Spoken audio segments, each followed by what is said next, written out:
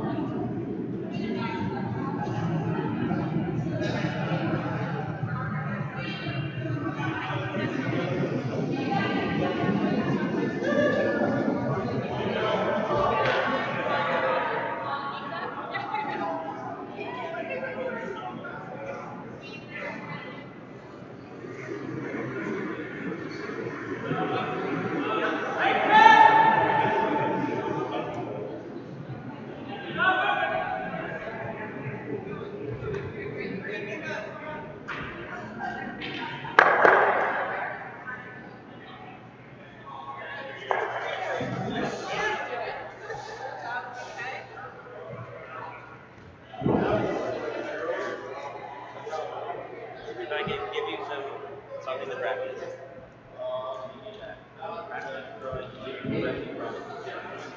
Always stay in that stuff.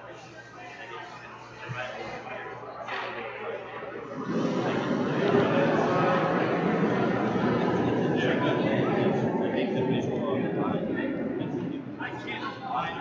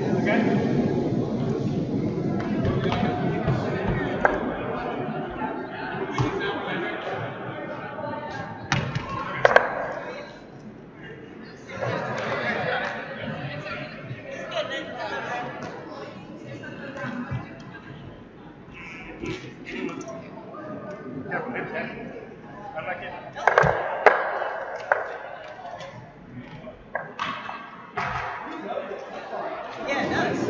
That's swanky. Yeah.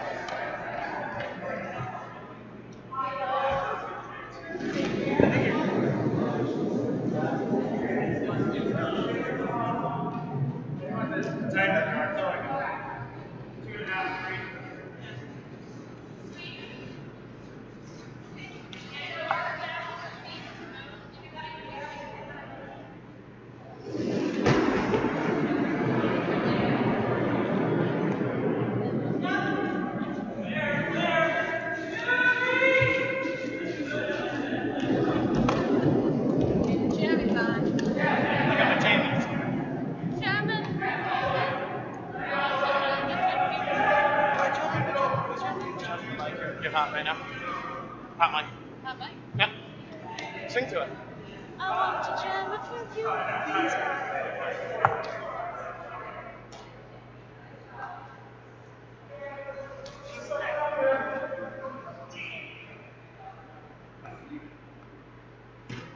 Do it till I miss it.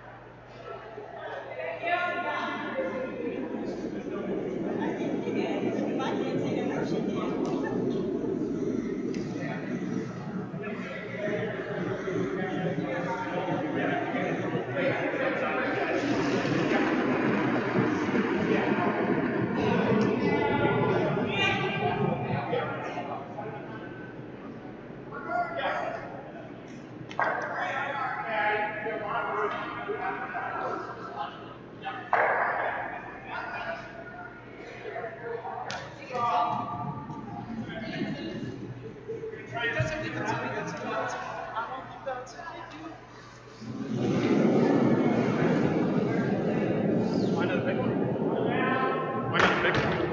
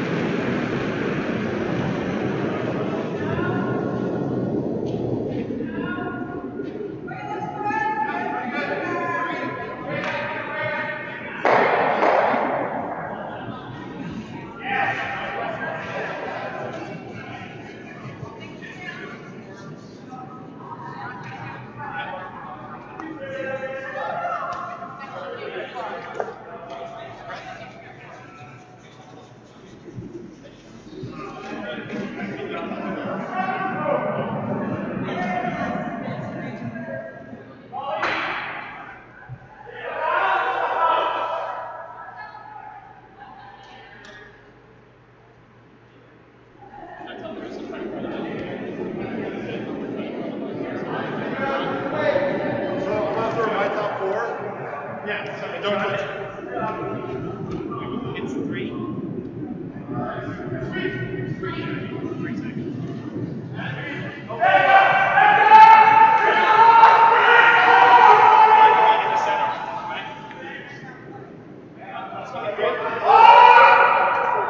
Give me 3. Give me 3.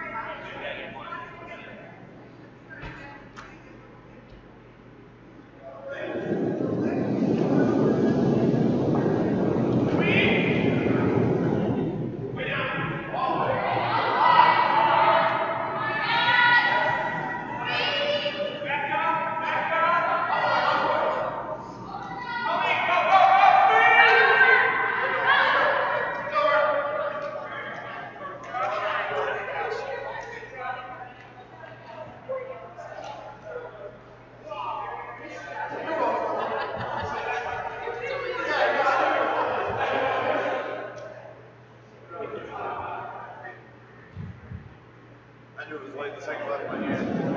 And I said, I didn't say sorry, but I was like, yeah, I'm late. I wasn't pushing. I wasn't going to push.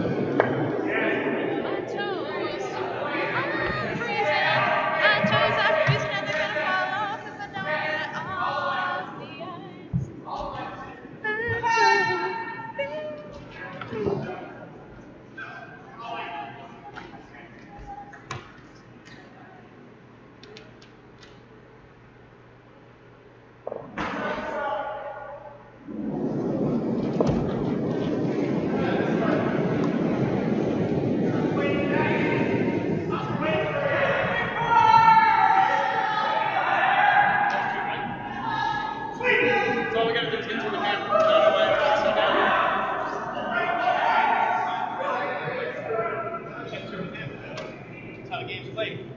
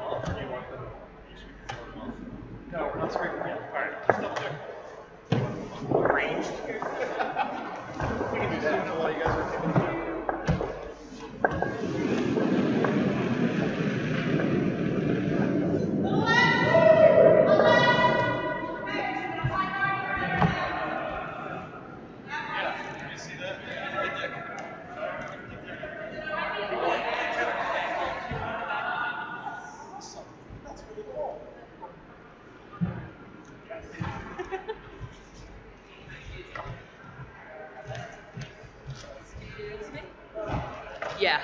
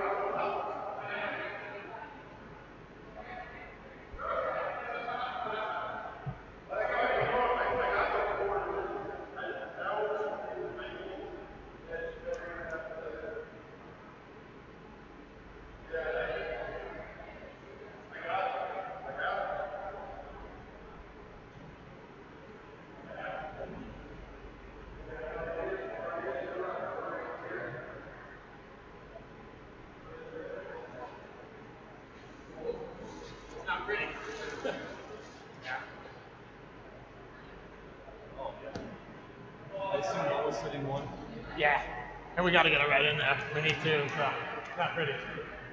Yeah, we're two. We got to get one more in. We can get it out. It's all God. He's got to throw control at it. Yeah, that's. I mean, the thing is you don't get to. I don't see how.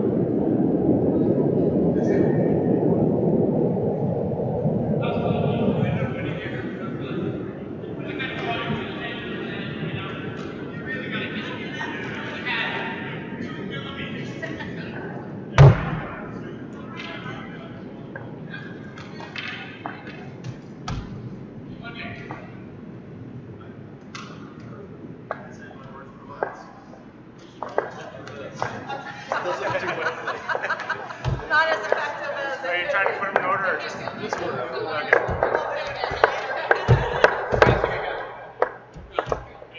Great job. All right. Alright. Now I can.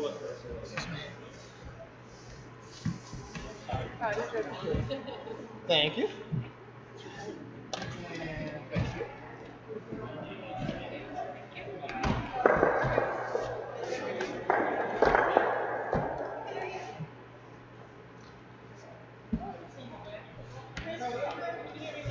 Paper drag, what's your pleasure? I can see. Or if you wanted to, since you'll be down there. I gotta feel this up first. Huh? Yeah. I think I'm just kind of ignoring it.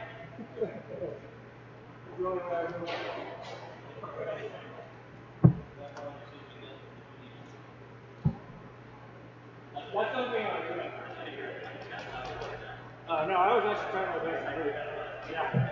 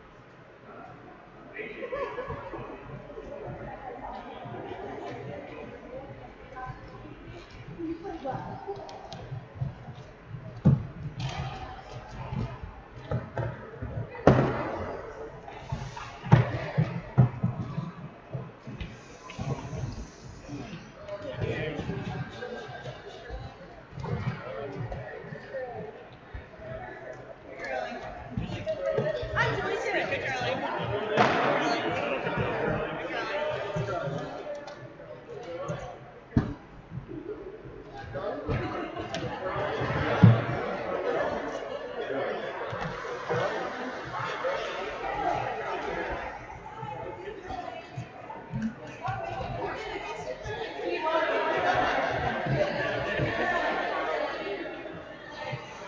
Yep.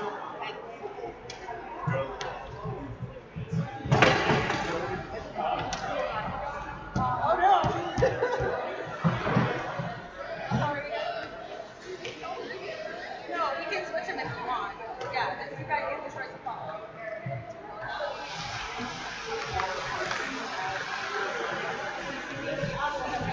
I'm like, is this status quo?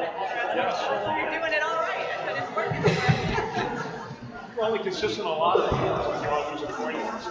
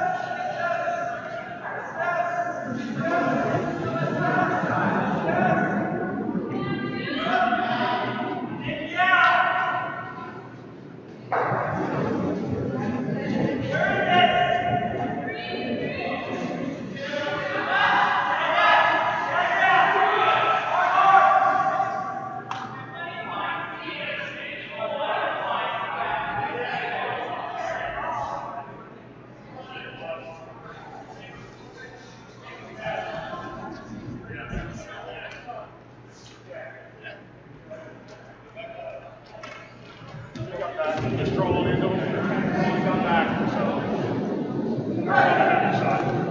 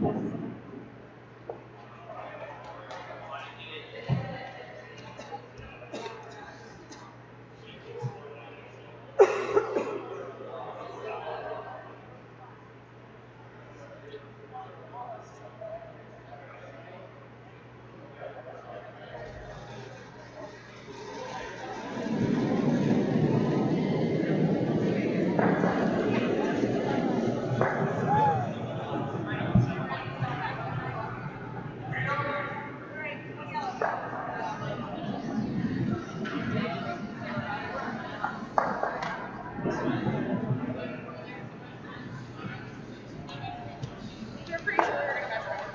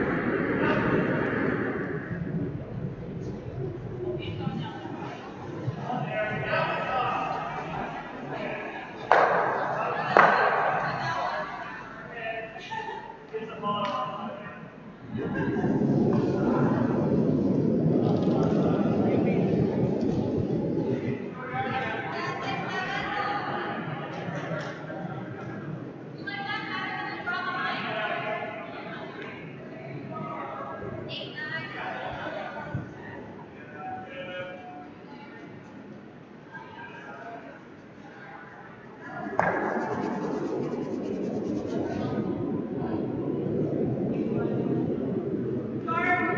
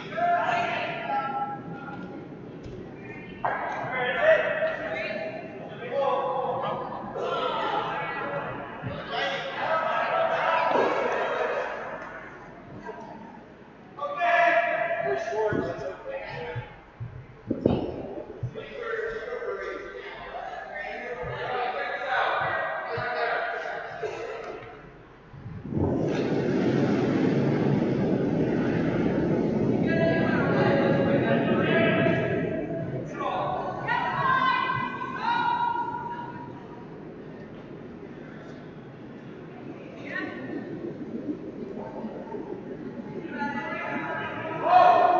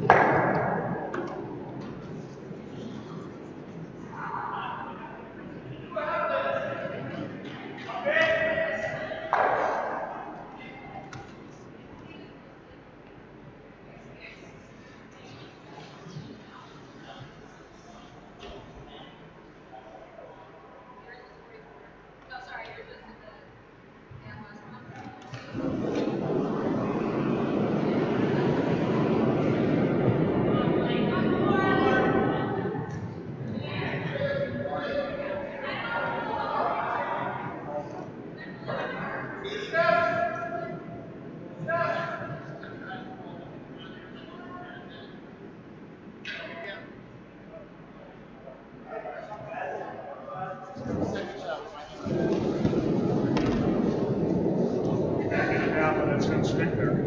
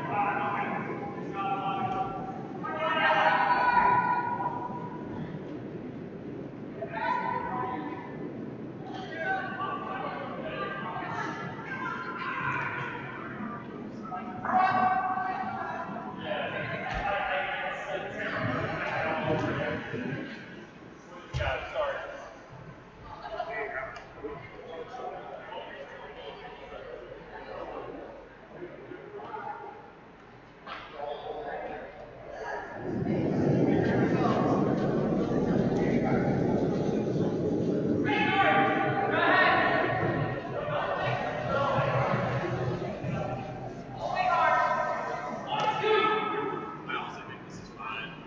Not having lost skills. We can do it.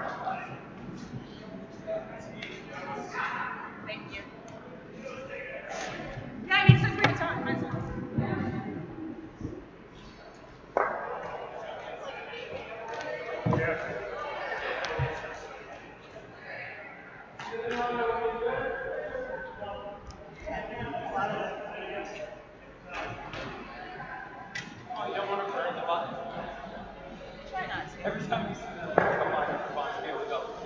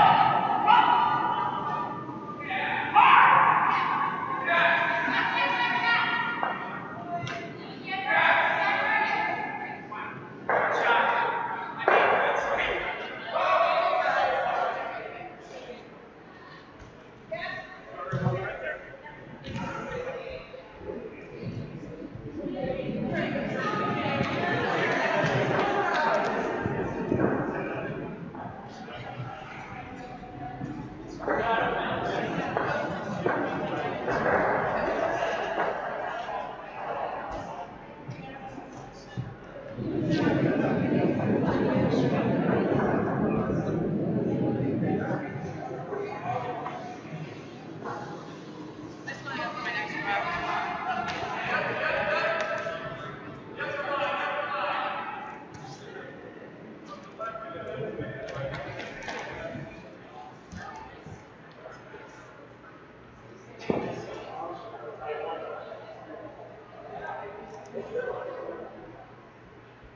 I didn't think I was wide. I think we just took too much. Right?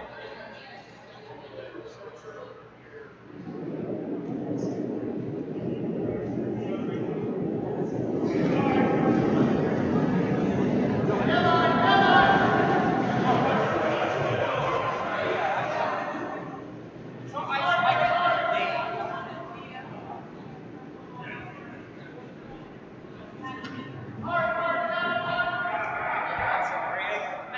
name. I don't know my name at this point, so.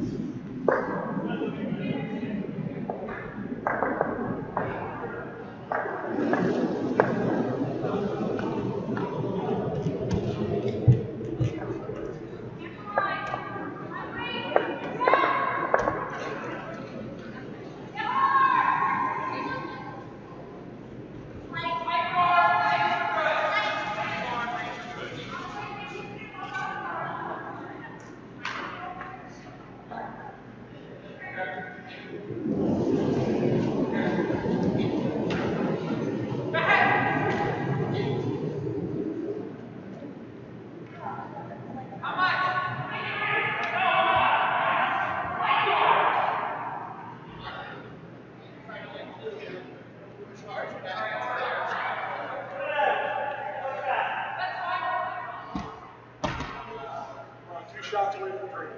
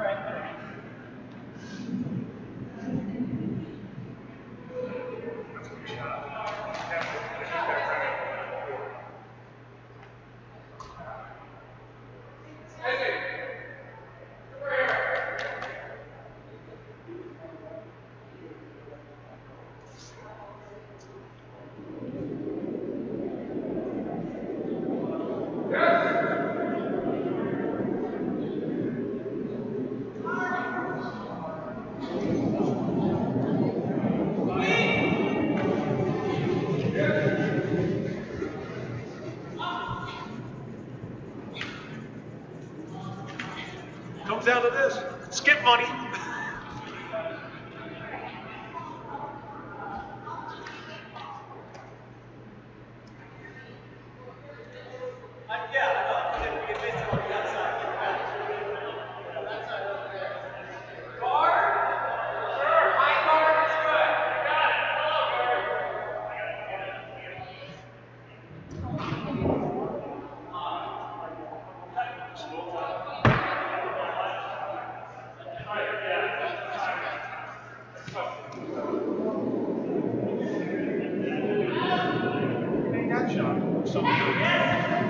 Your wife can't say she understands how.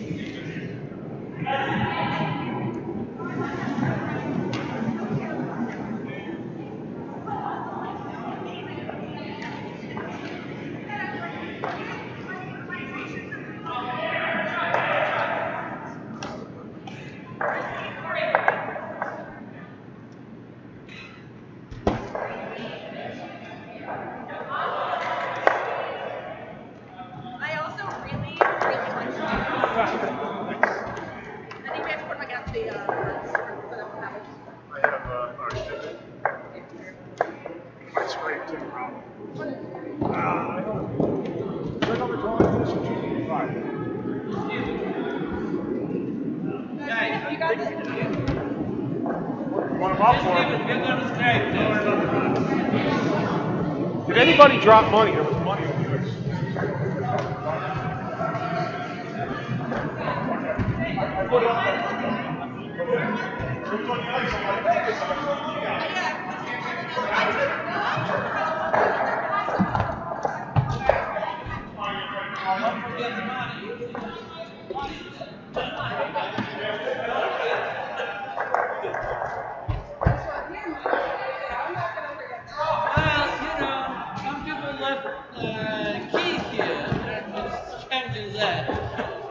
Sure it's not the Iceman move? Who knows, Scotland? They have it called. Don't worry about the rocks.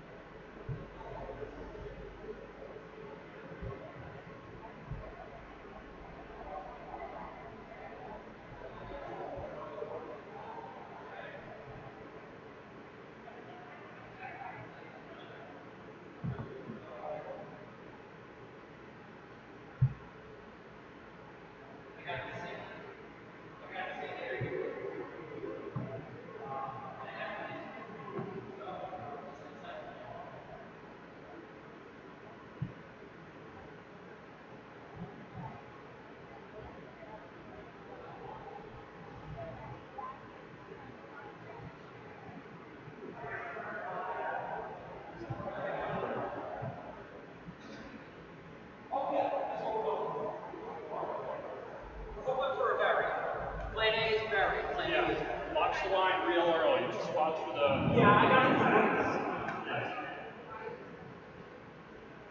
Talk to each other. Talk to us.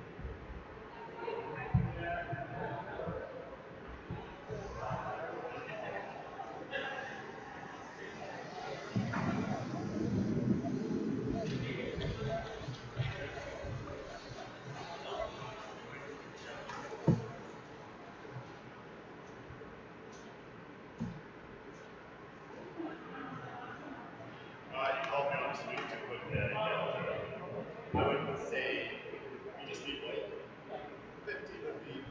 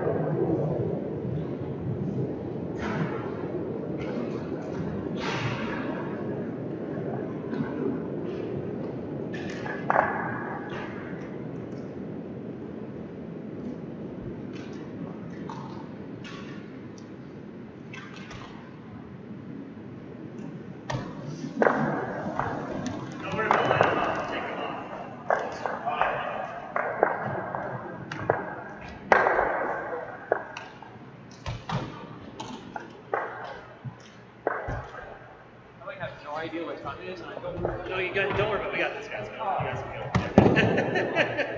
I've seen you around here a lot. You guys are playing. Yeah.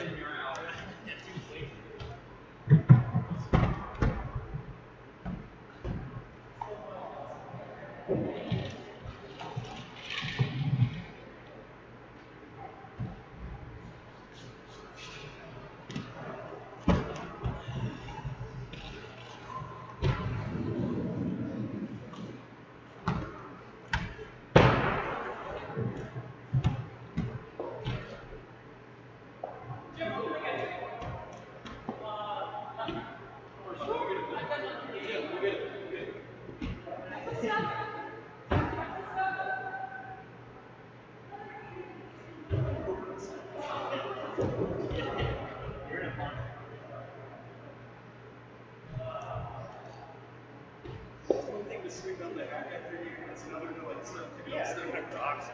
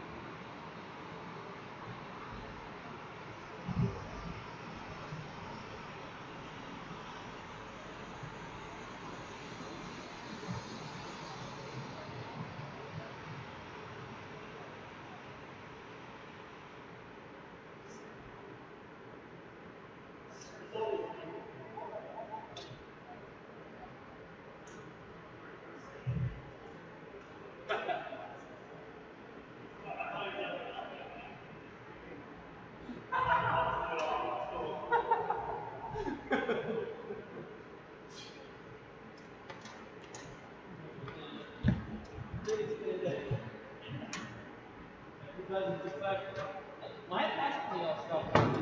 He did, yeah, he did. I told him no, because I thought we had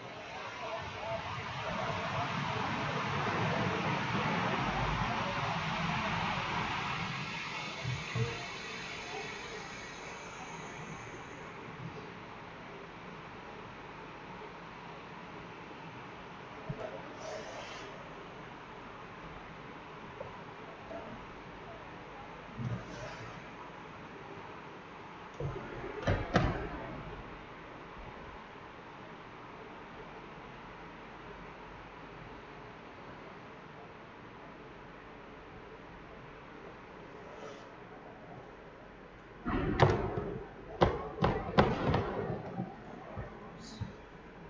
no.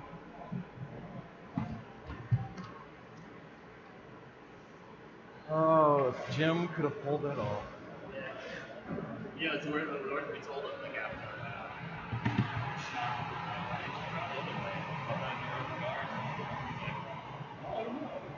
Yeah, we were sitting there in the warm room, we're like, oh my god, Jim. Like,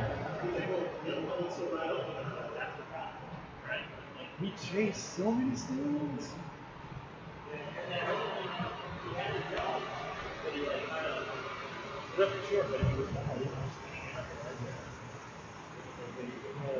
We were sitting in that class and 8 times doing it. 6 of them on the group. 2 of them we agreed with, the other 6 were like higher than falling. Yeah.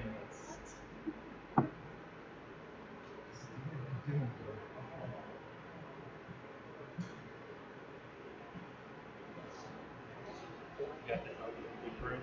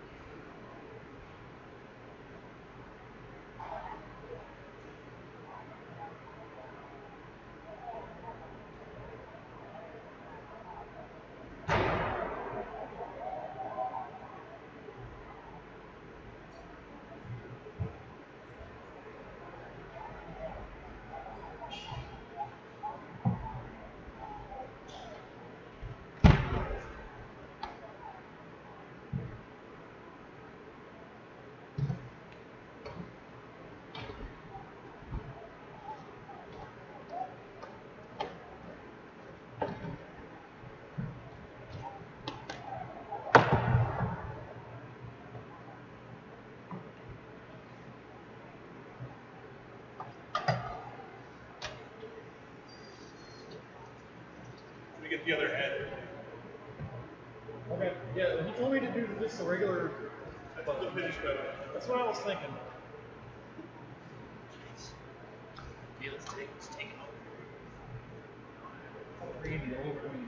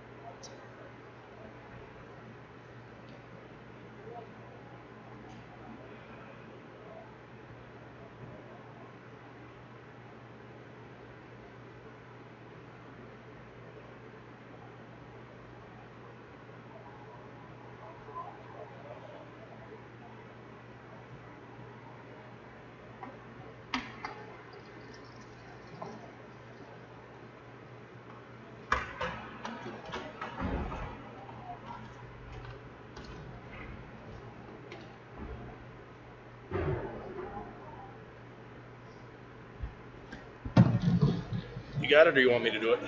Whichever. You can do it. You want it? You can do it. Are the hacks cleared? Where do we do that? Just do the hacks. But I'm gonna just put the layer down behind the hack so we can get the rocks down as soon as Mike gets done with the sheet. What? I can't hear him. Are you speaking English? I know. That's what I'm waiting for. But yeah, we need to do the hack holes. Right there is the tool. Oh, and I just sprayed myself right in the face. Oh, jeez. All right, so take a couple of tissues. Wipe it down. Yeah, just keep the tissues in your hand and just dump the snow in your hand.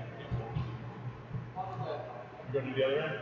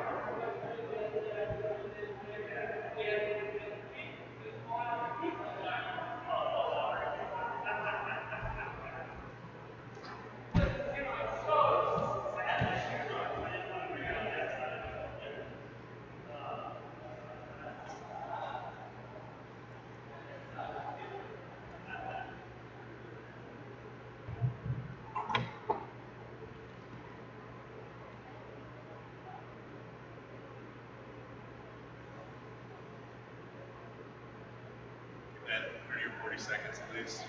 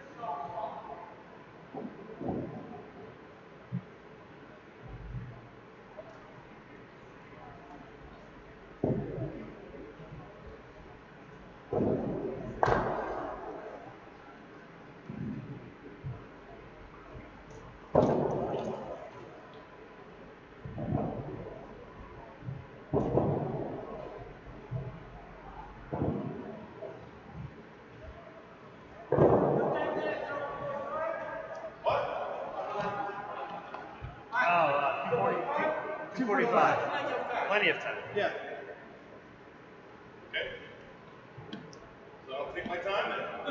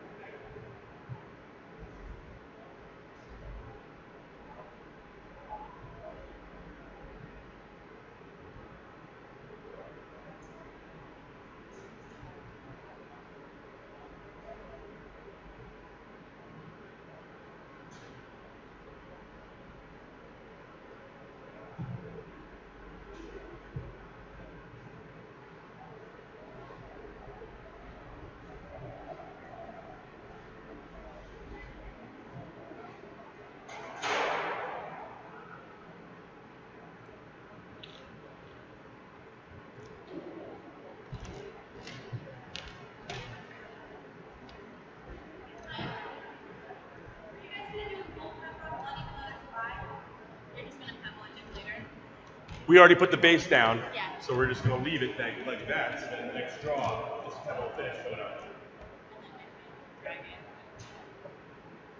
So we're just gonna leave it as is for now. That's perfect. Well, it's gonna be fine. Yeah, no, it'd be perfect. You guys are gonna get like fresh ice. Yeah.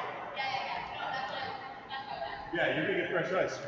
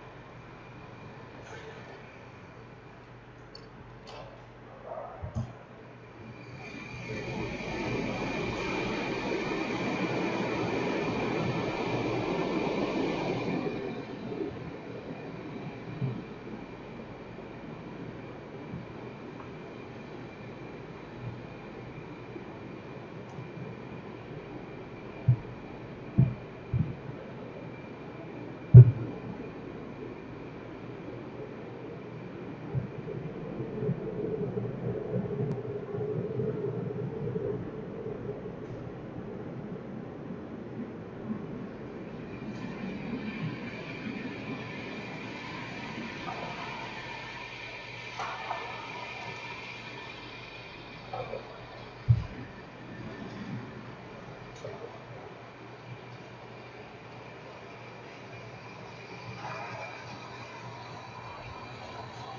gonna end up down here. Yeah, I know. Well, let's have to use the bucket over here.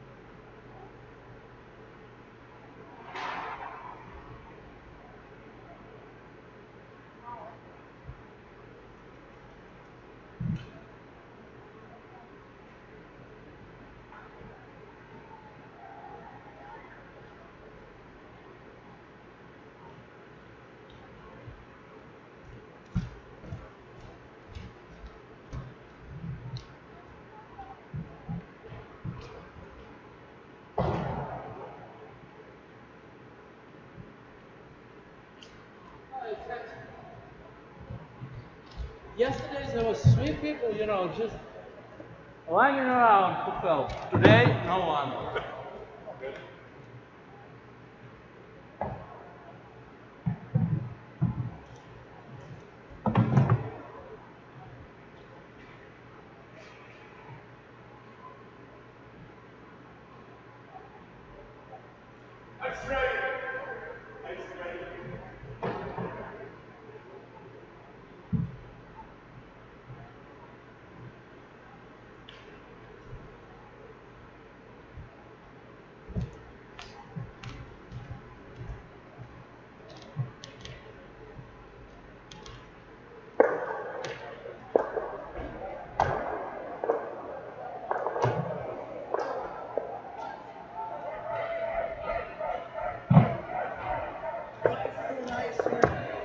Well, enjoy it. Nice and quick for you.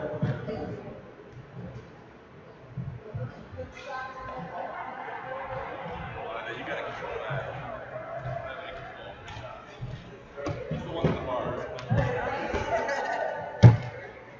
Slide out of my new room, and it feels okay. I'm gonna keep it. If I don't, I'm gonna switch to my old one again.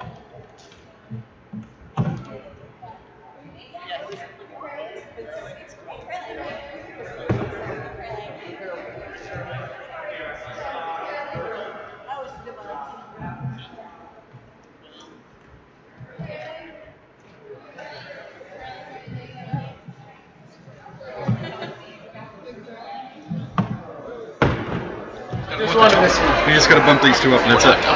So you're on now? Yep, well, now we're live. That's pretty.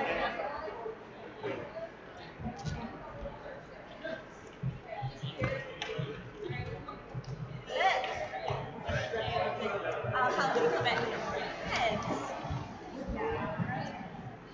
Wanted to see it.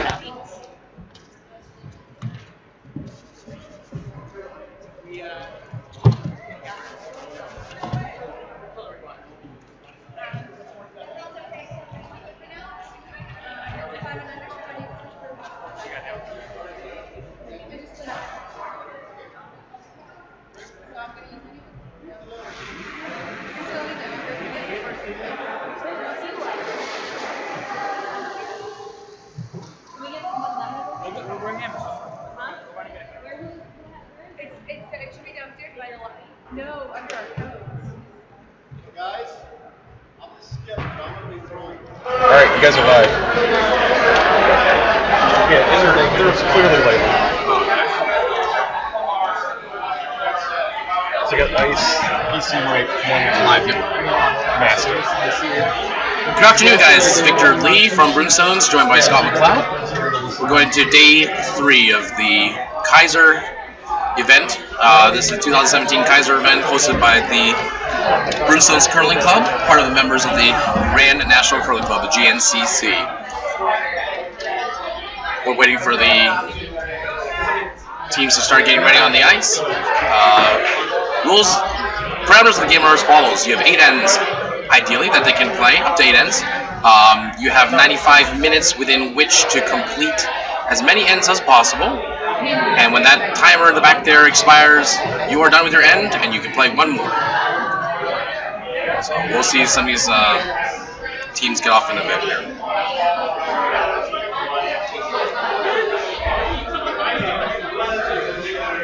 For those joining us for the first time, a little background on the Kayser event. The Kayser event is a 5 and under tournament, which means that players must be 21 years or older, but have 5 or fewer years of experience underneath their belt to be eligible to play in this event. It is a mixed event, meaning that women and men will alternate taking turns throwing stones, and the skip and vice must be of alternate genders as well. So that's a little bit about the Kayser. Scott, you want to walk through the lineups a little bit, or talk through what? Talk through who's on the ice right now? Yeah, in sheet 1, there's a bye, so I don't think sheet 1 will be used at all today. One of our teams was unable to make it through the blizzard on Thursday. So we'll have 3 sheets going. On sheet 2, it's Tyler versus Fisher. Sheet 3, Pearl versus Falcone. And Sablau versus Glenn Merrill Sokoloff on one of the Broomstones teams on sheet 4. sporting their tutus today. So hoping that it gives them some good luck here. We'll probably, for the interest of the folks who are watching along, we'll probably pick a sheet to focus on for some time and then rotate through as we go through this. But let's start off with your sheet you want to focus on? Let's focus on the Broomstone sheet. Let's start with sheet 4. All right, we'll focus on sheet 4 and we'll rotate around as we see score update. So, all right, let's see how many stones we've got already going on here. Oh, looks like there's a hog. There was a scrape that was just done, a mini scrape that was done right before this event. So in theory, the ice should be a little bit on the faster side. Now that being said, we are in day 3 of a big event here, so it is very possible that the ice is starting to get a little bit tired. But generally speaking, I think that the core ice team have done a pretty good job. We haven't heard many issues with the ice too much. Actually, a lot of people I think have been pretty appreciative, so we're very glad and always excited to host a lot of folks at this facility. And they're watching sheet 3. Okay. We do have a colleague of ours, Dan Fitzpatrick, monitoring the chat very attentively for the amazing crowds that are watching currently. So. Right now, I think 100% of our audience is watching sheet 3. That's right. We'll do our best to keep up with the comments that are coming in fast and furious, apparently.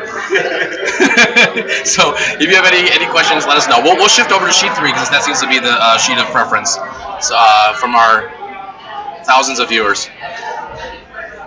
So, sheet 3. All right. So we got Pearl against Falcone. Scott, do you know which clubs they come from? That's what I'm looking up right now. Okay, good. In the meantime, I'll continue the color commentary. All right, so we got a Redstone coming here. Looks like they're trying to draw the top 4, maybe the button. Looks like straight on the T line here. All right. Good shot, Skip says.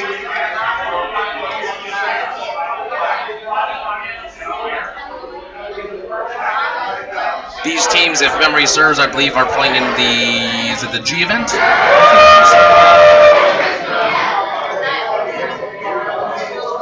So I think there's a little bit more additional pressure because if memory serves, I think a few of these teams are kind of winner stays, loser go home. Loser goes home. Excuse me. Team Pearl is led by Sarah Pearl. The vice is Gennaro Monaco. The second is Jessica Monaco, and the lead is Rob Stager. Awesome. It's actually exciting to see, not that we're trying to be sexist or anything, but you don't tend to find a lot of teams playing with a male-female lineup. I think the theory kind of goes back and forth between having a skip who can throw up weight if necessary, and usually the men being a little bit heavier and easier in terms of doing those up weight takeouts. But on the other hand, there's the theory that getting that extra male sweeper can be an advantage for different teams. I know my team, for example, subscribes to that latter theory, which is a little unusual, but it's nice to see that at this event. I think we've had something like 3 or 4 different teams skip by ladies, and that's always a fantastic thing. It's always good to see people going for what the best combination is and not necessarily just following traditional theory. All right, so another red rock coming down here. It looks tough to see from our angle right now, but it looks like yellow is potentially counting 2. Hard to tell if that red rock on the top 12 is actually out counting the one in the back. The yellow serves at the 3 o'clock position here. Everybody does it once every 4 or 5 years, so except for those clubs that are yellow still in stone, asking for an outturn, curl a little bit over. Presumptively to guard that stone just sitting outside the 4-foot edge there. Stone's coming down pretty nicely so far. From our booth angle, we're a little bit to the side, so bear with us if you see something a little more clearly we do. Seems like it come in just a bit hot for a guard, so they're going to come down, maybe oversweeping this a tad bit here. I guess they're trying to pull it down in that back red, but not quite enough momentum to be able to get down there. Team Falcone, who's playing Yellowstones, is from Utica, Utica 1. They're skips by Joe Falcone, vice by Tammy Dunnigan, second Mitch Rabinovich, and lead is Karen Barnes. Thank you, Scott. Team Pearl, it looks like they're trying to go for that double takeout now on the outside here. Recently, we've been seeing a little bit more curl on this sheet, so Yeah, there you go. You just see the break, and it's going hard. They've got to go hard to try to get to that back red, yellow red. Yeah, unfortunately, it looks like a jam, but maybe enough momentum. Nope, still hangs in the back there. Good try. A little overcurled on them. You might want to just check the sheet 3 or rock just did it. Yeah. I bet you guys appreciate it. So they haven't quite put the hammer sign up there, but if my eyes are not betraying me, I do believe yellow has hammer in this end. So yellow is sitting pretty right now. If they can get this, I think this is a takeout. Let's see what happens. It's a lot of ice for a takeout, but still hanging out there. They gotta come off and let it break a little bit. Once that break comes, it will go. So they're sweeping pretty heavily on it. That's interesting. It looks like maybe they're trying to freeze on that back red. That's kind of interesting call. I'm not sure what that was. I think that might have been a slight sweeping call error there. All right, so the yellow falls behind a little bit, which actually helps red. Gives them a little bit more of a catcher to work off of. If you're red now, what do you think, Scott? What would you play? Well, I think what they're going to try to do is to just freeze to its own red to try to sit 2, I believe. Yeah, possibly. I think you probably want to put it just top 4 or so. I don't know if you want to go all the way frozen, give them a potential double, or even let them sit on top of it. But yeah, that's not the worst plan B, is to sit kind of on the corner side, right on the button if they can get there. This is coming in pretty hot though. Yes. Red does just try to want to force a steal if they can. Steal's perfectly there for the taking still. And that's slight tick off the red, which was fortunate. Otherwise, it might have gone straight through. Yeah, unclear if that was the original call or not, but either way, not a terrible result for red. I think it was a draw, not a takeout. Yeah, now sitting 1-2.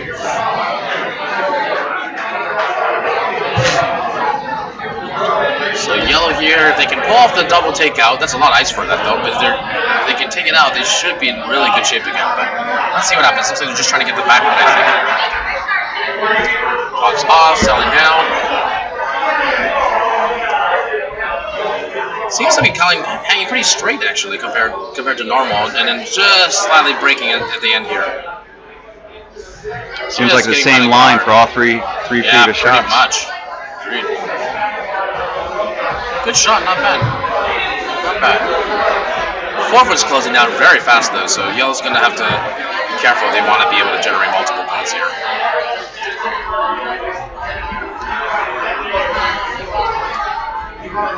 So it looks like the yellow's still counting.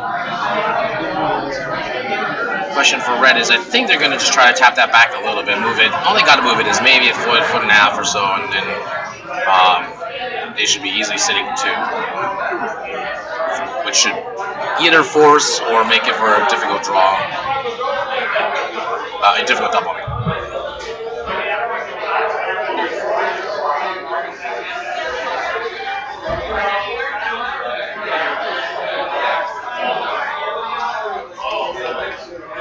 It's interesting. Seems to be similar ice for what they were trying to do about an end ago, or excuse me, a shot ago, or 2 shots ago rather.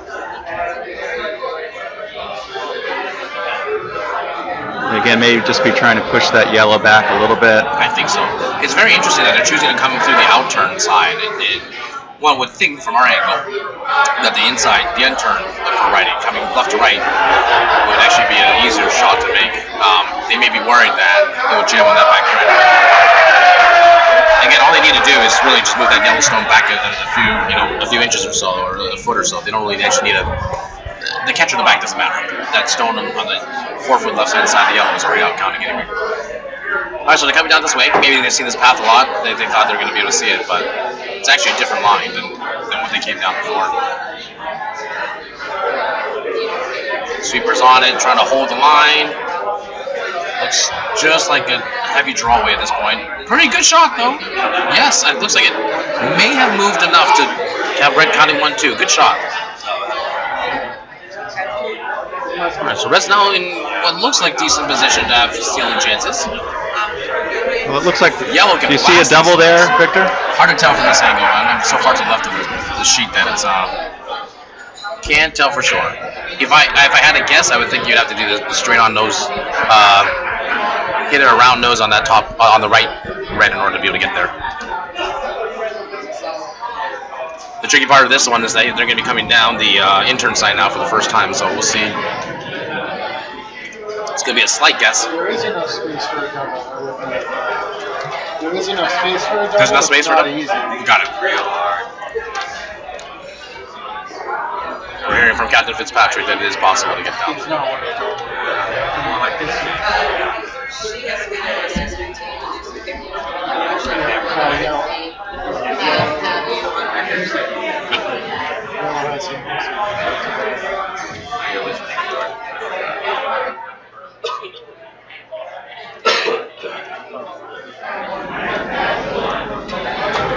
Stone's off. Looks like we've got a knee slider here. Not an uncommon thing from a team from Utica. Stone's off. Seaworth's completely off, not touching it at all. Looks like he needs to curl still a little bit. Still think he needs to curl more. They might be trying to go for. I don't think they got caught between the two stones. Oh boy, that is close.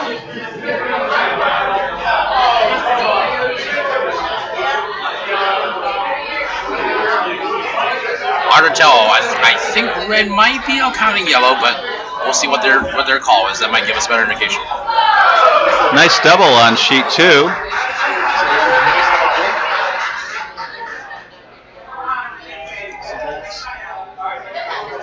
Sheet 2 is on skip on. We'll give you an update as soon as we get the scores on sheet 2 and sheet 4. They're still going on right now. And sheet 2, we're down to skip stones. Everybody's on their last serve.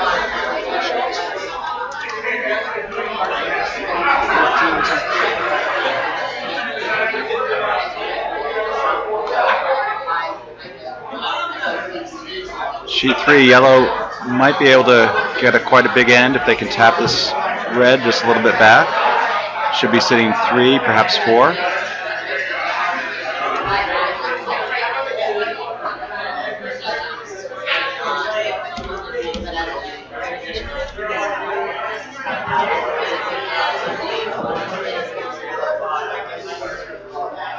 Victor, could you explain to the audience why the Broomstones team is wearing tutus today? That is a fantastic question. If I knew the answer to this, I'd probably be a millionaire right now. The theme of the Kayser this year is cult movies, and they've chosen to select Ace Ventura. Oh, is that what it is? Oh, you actually did know the answer. I didn't know. There was a real answer for that. Oh, okay, my bad. I did not pick that up. Looks like Red threw a little tight and chipped their own guard there. All right, I believe this is the hammer shot. Let's see here.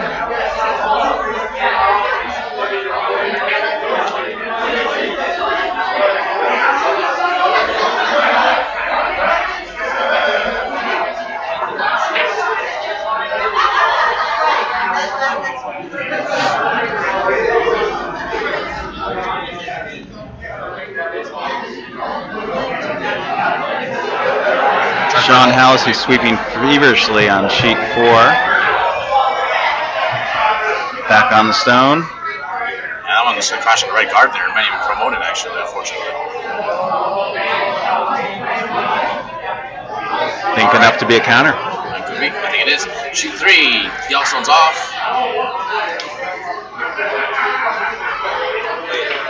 Still pretty wide. Trying to draw in there. It's curling pretty nicely. It's got to slow down though. It's pretty hot.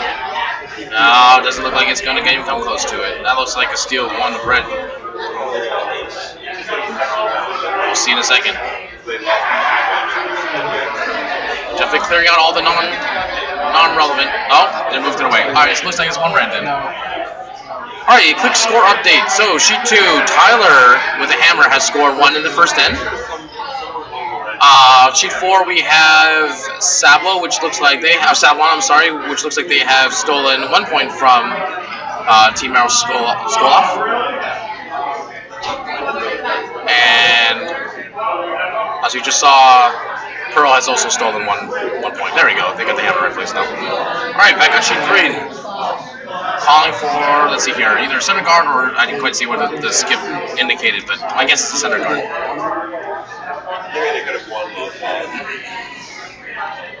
One thing that we'll have to watch for, which would be interesting, is I believe sometimes the Utica teams give opposite hand signals from, as I was explaining yesterday, than some of the other folks do here. So that's a little bit of a mind trap, if you would.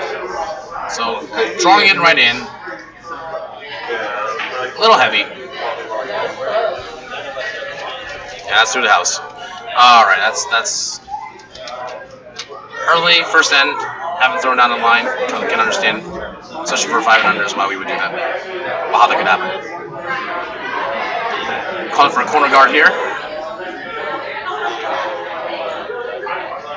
So right now it looks like they're anticipating about 4 feet of curl, or 3.5 to 4 feet. Let's see if that's truly indeed the case. This stone's a bit wide. Nope, looks like they're trying to draw into the house at this point. They switch it up. Looks like it's got plenty of weight to get there. This stone should be back, T-line to back 4, maybe even back 8. No, that's still coming in. That's going deep. Yeah, that's going through now. Yeah, this did not slow down. No, that's a scrape for you. You have a scrape, it'll tend to be nice and quick and continue to carry. Not enough time for all that pebble build up to really have its impact. All right, so 2 flash stones. Let's see what happens. Once again, Team Pearl, their lead trying to draw. At least that's pretty tight. They want to keep on the center line. They've got to be sweeping by now, but they're completely off it. They're not touching it at all. They know it's going in the house. Question is just how deep is it going to go? Is it going to keep carrying, or is it going to stop by the back 4? Let's see. Yep, top 4. Back to just back 4. Yep. Alrighty. 3.5 feet of curl seems a little less than we had on the ice yesterday. I agree. Yeah, there's quite a bit of curl yesterday. Good 4 to 5 feet, I think.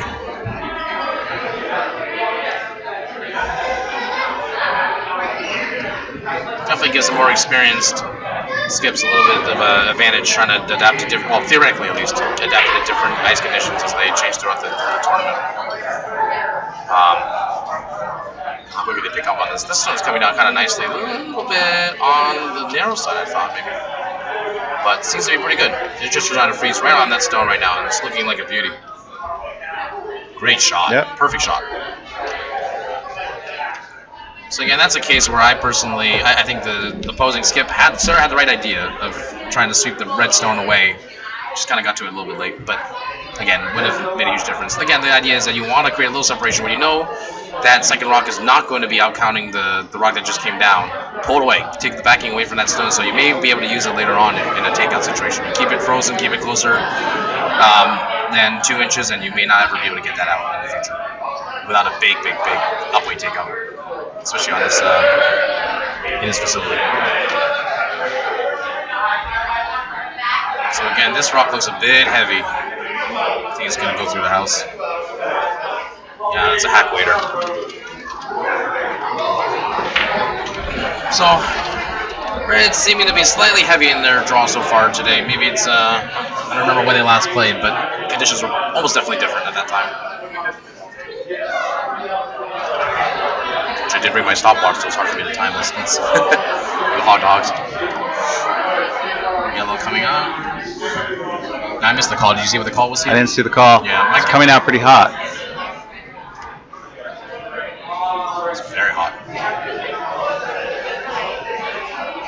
And there's not enough curl on the ice to reach the 2 stones. It's tough. Once it gets a hog line, it starts to break. So you're seeing the breaking now going. The problem is the rotation. And the rotation's not bad. It's just a little hot, like you said. Probably just a little bit of wick, and then they're okay. Yeah, just a tiny wick. All right, not terrible. Yellow counting 2 here. So if you're red, I like this call. I think you just sit on that one that just the back yellow. Again, you're just trying to force a steal or cut down the 4-foot circle so they have the least amount of room to score on.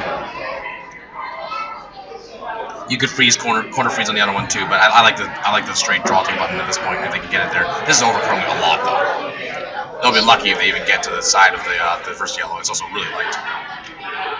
Sweepers on it all the way. Overcurling, yeah. That's about a 2-3 guard at most. Yeah, I don't think that's what red wanted. It actually helps yellow, I think, right now, because it makes that just a little more work to work with. Or a little more protection to work with on their Yellowstones. Yellow's trying to put another one in the house to try to guard up a little bit. Normally you want to keep it relatively open when you've got hammer, but when you're already sitting 2 and you got enough angles at it, this is fine. You are contributing. Well, I realize I'm not.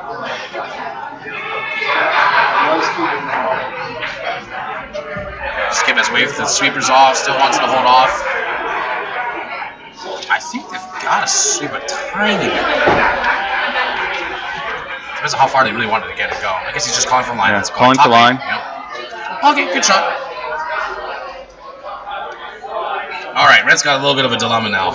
They've just blocked out their easier shot at that potential double, and the draw is now a little more tricky. It's still there, I think. From my angle, it's tough to see, but I do think there's plenty of room to, with this curl to get there. Looks like Sarah wants none of that. She's just going to clear out the guard. Or, excuse me, clear the 12-foot stone. On this ice, it's a little bit tricky. If you don't throw it pure, and I know this, as I said, firsthand, it will dive. So very upweight throw. That's huge. That's like a 270. That's coming out hot. Easily, almost firm. That's just going to zip by, I think. Yeah. Yeah. Ooh, never had a chance. Good artistic save by the sweeper. A bow to acknowledge. With that kind of weight, there's not much. He's probably trying to do a straight peel. You know, I sort of debate, especially at our level, the 5 and unders, whether it's even worth it for most people to try to throw a true peel. I honestly feel like throwing normal is more than adequate for most of these things, and let your sweepers at least have a little bit of a chance to adjust the line as necessary. If you're not throwing really true and pure, that peel, you're just going to flash exactly as we just saw. No chance.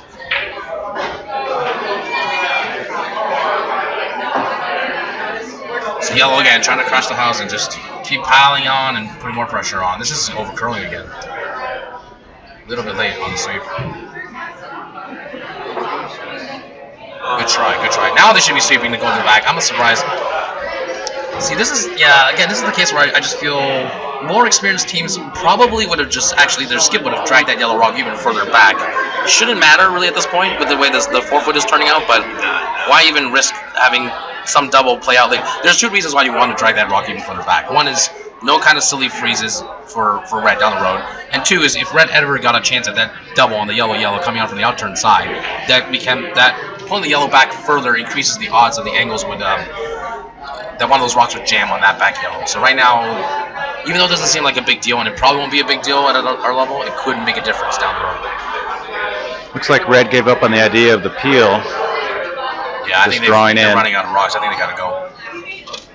It's not a bad shot if they can slow down. Out push. Anyone push? No. It's gonna go through now.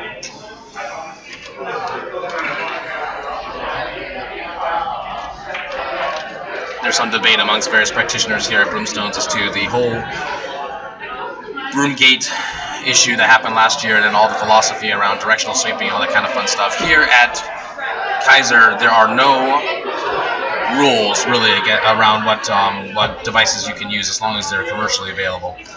And so as a result of that, some of these super brushes that were banned at the elite level are perfectly valid here. One thing that's interesting to see is that, total trivia, the hair brooms don't seem to have been cracked out for anything but a delivery device. I was joking with folks that if anyone ever broke out their hair broom, I'd come back nuclear and then go with mine too. But essentially, it's kind of funny because I think independent testing has shown that some of the broom heads that these guys have are almost as effective, if not equally effective, as the hair broom. So it's just literally an optics thing, I think. The ice guys probably, we appreciate it more that they're not using hair brooms because they'll tend to leave a lot of debris. And luckily, I think so far this Bonspiel, with the dragging the rocks and all the other conditioning that we've done with the ice, there hasn't been a super amount of frost to really merit the need of a hair broom. So anyway, but a hair broom could be used in this Bonspiel? Yep, totally legal. I think GNCC has not banned it for I know the Dykes and the Kayser. I can't speak for the Childs, but that's I think an individual organization prerogative to determine.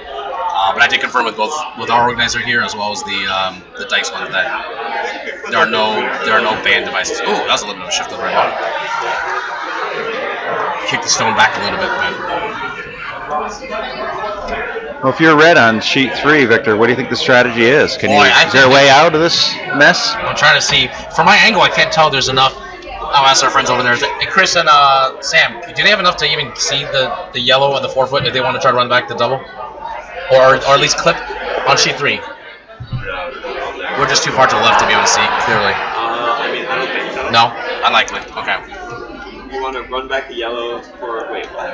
I'm just wondering, is there an outturn hit that's available to them, or is it two underneath the guard? The one on the left, yeah. No, what are we told? It's unlikely. So I don't think the draw is going. I don't think the draw is there to get to button anymore. I think that 2 yellow guard is in a good spot. If you had to do it, you had to have A lot of curl, and B you have to do a lot of directional sweeping to even have a chance at that. So I don't mind the logic that they're applying now. They've got, is this the first skip stone? I think it is, if I recall correctly. First skip stone, yes. Yep. So yeah, I think this is about right. You've got to kind of just start opening up things and blasting, and hoping that you can get an angle for the other one. To be honest, I even wouldn't worry about running the red guard back. It's a very difficult shot, but worst comes to worst, if you open it up, you at least get some angles. The yellow's going to have to put the stone right back where that was. Oh, that's coming back with a lot of heat. Wow. That's flying down the ice. I'm not sure why. Don't know why they're sweeping that. Yeah, that seems like it's hanging a little bit out there. Yeah, that was bad luck. They're staying 4 now with yellow. Unfortunately, it chipped out the red. That was not a desirable outcome for Team Pearl. All right, so yellow sitting 4. 3 more rocks to go. He should be in a good spot now to get at least 3, possibly 4, maybe even 5 if disaster really continues. But there still are 2 guards up. And knowing the way Kayser works, they might even find a way to get 6 out of this. I have no idea how, but that's 500s for us. The miracle, ridiculous wicks that somehow work.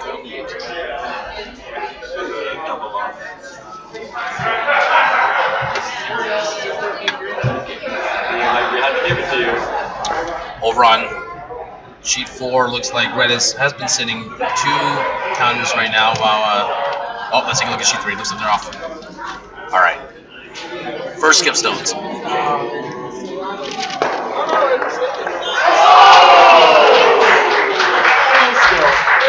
Like on sheet 2, looks like they cleared the house. Sabers all off this. They're very close to the guard, if not right on the guard. Ooh, just sneak behind. Still hot though. Can they get enough of the yellow until they get enough? Yes, they're just enough. Okay, good. Sitting 5 now. Red's got it. This is a tough shot for Red. Red's got to really think about this carefully. Boy, I hate this kind of situation, personally. I don't know. You can the right shot probably is to do through the port takeout, and maybe we get a double out of that. It doesn't really matter. I don't think you can. Boy, I don't know if you can throw lightly enough to freeze on that when it still counts. I think you have to probably do the takeout, looking at the angle that we've got here. So, do you think the object here is to score or to just cut them down? Cut them down. If you're lucky, that same takeout should also put you shot or second shot, but it's got to be made really well. I think the only way to do it is if you have up weight, which we know she does have, and you're very well on line. Any kind of, again, flip in or out will just crash on the guard. So they've thrown through this board a few times. They do know, generally speaking, what will happen from the injured side. I don't think they've thrown out which I think they threw the outturn yet. So I think this is going to be her first time throwing the outturn on this direction. So we'll see how this behaves. I like this call. I don't really see what else they can do. They could try to throw, I guess, the draw from the far left, up on the far right hand side, but I don't think they're getting. They might just cut that down to maybe 2 if they try that approach. Not to mention they'd be going out into the wings, into the frost, or to the side of the sheet, which is always dead man zone. Last stone on sheet 2 being thrown. Oh my, looks like it's almost on that yellow stone if they're not careful. Yeah, looks like they're taking out their own. Oh, wow. Able to stay for 1. Able to just get both enough that they just 1 yellow on sheet 2. So sheet 3 here, kind of falling a little bit behind. Sheet 2 has been throwing a few more takeouts, so they're a little bit ahead of everybody. All right. Let's see what red can do. Skips last rock. Sarah comes down. He's gotta make this shot and cut down at least something here. Otherwise, they're drawing against. Oh boy, that's hanging a little bit. They gotta get off that. That was through the way port. I don't know. It's pretty good. It's pretty good. Oh, almost. Oh, and it's gonna roll. Not the worst in the world. They did cut it down from 5 to 3, which is still anyone's game in a 5 and under. But yeah, Yellow's gotta be pretty happy right now. Yellow has the opportunity to draw in for 4. They still have hammer. On 3. Oh. No, that's what I'm saying. Yeah. I'm saying red just cut it down. They would like to stay a little bit more.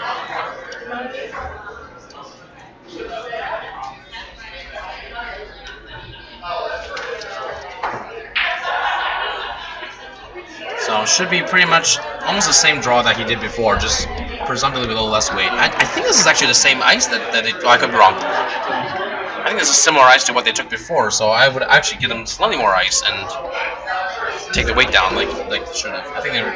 Well, we'll see.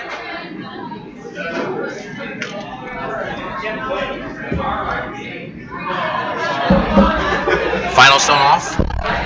Looks like they're trying to draw through the port. Yep, draw through the port, trying to get their fort. That should really break it open if they can. Sheeper's on it. Looks a little late. A little late. It's light and it's over curling. Alright, that should be just be 3 yellow. Oh, no. Oh, they may just get enough of it. No, it's not going to beat the other one in the back. Alright, 3 yellow it is. So, still a game. They're just down by 2. But Could have been a 5. Could have been a 5. Well, yeah. So that worked out for Team Pearl, given the challenging situation. I guess as a skip, you've got to be. I don't know if happy's the right term, but you got to be at least satisfied that you're able to cut it down to keep the game in manageable territory. So, quick score update. I believe the score on sheet 2 is 1-1. That's correct. Tyler has gotten their first stone, and Fisher answered back with one of their own. Sheet 2, we're looking at a 3-1 game.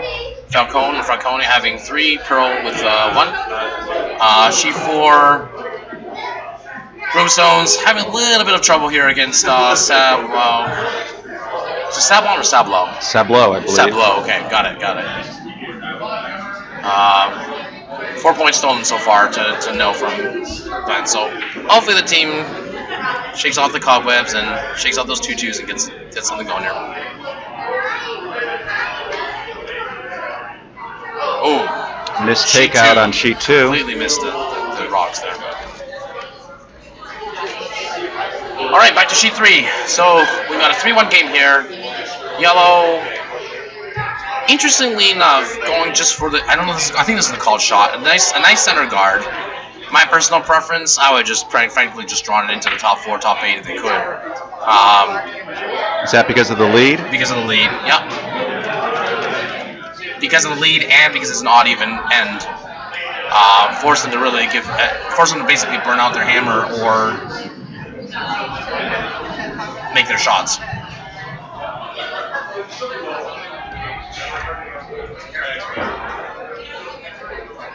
I'm sorry, I said that backwards.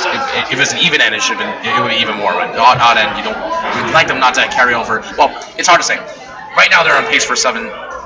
They're on pace for 7 ends, and so if that's the case, then you don't mind them carrying over the hammer into the even ends. If we were playing a full 8, that's a different story. Then, but really, you're up 3. You're up 2. With a lead, it doesn't hurt to plot them in there. You don't mind as long as your players are decently good at takeouts doing the exchange game all throughout. Yellow delivering the stone. Trying to draw behind. Yep, I think so. Looks pretty light. Looks light and tight. Gotta go. Can they promote it? Is the question. Nope, it's gonna overcurl. Now the question is, maybe they should just do a wing shot and try to draw over there, but that's not gonna make it. That's like a 2 guard, 2-3 guard maybe. Good sweeping though. Attempted double takeout on sheet 2 by Tyler. Looks like it's also overcurled a little bit. They'll get they 1. overswept it away a lot.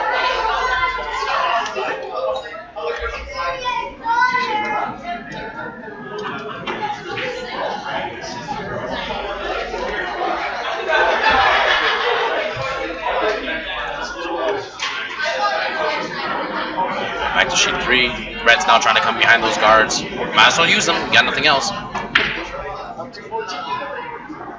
That's tight again too, I think. No, not that bad. I take it back. I'm sorry.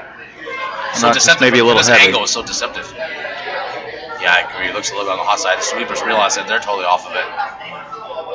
Girls ready to go, ready to sweep. Or sorry, I'm sorry, Falcone, brother. Yeah, it's through the house. Oh, sorry.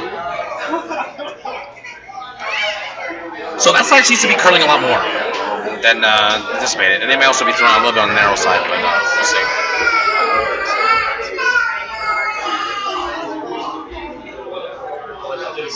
Falcone here is trying to just guard up and protect the house. It looks like he's trying to set himself up just for some nice promos later on and cut down the possible draws. I suppose his plan B is if he had this heavy like it looks like it is right now, he'll just draw behind it if he can. This is coming in hot though. This is looking like the other one just before. Slightly less. Oh, that there goes. Whoa, that dove. May have picked on that. That dove, yep. Hard sweep, hard sweep, hard sweep. No, there we go on the guard. Good try. That may actually have been. That's not the worst outcome for compared to what he was trying to go for. Yeah, that looked like it just dove pretty quickly at the end there. All right, one more time. They're doing it. I still think they're not giving themselves enough ice, but we'll see. My experience on the sheet is that you gotta be at least a couple more inches over to the left usually to be able to get this to avoid that sort of late cut if you don't throw it clean. Rock's going. Looks like it was a little bit started, but not too bad. Sweepers are on it. They're trying to. I think they've got to go. Looks like it's cutting hard. It's close. It's very close. Looks good so far. Looks good. Oh, it's cutting really hard. They're really close. They got it. They got it. They got it. Keep going for weight now. All the way to the top 4. All the way to the button, maybe. Very nice. Nice shot. Great shot. Ooh, they came close to that guard already. Now, here's the question. If you're yellow, all right, they just answered it for me. They're going to tap it Are they back. confident in their ability to promo and raise it? You would think they would, given the fact they were trying to call for all those early guards rather than drawing behind it earlier. So, yet, oh boy, this is interesting though. Trying to back 8 weight. I'm just curious of why they put the broom on that spot, but that's okay. We'll figure out later. I think he's trying to come right on it. Yeah, not bad. Well, Not sure why the sweepers run so quickly. They shouldn't be sweeping that much. They were trying to hold it, but they got caught on the yeah. So that they should sweep. Yeah, I think that's a mental error from the right sweeper. You need to keep sweeping that into the top 12. Cut off that angle. You never know what will end up being valuable down the road. Never give up on any stones, my general model. Red's going to try to guard its own stone. Yep.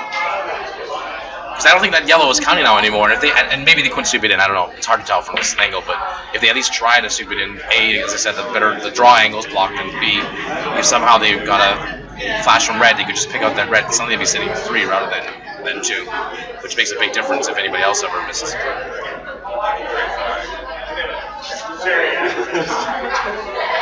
Draw looks like it's in the house. Yeah, the question is it going to hit the other red or is it going to curl enough to be able to cut behind? Looks like it's going to just get around that other red.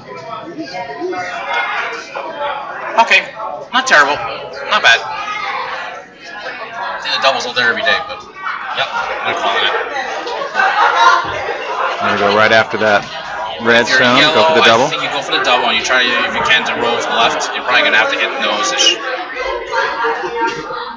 Again, a little hard to tell from I'm sort of over to I'm sitting behind sheet 2 here, so hard to tell for sure. Looks a little narrow, a little light, perhaps. See if the sweepers can hold the line. They're going hard. They're working it. And they do get behind. Should be able to get one, and it'll be probably just slightly exposed. Yep. Not a bad shot. Good plan B. Right, we'll probably just put it back. Take a look on sheet 2 where yellow is sitting 5. Yeah, not a good shape for Tyler right now. And Tyler, it looks like they just flashed a takeout, so. Oh gosh.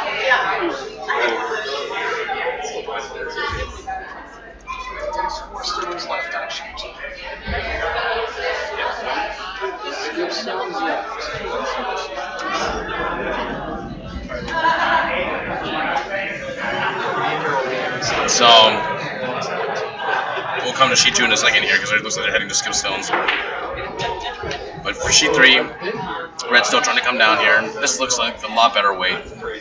Probably about a good 3 guard if they get. They gotta push it. Gotta keep going. Gotta finish it. Gotta finish it. Gotta finish it. Every inch will help here. Every inch helps to make that port a little harder. All right, we'll see. Still a pretty narrow port for yellow to try to get through. Theoretically, there. See if they try to go for it or they just peel the guard. If you just try to peel the guard.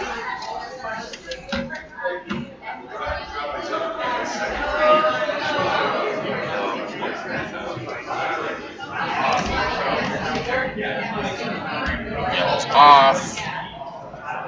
Looks right now like it's really wide. Just be patient. There he goes. Now they had to go on the inside of it. They might actually be trying to go for the back stone now. No, they're just trying to peel. No, still got in the guard. Okay, not bad. That's unfortunate that it kind of didn't roll enough. That actually helps red now. Back on sheet 2, it's very interesting. Yellow now is sitting 6. I don't know if I agree with this call. That was just, I don't know. That's not bad, I guess.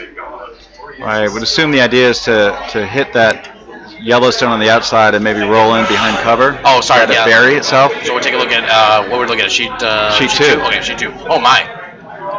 Yeah, they're sitting 6. Looks like 6. Yeah.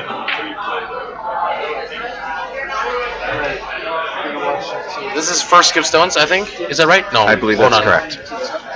Well. Oh no, yeah. that's No, you're right. You're right. It is. Yeah. No, there's 6 in the house, and looks like there's 1. Well, it has to be Tyler has to be because if we're gonna put up a score here, so Tyler has to have to. Oh, correct. Still wide again. That's interesting. You might just catch a piece of that side one. Oh my goodness! It's a very small piece. Ladies and gentlemen, we may have a 7-ender if they somehow manage to do the same thing 3 times in a row.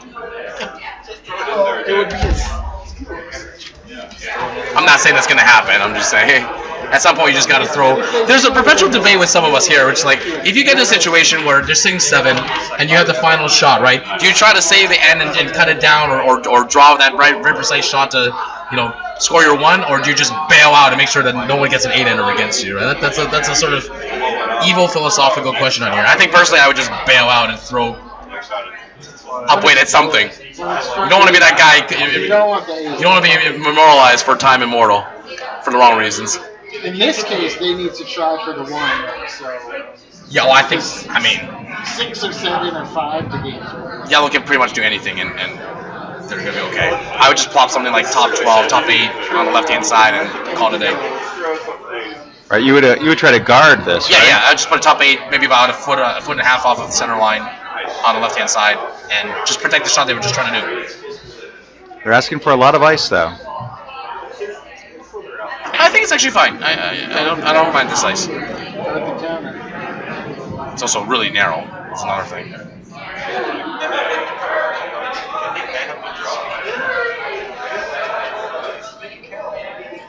It's coming in nicely though. It's just a little light. Oh, it's over curling now. I guess they're just trying to do a straight guard, not trying to pull in. Might as well put it in. Oh, it's going in for sure. The question is why not? I don't think it's going to outcount. I'm sorry. Not going to outcount the red. No. It's actually maybe just outside now. I take it back. I'm sorry. That's not bad. Not bad. It does covers up the easy takeout. That's right. So here, oh my gosh, are they really trying to do this? I guess it's. The best. It's the worst. It's the lesser of 2 evils that they got to decide between. If they can touch the 4 foot, they cut it down to 1. Yeah, no, I like it if they can make it. Although I worry that that's actually not enough ice for this draw. I agree. That's it's very narrow right now. That's the problem. He's more likely to tap up the guard that was just placed there into counting position. That's what I'm really afraid of. Yeah, that's super narrow too. You gotta get that. That's curling there. They're gonna raise that yellow. Oh my goodness. Right on the yellow. Oh my goodness. Get off of that. Oh my goodness. Oh my goodness. It is in for 7. Folks, that may be one of the more interesting ends we've seen in a while here. 7. Team Fisher with a huge score. Huge comeback. They're now leading 8-1 here. Oh my goodness. But It is a 5 and under. Everything is still possible.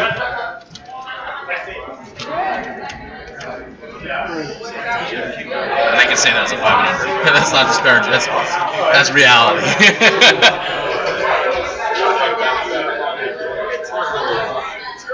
The hardest part is just really the momentum. Just seeing that big number floating out there. It's gets in your head. If they can focus and it's still early. There's still a lot of ends to go.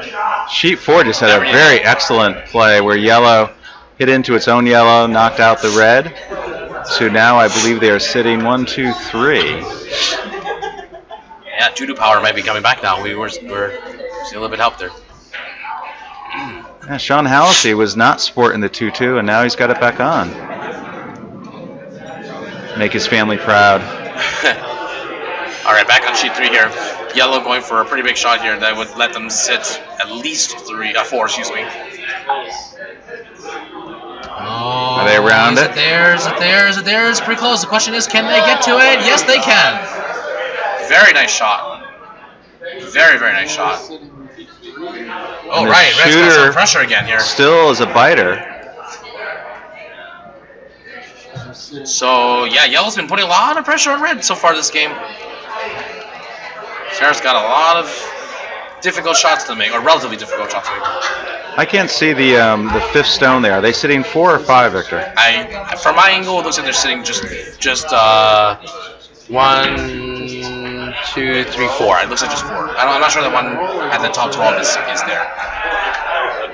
We're in another situation on sheet 3 where a narrow throw could tap up a yellow and make it a big end.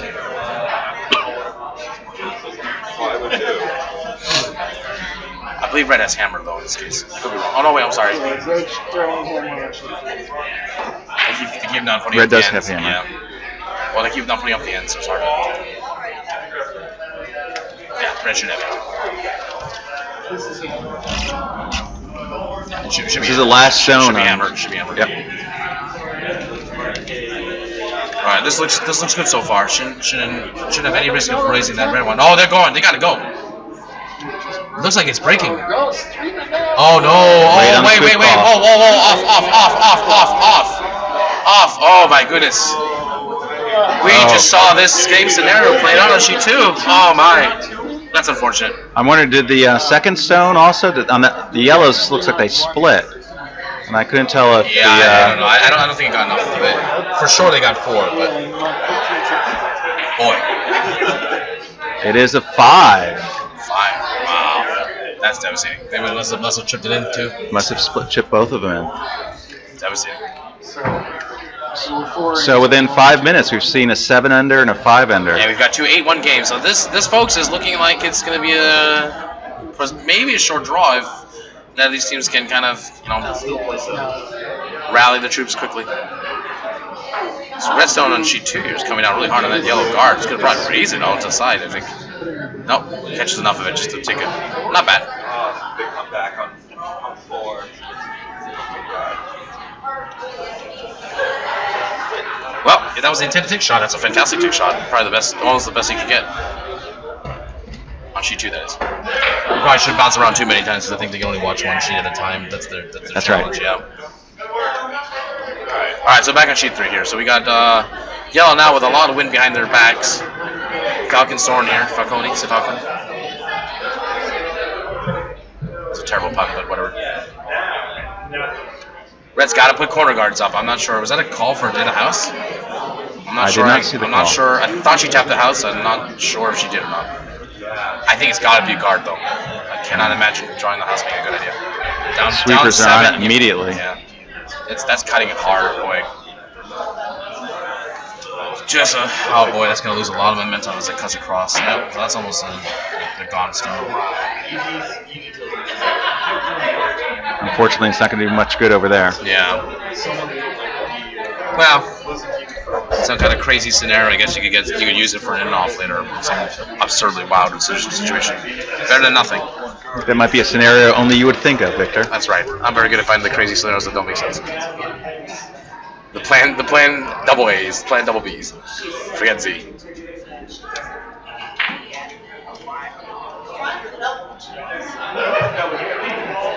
So here, yellow is legless. They just gotta keep it nice and clean, open. Just gotta burn a couple more ends. They don't even care if they give them 1 or 2, frankly, at this point. They're being very aggressive. Well, hey, why not? Nice shot. Slightly open, but they basically put red in the situation that they don't want to be, which is chasing. We'll watch this shot closely because I think these inside outs tend to curl a lot, especially again if someone even slightly starts the stone, or dumps it rather. Yeah, that's a dump, but it's coming out with a lot of heat.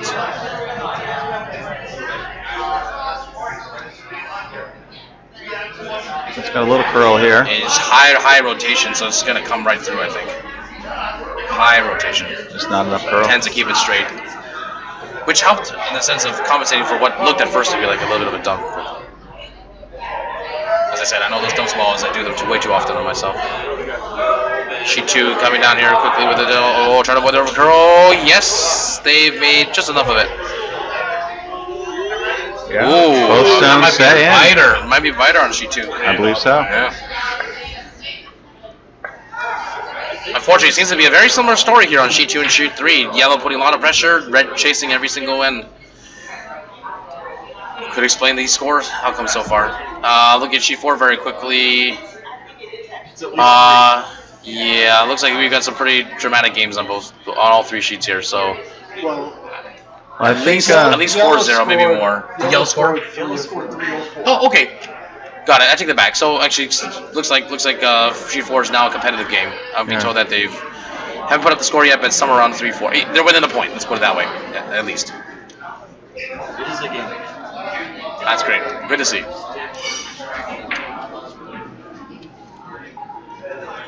Not that we're biased as Broomies, but we have a high favoritism for Team 2-2 over here.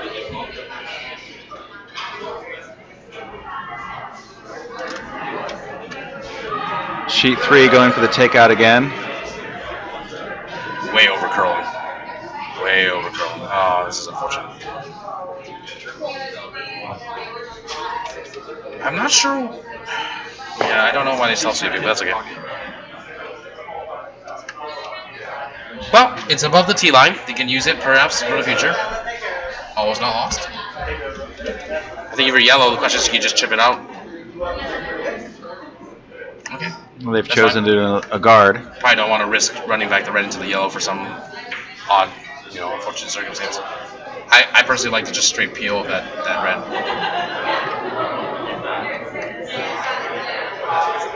I think, frankly, if you came from the outside, good normal, you can probably just chip it out. You don't even need to keep your shooter. You don't care about it.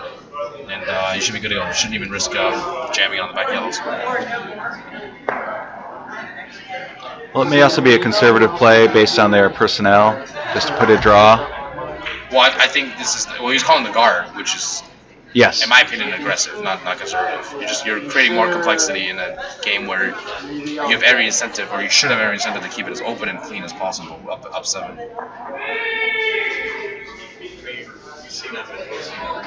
That worked out okay for them. Worked out pretty well.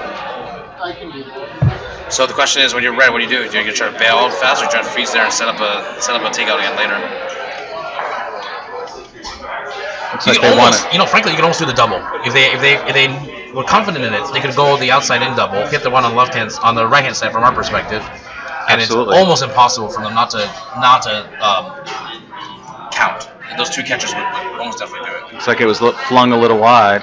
I'm not sure what the call here was. Was it to run back the red? Run back. Oh, I see. Sweeping kind of hard. Very light. Very light shot, yeah. It's not terrible if they can get enough weight on this. It's start over curling a little bit, but it's not bad. Not bad at all. Good, all right. That's not bad. That's not bad. Cut them down to just maybe 1 or 2. Definitely one. not the at least third shot. Yeah. So that was a good reaction. It was an excellent sweep. Yeah, great sweep. Yellow coming down here, continue to put pressure. I guess if I'm yellow, I don't even mind freezing on the top 4 here, just on the corner of that redstone that just came down. Makes it very, very difficult for red to come up with any counterpoint.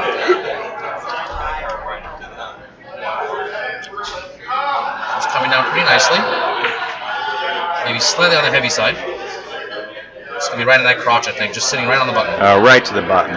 Slightly back button, okay. I think this actually may help red. Red should just be able to throw, I don't know, like, they got so much backing, it's almost impossible to miss it. They throw it clean. They're asking for a pill shot. I don't know about this one.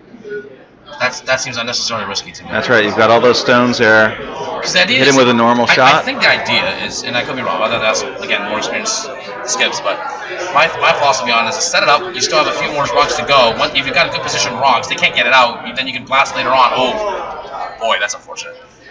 But as I was saying, you kind of set your red rock inside that button crotch there. It's not going to go out for at least 2-3 stones probably. And then at the end, run your red back or blast it. They can't guard every single angle on that red, so why go for the blast now and risk what just happened, unfortunately, which is a sail through and missed it altogether. I mean, even a normal weight takeout could have taken out 2 or 3. Yeah, you could have taken out 2 or 3, but the shooter wouldn't have stayed at all. That would have been a very difficult shot, in my opinion. It's like yellow's trying to put another one right there. It would take a lot of effort to get that. The first rock would go if they had hit it.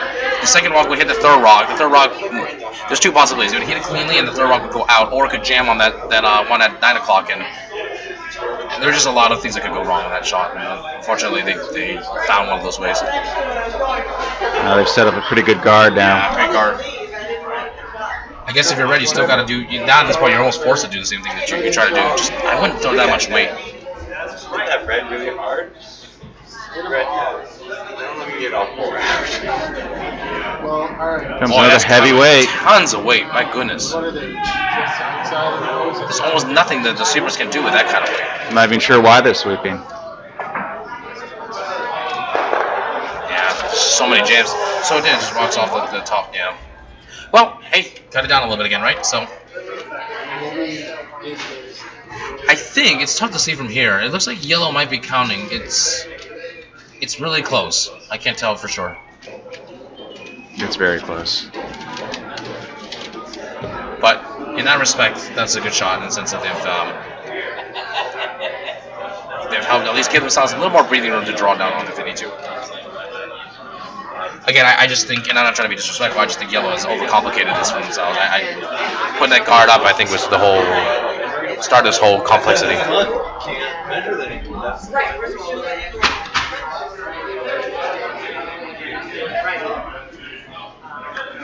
Looks like yellow's trying to. Oh, go ahead. Yeah, no, it looks like yellow is trying to run the red back, perhaps get the double.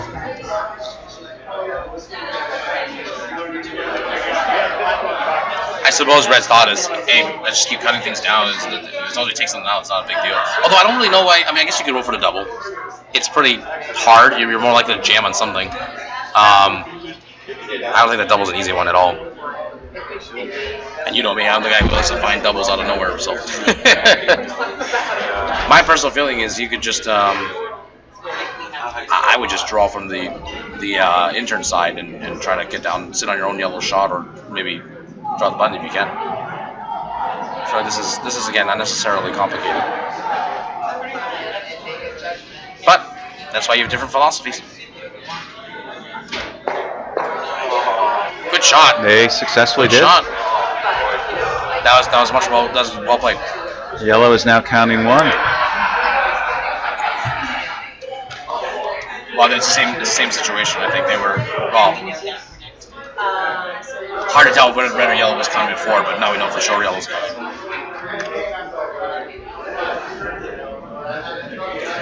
Good try though. I wasn't sure that was even close to there. And then it was a question about and I honestly think that for a second,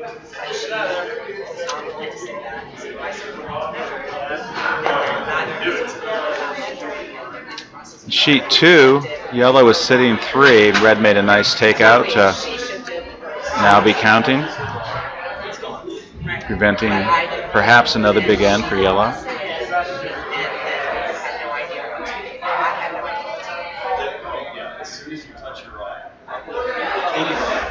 And on sheet 4, Broomstones looks like they're mounting a comeback here.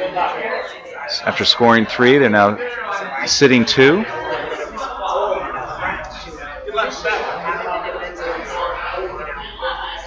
Hoping to set up another guard.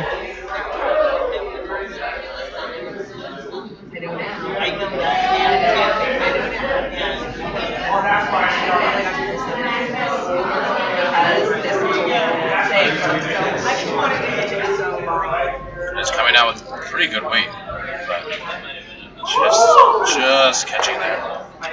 Double? No. All right. So looks like it's still 1 yellow so far. Down to Skip Stones on sheet 3. Stones. Last Skip Stones, actually, I believe. Yep.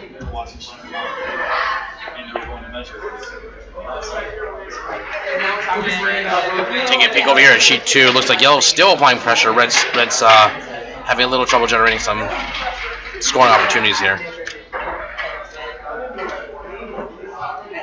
Fisher firmly in control of the game so far. Sheet 4, as explained by our colleagues over on the side, it was indeed a 3 spot in the last end, so the game is sitting now 4 in favor of Sablo and 3 for Merrill Skoloff. Yellow's actually sitting pretty right now with 2 in the house. Red trying to cut it down, just over curls a little bit, and so now yellow is still remaining sitting 2, but the stones are much more exposed now, so probably you're going to see Glenn call for, I would assume, a guard, plug it back up, continue to apply pressure. If they can get this steal too, there'll be a real momentum shift. Back on sheet 3, Yellowstone coming down here. This is the last rock for Falcone. Coming down, trying to draw, I think, the button, if I understand it correctly. If they can get it past this guard, they're in great shape. Oh, keep going, never off, keep pushing. Oh, good try. So the idea behind that, I guess, to keep going, not getting off of it, is you just don't want to make that an easy, red to red, yellow kind of shot and give them an easier chance at 2 from a takeout. This way, they got at least contend with the angle of the yellow to red to yellow to be able to get to that shot stone. That's a tricky one. I'm trying to think, like, if you're... Depends on how... I think the correct shot is to try to draw down, and get your 1. Because even if you try to blast yellow, red, yellow, I don't see how you're getting 2 all that.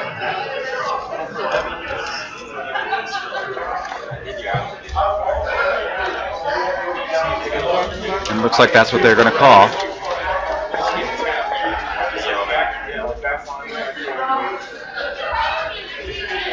So Team Pearl, Skip has been throwing, I think, a lot of takeouts this game so far. Now has to see if she can find her draw weight. So here's the test. Is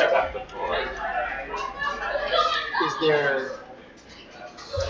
I think there's. From the outside, I feel like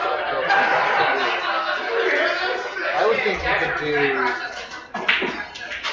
I don't know, control down. Set up. Stone's being delivered. Red rocks off. It's been started a little bit.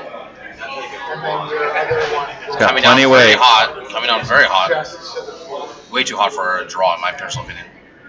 Now, the question is, can they react to it enough and get it to go off? Looks like it's still hanging a little bit wide. Not bad, though. Keep sweeping. Oh, good try. I think yellow still takes counted. 1. Yep. Good attempt, though. I guess they were trying to in-off her. It looks like they were trying to go in-off with that much weight.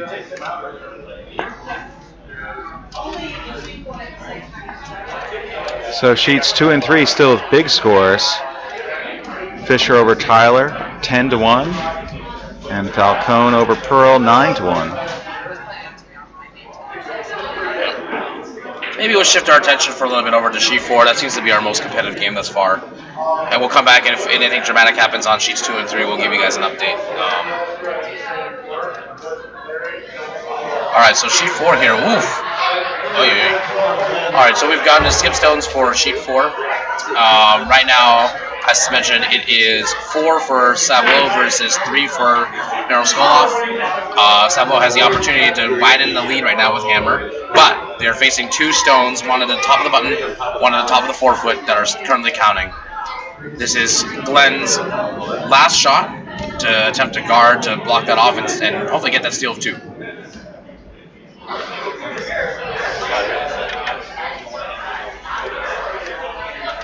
Either way, Red's gonna be faced with a challenge to get to the to not get a steal up there. They're gonna have to throw either a double or a ridiculous draw, which I don't even think is there.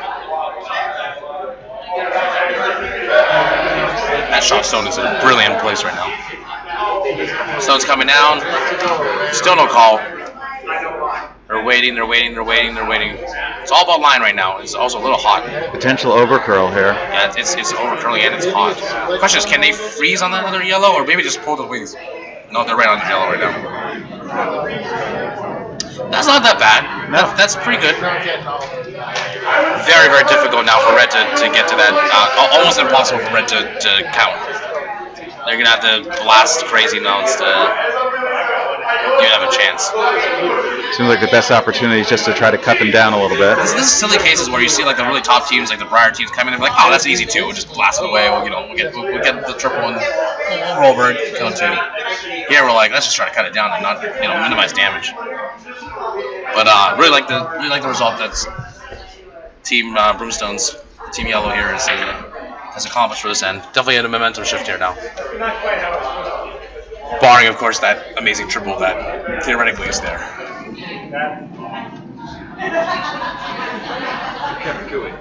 For Kevin Cooey, right, yeah. Or the old bear, Kevin Martin. He's definitely got the heat for it. That's coming out with a lot of heat. Looks like peel away. The question is the angle right enough? Looks a little bit on the wide side. Probably just going to chip out 1. Oh, no. That was unfortunate. Oh, man. Just slightly undercurled, and it looks like it's a steal 3 here, folks. Good try. Definitely have to wait for it. So Broomstone's back in front, 6-4. Yeah, big shift here. Still a game, though. Plenty of ends left for either team to take it home. But a definitely big swing after being down 4-0. It's gotta feel great if you're Glenn right now. Skip up Team Yellow.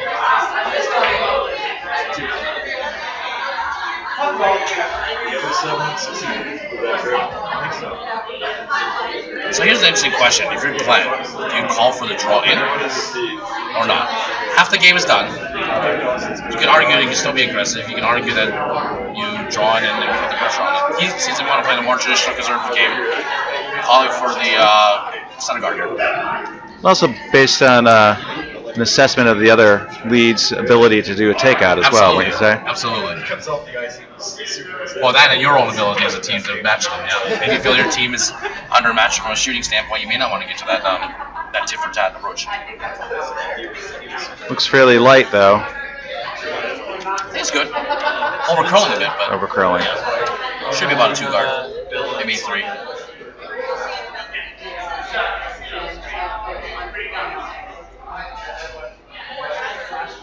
It gives Red a corner guard a bit. This will be interesting. So he's trying to use it right away.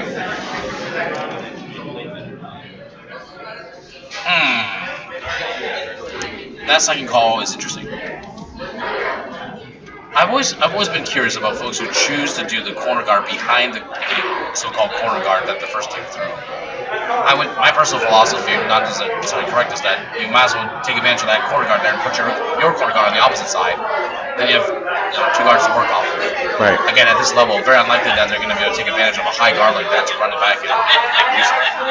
And you're running the risk of this thing happening where you just overcurl so much that you actually crash on the guard that was just there. So the arguments for it, I personally don't subscribe to that theory. So you'd prefer to have 2 corner guards up there? If they give me that corner guard, I draw the left-hand side. If they put a corner up there, or draw behind.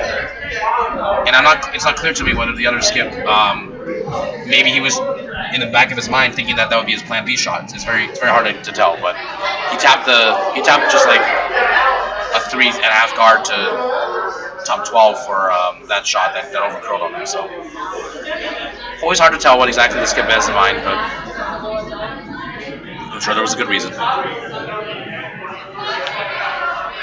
So Glenn is opting for a center guard himself. This is coming in pretty hot. This is a good T line at least. Nope, coming down. Should be about T line. Nope. Guess not. Alright, it was about top 8, top 12. Not a bad shot, I like that.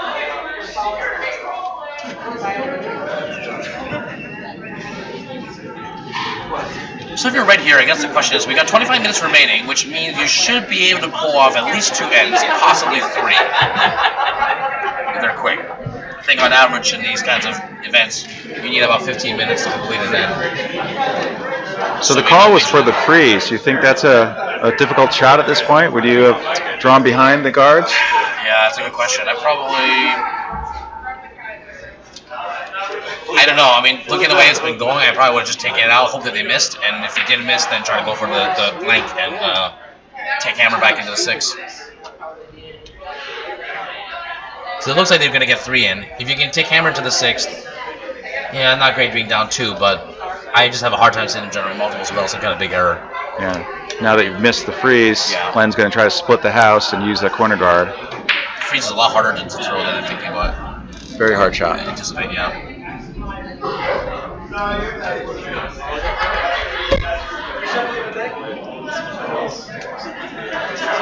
Sean Halsey delivering a stone. Trying to come around the other one. Use that guard that actually was placed up there now. Sweepers are on it early. Coming off of it now. Looks like it's cleared the guard. So it's cleared the guard. It's just a question of can they get it over and in enough? Did they wait too long? Did they wait too long? Here they go. Here they go. It's in the house. It's in the house. How far can they get it? They got it to the 12-foot. Nice shot. Nice draw. Good sweeping. Now you've made it very difficult for Red to get multiple scores. Yeah. Agreed. The only question here at this point is, depending on what Red does, do you try to start to block up the... He's still got a pretty relatively easy draw to full 4-foot, or at least full 8-foot is what I meant to say, sorry. At some point, depending on how they're throwing and what the outcome is, you may want to start plugging up the draw to that port. To the top 4. Looks like they're trying to do the same shot again, or take it out rather. Yeah, I think they were going for hit and roll. Looks not bad, and it doesn't overcurl on them. Oh wow, that's overcurling a lot. Totally missed it, right? The wicket. Yeah. I think asking for that sort of a low weight takeout though wasn't going to get much of a roll. You know, it's a funny thing because I used to do, you know this while we played together for so much. I used to do a lot of the inside out kind of things. I'm now more convinced by the traditional, theories of the outside in shots tend not to curl as much. The inside outs curl a lot as you come away from the center line. And then ice like this, which is very variable, it's risky, especially if you don't have super power sweepers that can hold the line extraordinarily well. Not that they're bad, just it's a hard shot to hold.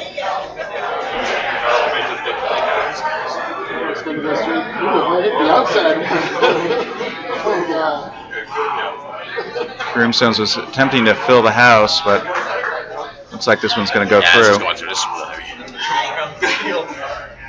All right. Just skip forward 2 stones.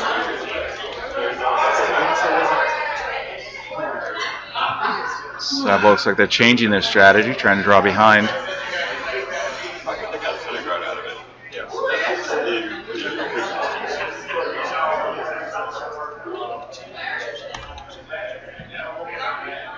Is this a draw behind or a takeout? I couldn't see the call. Draw behind. Looks like a draw behind.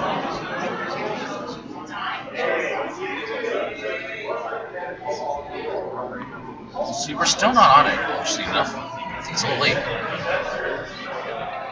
Yeah, look at that move. Once it goes, it goes. Boy, that was late. Now I think you gotta be careful. It's not enough weight, so they're only gonna promote the yellow more, so really, it's a good job getting off. You want to minimize how much of a promotion they generate. Alright, good damage control. There's been a roll reversal on sheets 2 and 3. Right now, in sheet 2, Red has 4 in the house. Good observation. Yeah. And sheet 3, Red has 3 in the house. Boy, Red put some pressure on yellow now for the first time in the games, it seems like. But it looks like yellow has options for both. Both of them seem to have it and approach it and take out. We'll look at sheet 2 here for a quick second. take out of that counter 4-foot attempted. It's moving a lot. They gotta keep sweeping really hard, really hard, really hard, really hard. Looks like it's gonna be good for it. Oh, they can get off of it now. Just noticed it. Alright, good sweep. Same thing on sheet 3. They're gonna go for a takeout, maybe a little bit of a hidden roll. They can pull it off. See how it goes. Yellow here trying to cut it down and maintain good control of the lead.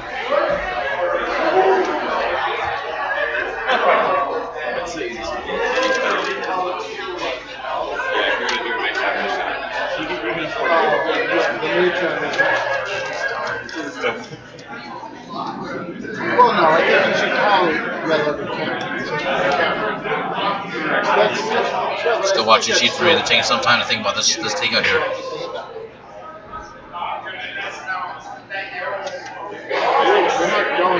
Seems like the skip is really focused, trying to get it. There we go. Now it's off. All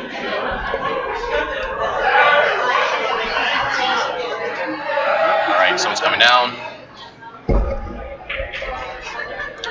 He has a chance to hit the outside stone, not the inside stone. Agreed. Might even flash it. I'm not careful. Yeah. Yeah, I just chipped it in. Oh, that's unfortunate. Well, Red has an opportunity here to start to make their comeback nice and slowly on sheet 3. Sheet 2. Let's see what happened. Well, it looks like they got the counter out somehow. Not sure what happened to their shooter. It was a takeout, and the shooter spilled out. Shooter spilled out. Looks like, yeah. All right, going back to sheet 4, our feature sheet for now. Oh boy, that was a good red shot there. Taking out one red and getting enough of a piece of the second yellow to push it back no longer to count. So now red is sitting 1. Actually, from my angle, it looks like a fantastic shot. It's almost, is that buried there? Behind that was yellow shot. Oh, that was yellow shot? Oh, that's even worse. Wah, wah, wah. It was a good shot for good outcome. It was a good outcome for red, yes. Points for the brilliant double.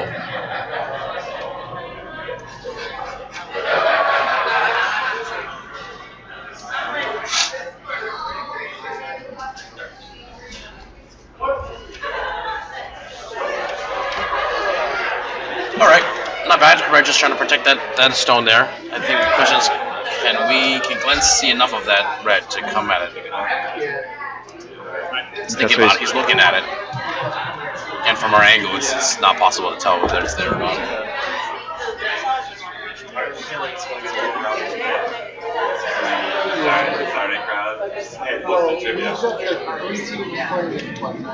Well, he's going to go for it.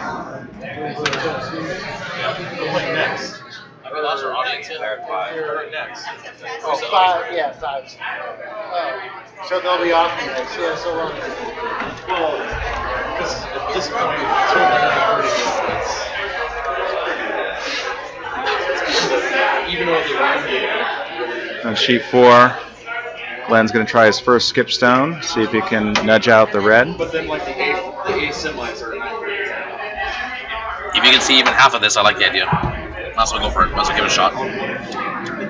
See ya. Thanks. Appreciate it.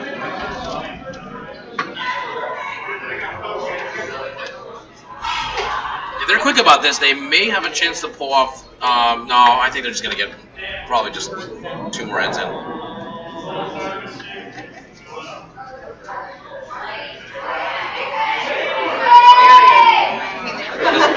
Doesn't look like any of them are going to get to 8.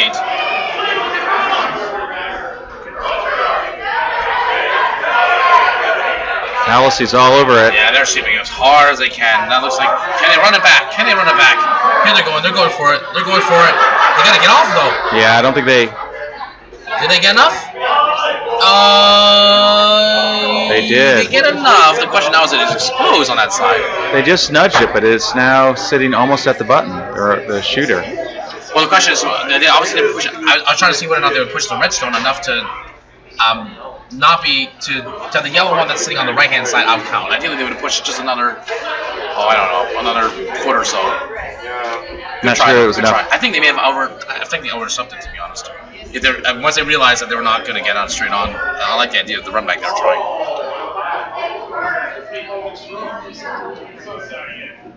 I think it looks like they feel like they got enough room to get to the stone here from that side.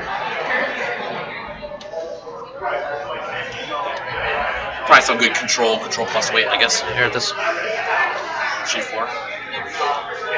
Well, enter in a hurry, huh? Oh, Sheet 2. Add another dollar to that hog jar.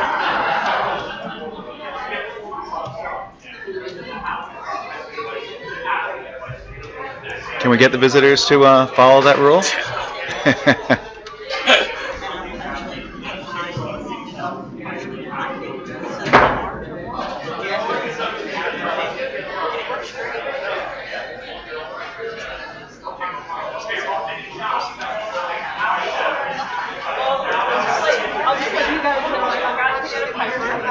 All right. Stones off for red. Trying to take out that back yellow.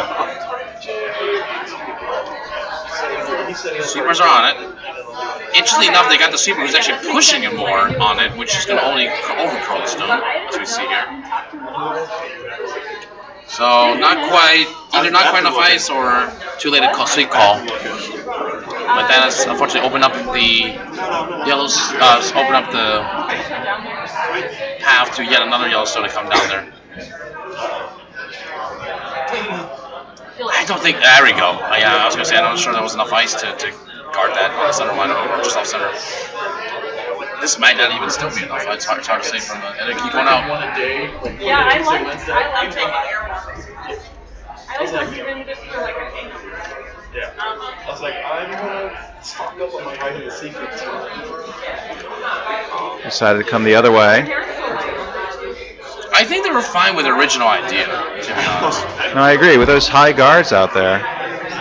But I guess maybe the thinking here is if they, for some reason, overcurl, although that's almost hard to believe with that much ice, they could at least sit on the other red. Maybe that's the idea. Stones off.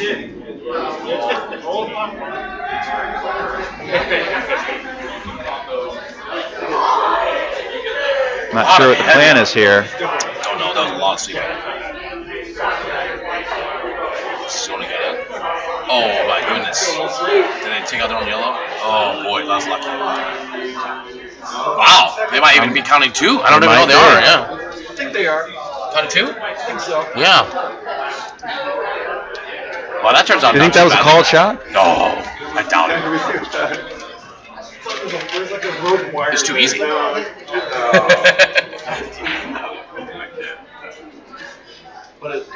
the only bad thing is shots. All right, Red trying to get some points here. So I guess if you're Red, what do? You gotta take out that one for sure. So start there.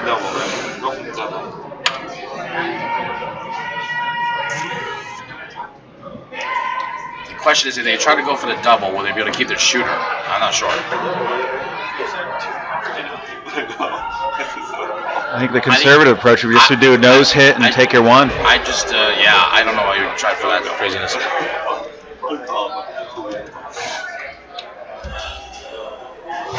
I would just take the one, call it a day. Live to fight another day, keep going. That was pretty important, getting that second shot, second counter.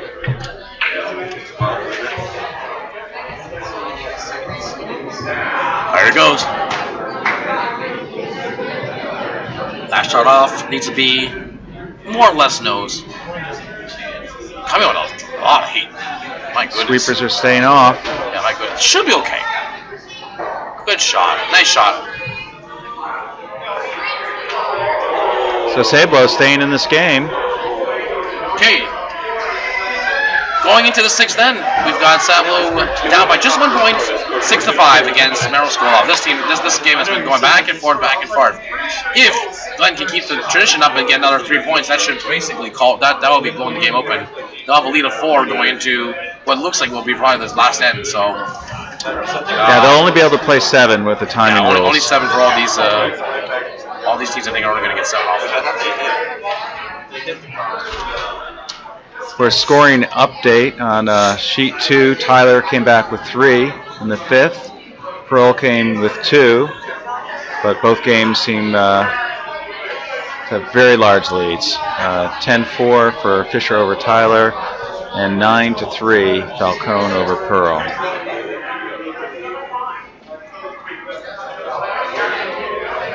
Yeah, with all due respect to our friends on sheet 2 here that are throwing red rocks, I think with the sweeping, when there's definitely got the pressure down, you can tell they're doing the sort of vibrate mode kind of effect. I think the risk with that particular sweeping style is that there's two things. One, you may not actually push the debris any more than actually in front of the stone itself. You need to get enough of go across the face of the stone enough to push that debris truly away from it. And two, there's a lot of debate as to whether it's even really efficacious or effective in sweeping with just very little lateral movement and just all vibration. So that might be an opportunity that might help them generate more sweeping efficacy over time, but we'll see. Yellow coming down on sheet 2, really hot, trying to get to the back. Red looks like it's going to get there, but probably going to roll out 2. Yep, but they're doing all right. They're sitting 2. All right, let's go back to our feature sheet on sheet 4. All right. Is that the brushing technique you would recommend that Sean Hallisey was doing? Oh, I missed that. I'm sorry. Traditional Sean, overpowering the ice in front of the stone. He's definitely got the strength.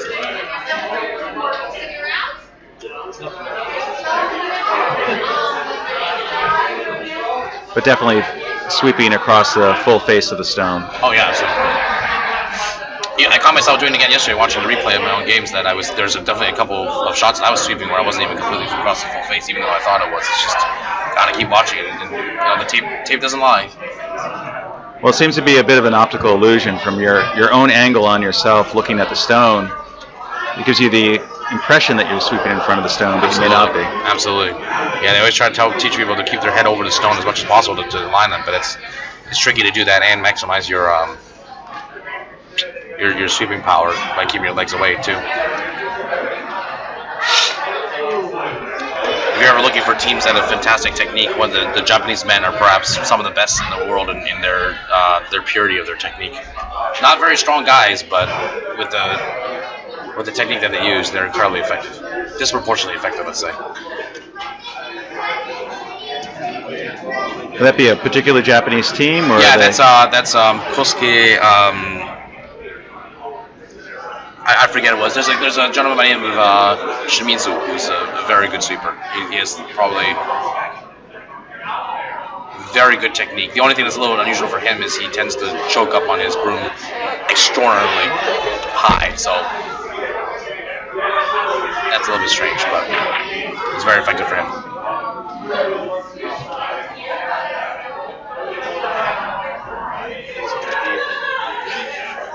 It's a team that won the.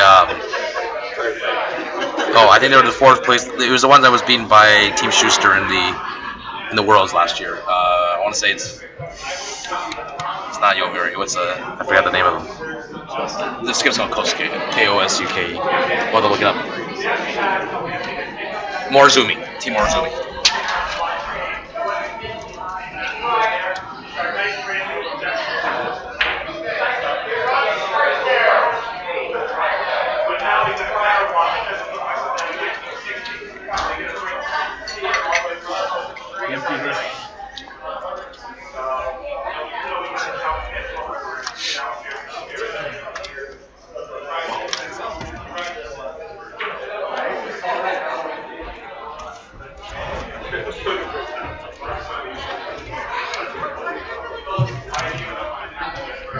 Sean Hallisey up on sheet 4.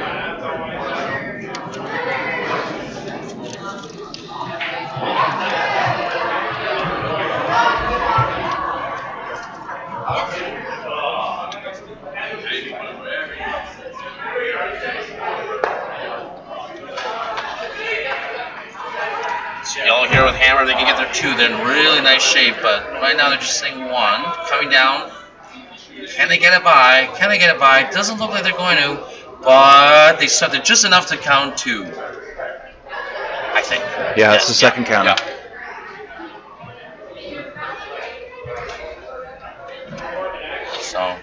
Still anyone's game. Even if you get your 1, that's not the end of the world. But if you get your 1, I think Salvo would say they're still comfortably in the game. Well, maybe not comfortably, but definitely in the game. Getting 2, then you start to get into trickier points. You're up 3, 1 end to go. That's tricky. Broomstones member Alex Tasker with a takeout attempt. Looks like it may over curl.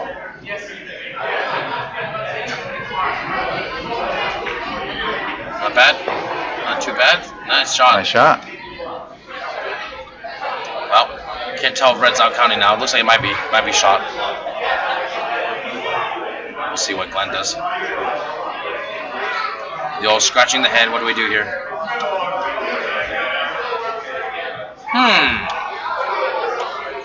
So I can't tell from that if he thinks that it's not. I think Red's probably counting. I think Red's counting. I'm not sure. Yeah, from this angle, it's very difficult to say. Sean with his first stone, I believe. Second stone. Second stone, excuse me, second stone.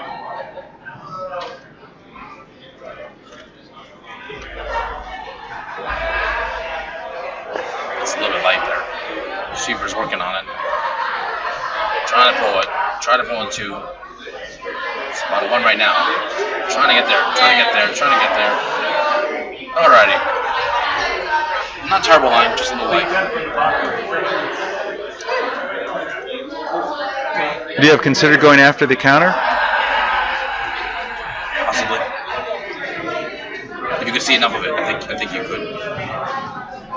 The hard part is the question is, have you seen enough of the outside in shot that you know what it does?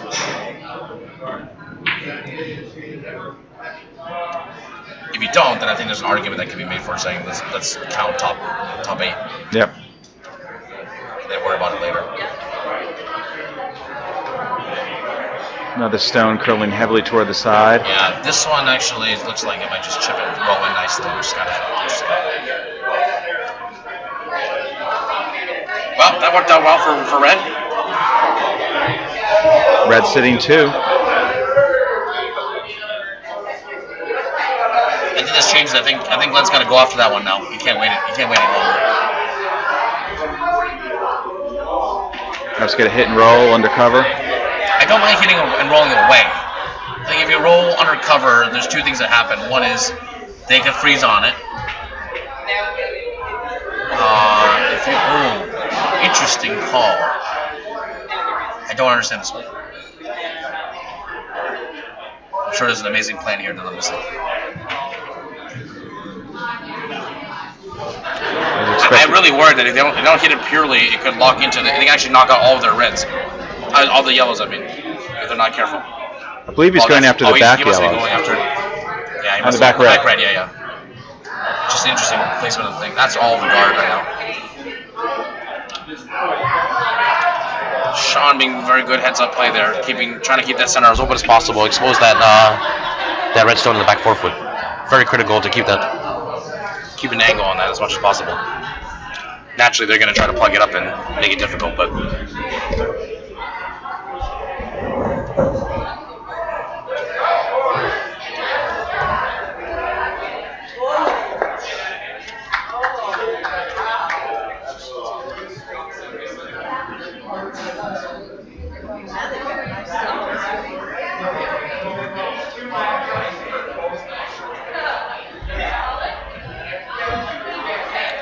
Sweeper's letting curl. Yep. It's all online at this point. Looks like it's over curling slightly. No, maybe not. That's not a bad shot. I like that shot. Yeah. Slightly over curl, but not too bad. I think they can still see it though. Hard to tell. My guess is they could probably see about a half or a third. I think at least half. Yeah. It's calling for it to come right down. Yeah, maybe a back 12, back 8, hack waiter maybe. Ooh.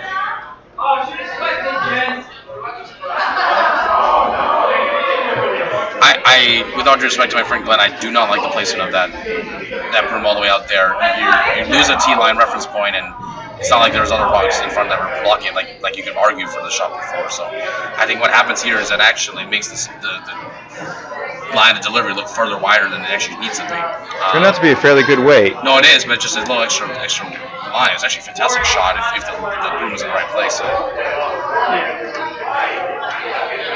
I think what people forget is that when they put it, I think his broom was right if it had been a T line, but because it goes up by a foot or so, if you extend it further, it's actually, that was really the equivalent of being essentially almost at the boards on the side, so that's why it came up a little bit. I don't think it was thrown that badly, just it's actually brilliant weight, great weight. Sometimes you see those sweep calls up the line on arena ice when you have to really overcurl. Oh yeah. Red is going to try to take out the last stone thrown by yellow. If they do that successfully, they'll be sitting 3.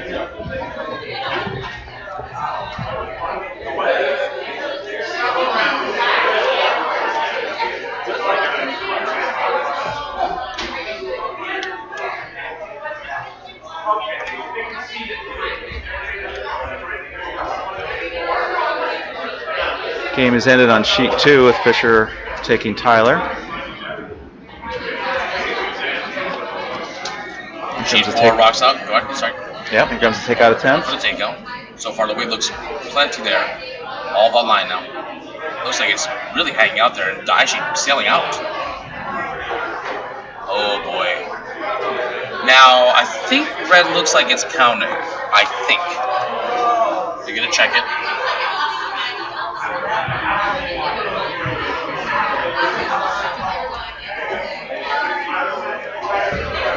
That's not the worst thing in the world if you're red. If red is indeed counting, I'm not sure what yellow does here, to be honest with you. I guess they gotta try to draw down, but boy, that's tough.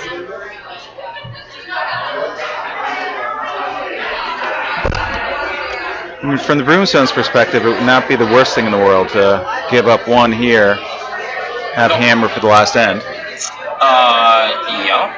Yeah, that's not the worst of the scenario. Cutting down to 2 is definitely okay. Here is where it's a tough call here. That yellow guard is kind of their problem, but you could argue, you could try, if you believed in that philosophy, you could say, you know what, let's just try to throw a little heavier draw weight, go on the outside, and finish it, hope that it cuts enough at the very end. There was curl, at least last night on that sheet, to go just skinny that yellow guard on the left-hand side and get enough cut at the very end to finish at the button, but that's a very precise finesse shot. This, I don't know about the shot. I'm a little worried about it. What's the call here? I'm not even sure, to be honest with you. I think they're trying to come. It looked like they were trying to come through the port, but I think there's a high risk of. Well, I guess even jam on your yellow was the worst thing that happens. The worst thing that happens is you jam on your yellow and you roll out. But then you're gonna give it 1 anyway. So I suppose they could try. Yeah, the more I think about it, I suppose you could try. The only harm that's gonna happen is if you somehow double out your own yellow and lose a shooter. Then you give up 2, that'd be really unfortunate. Yeah, he's going aggressively through the port. Sean Allison furiously sweeping, trying to prevent that from overcutting. Looks like it's catching a piece of the guard straight on now. Maybe it might have been worth, I mean, obviously, hindsight 2020, it might have been worth getting off it a little bit early, hoping to run that back and see if they could pick off the other stone, but, oh well. You have to make a very quick decision on that. Yeah, it's hard, especially with that much weight. That's a tough call. Red trying to guard and protect its 1. I like this idea a lot. 10, 15 minutes.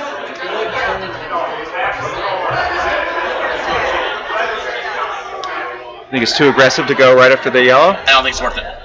If they, for some reason, get a freeze on, if they can draw down on you, suddenly you're in trouble. If you make it perfectly, yeah, then you're in great shape. If you don't, you just gave the yellow one out that they really should have no business getting it out.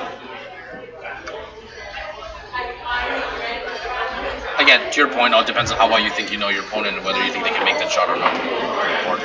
It's a good question. That to me is the whole chess game part of the strike ball.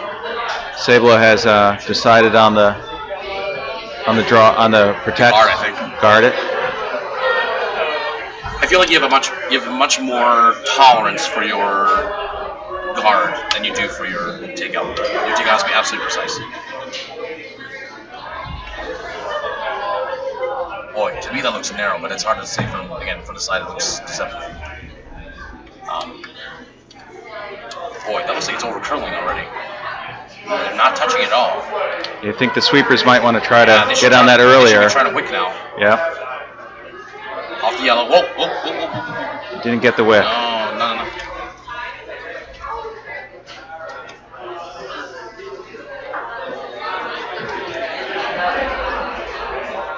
Well, Glenn has another chance at this. Yellow? Yeah. Again, just gotta make sure you don't blast your own yellow out by accident. That would be really unfortunate. Well, actually, is it? I think. Unfortunately, the device is blocking your angle here. I believe red is counting 1-3. Yes. So the only thing you want to do is just not blast out your own yellow without letting the shooter stay. I like this idea. Might as well try. See if we can draw through the board, get to that button there. If you can get to it, wow, that would be a really nice shot and well heard. Again, curling a lot already. They're way late. And unfortunately, Sean's on the outside, and pushing it in further in, so it's gonna. Might have been a fortuitous roll, but rolls out. If they had switched sweepers, there might have been a chance, maybe.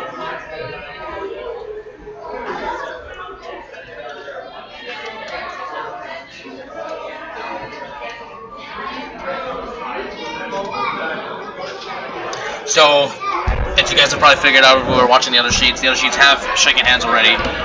Fisher looks like they ended the game somewhere around 13-4 over Tyler.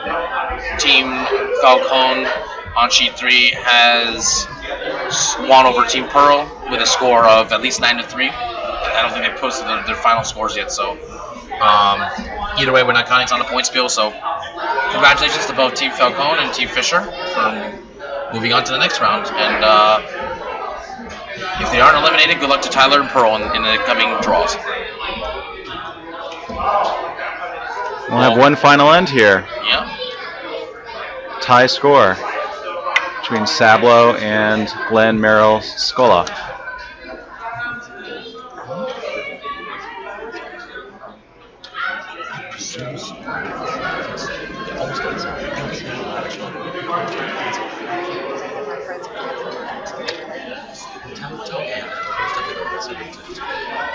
I'll be very surprised if it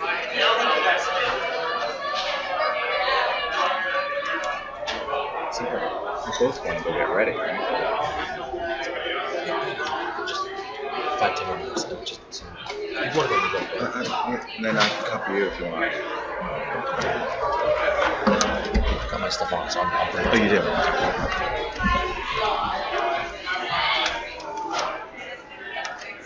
Both Scott and I have a game coming up ourselves, so we're gonna try to do as much of this coverage here before we gotta get ready for our 5 o'clock draws here. Ooh, a little bit of an artistic delivery on the first Yellowstone. I think drawing behind. I didn't quite see the call.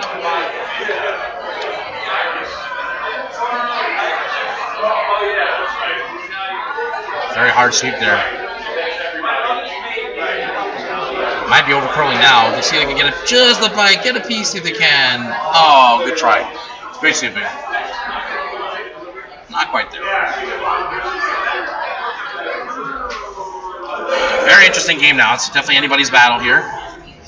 Theoretically, Merrill Skolov has a slight advantage with Hammer in a tie game. And they should be going for just as clean and open a game as possible here. Just make sure that Glenn can get his access to the final draw if he wants to. Red, on the other hand, has every incentive to try to clutter this as much as possible and bury one soon. It was a bit of a chess match when to bury and when to delay. If you bury too soon, you may end up in a situation where later runbacks will make you pay for it dearly. But then again, at our level, the 500, these runbacks are not a reliable thing. So, low percentage scoring shots. So, you might be able to get away with a lot more than you would at perhaps more advanced leagues.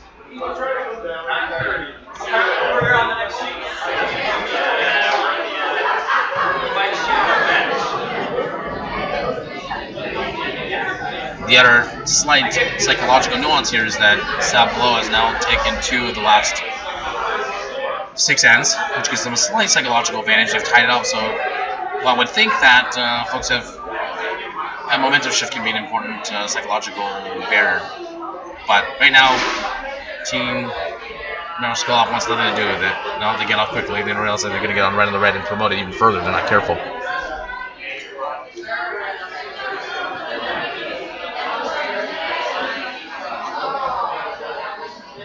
Sablo here, I guess, trying to protect that counter really hard. A lot of aggressive attempts at just blocking, and defending that. I worry a little bit that counter right now is still too high to start plugging and defending everything. Notwithstanding what I said before about cluttering up the front. For me, I would personally prefer to just put a top, maybe top 8 counter, count 1, 2, continue to block off those paths to the draw, and I think they're doing perfectly well. So this actually, if it had been a little heavier, it wouldn't have been too bad. This is slightly light. Good weight for what I think was originally called. Just didn't quite move enough to get there.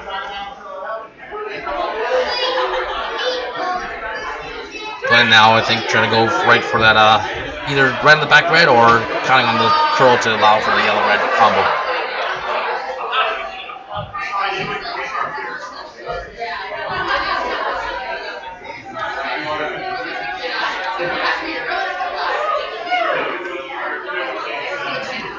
Sean Halsey versus Stone.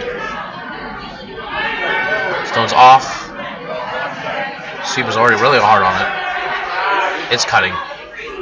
Hard sweep, guys. Yeah. Can I get it by? Nope. Looks like it's right on the red guard. Good try. Here again, slight difference. Actually, that turned out to be okay, luckily enough for Team Yellow here, but that's a case where I think he may have turned a little bit too quickly away from the shooter, which was rolling over. The sweeper should always be watching the shooter and trying to... My personal philosophy is sweepers should always be watching for where the shooter rolls and thinking like a skip, trying to maximize where they think that stone should ultimately go for the future ends. When you turn away too quickly, you may end up losing a good angle that down the road could become, or a stone that could be a good angle for later usage. All those little details, I think, start to add up, and again, the better opponent you're playing, the more they're just all clicked in and thinking about the same thing, all watching. It's kind of like watching a nice little quartet in perfect harmony.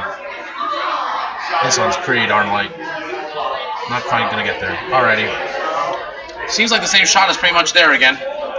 Maybe even easier this time because now the Yellowstone seems a bit more queued up. So as long as they make contact, I think just slightly left of nose, they should be able to get the red on without too much problem. They may even be, if they're lucky, catch, I don't know, 3/4 of that yellow, go off the right hand side and get a split and take out. Delivery's off. This one's hanging a lot more than the previous one. Needs a curl. There it goes. We'll get back in time. Looking not too bad right now. Looking not too bad. Looks pretty good. Maybe over curl a little bit. Oh, just a little bit of a leg sweep. That was unfortunate. That looked pretty good for my angle.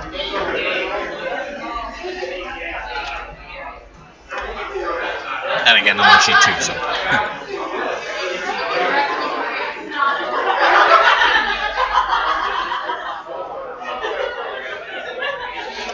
Team Sablo putting all their hopes on that big red stone right there. Makes sense. You can do it. I guess the only opportunity would be to, I guess, promote and just hope that you don't give them an opportunity to run back or take out. I like this general call to guard. I think it makes sense. A higher percentage shot. Sweeping ready, trying to hold the line. Step and light. Yeah, that's way over curling. It's almost the same thing that happened with the previous shot. I just think they need more ice, to be honest.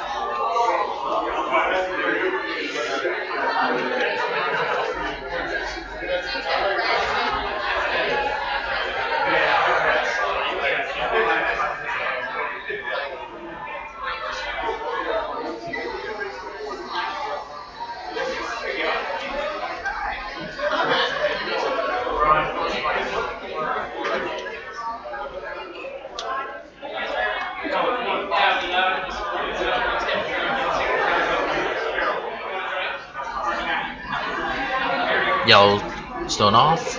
First 5 stones. Just trying to take out that red rock. Sweeper's on it hard. Looks like it's breaking pretty hard again. They gotta really go on this one. Gotta go. Keep going. Keep going. Keep sweeping. Keep sweeping. Oh, that's unfortunate. Flashed out. Part of the challenge here is that Sean is just a very strong sweeper, and with a slight mismatch in sweeping ability, and there's some that would argue that the directional sweeping theory would just be, you might be more effective with just the lead sweeping the entire time and not even having Sean on. It's given he's so much stronger, you may actually be pushing the stone even further to the curl side than would be the case if you were off of it. Again, research still, depending on who you ask, under debate, but. Alright, red now has a good opportunity to potentially count 2 here if they can get to that yellow stone without overcurling like the previous shots. Still overcurling, still not enough ice.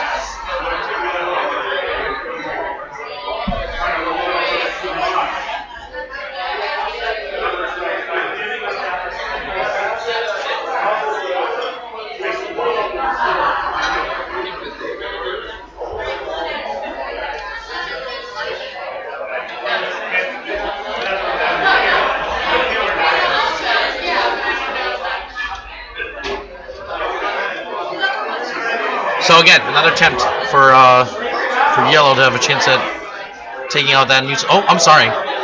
What's the call here? Maybe a draw behind, I guess.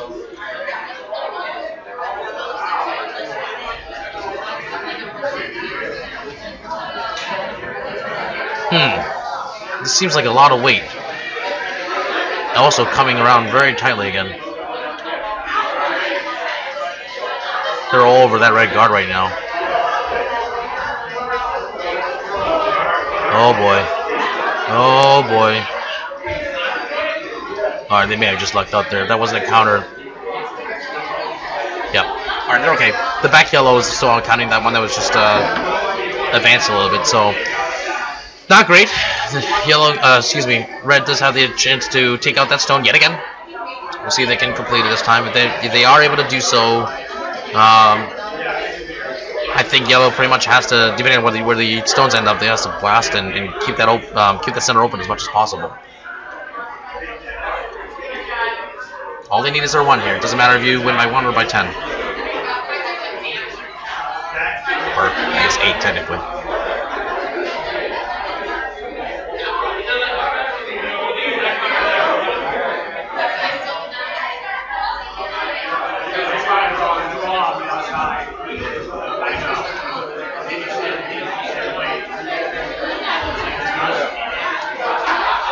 Sweeper's ready.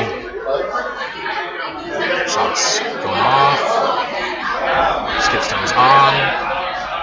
Will the skip be able to accomplish what his teammates had trouble? It looks like it's really breaking hard again too. Boy, they always keep overcurling here. This one may even have been started because that was breaking really, really hard.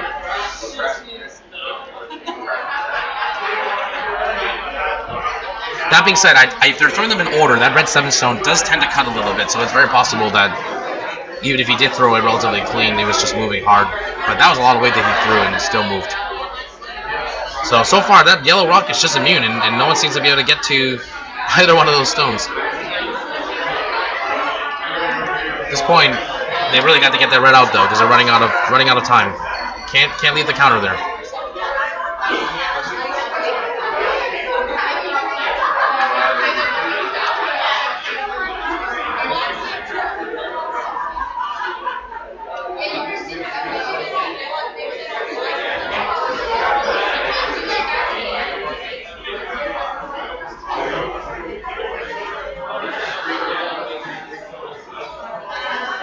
Merrill Skoloff going for his first shot attempt at that red stone.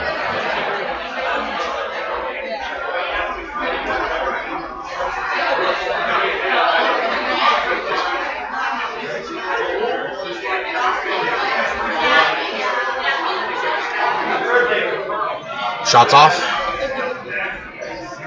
I think they should be sweeping already. Yep. They should be switching. Actually, I think they need to switch the order of their sweepers because Sean's really pushing it. It's pretty close though. It's pretty close. Can they get it? Can they get it? Can they get it? Yes, they did. Good shot. Good shot. Alrighty. Still a little openings rather, but Red's really got to make this. This is do or die at this point now for. I think this is the last skip rock. If he's not counting after this, it shakes. So a lot of pressure.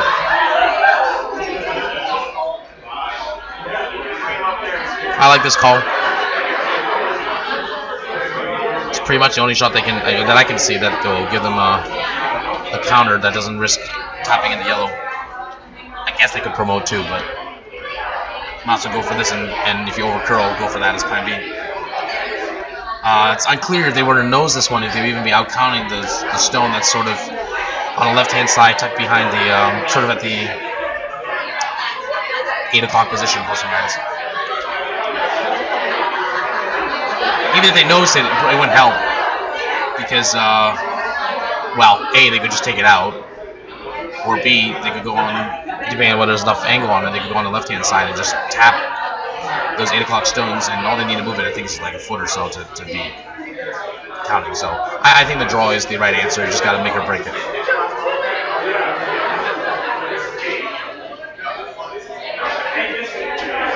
Big shot coming.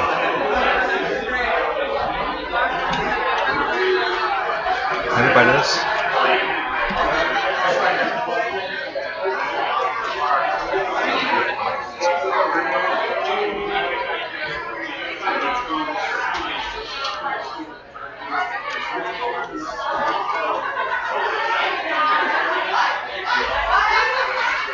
Looks like they're thinking about the takeout.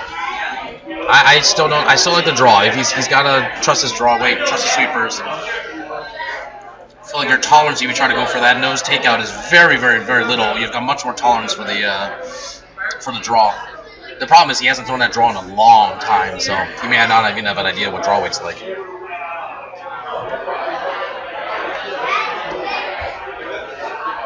In fact, replaying the game in my head, I don't even think he's even thrown that blind at all. Maybe once.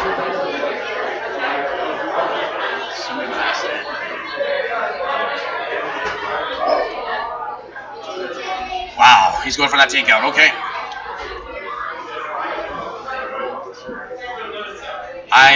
Oh boy, I don't know if I like this call. It's got to be A, very precise. B, they've overcurled 4 of the last 5 attempts at this general line. Okay, switching the angle, switching the side now. Let's see if that helps.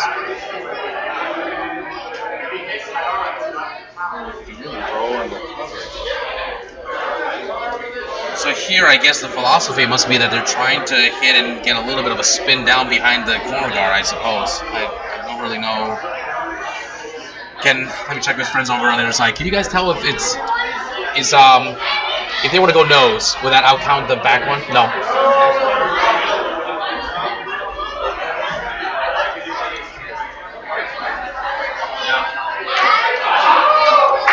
Yeah, so he's got it. We're hearing from the folks with better angle at this sheet that pretty much they've got to get a roll here.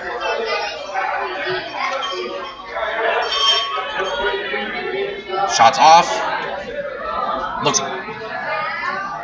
pretty good. Maybe a little bit on the... Well, he pitched it a little bit, maybe. Oh, boy. Oh, boy. Oh, boy. Oh. Good attempt. Good attempt. Nice. Nice shot, just too much weight. So that should be it. That should be shakes. I'm a little surprised. Are they looking? They're looking? Are they agreed? Yeah, there we go. All right.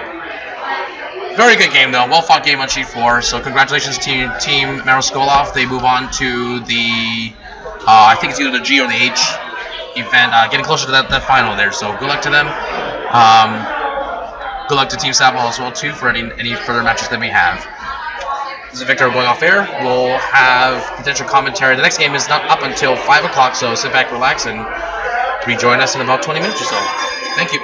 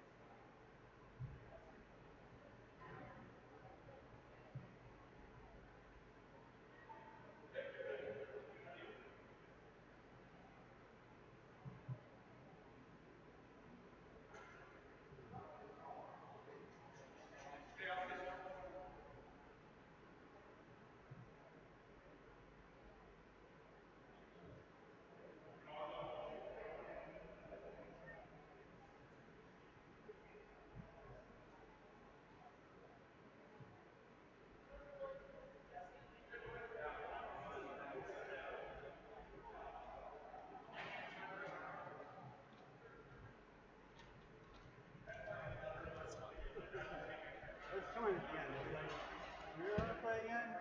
My turn. I want to, yeah. It's for 80-something bucks. Sure, let's do it. That was pretty good. I feel like if I had more experience in the house, we would have won better. I made some really shitty sweet calls. Like I called one of your stones, your takeout of that stone that I finally got. I called him way late because you were right on. I just called him. We're learning. Yes. We're all learning. We're getting better. That's right. You should be vice.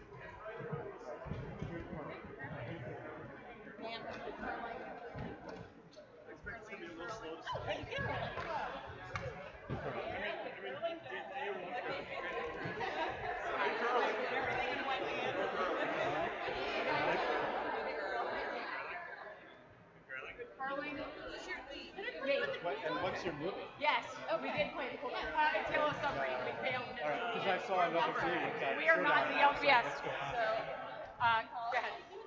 Tails.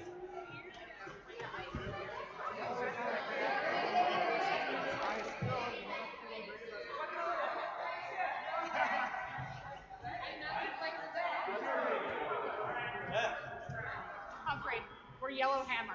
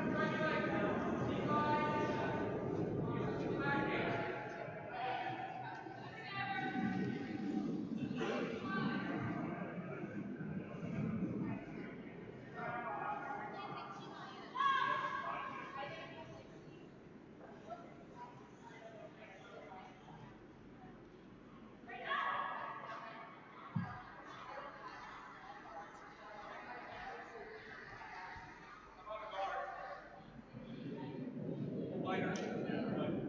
I don't want to make any hits.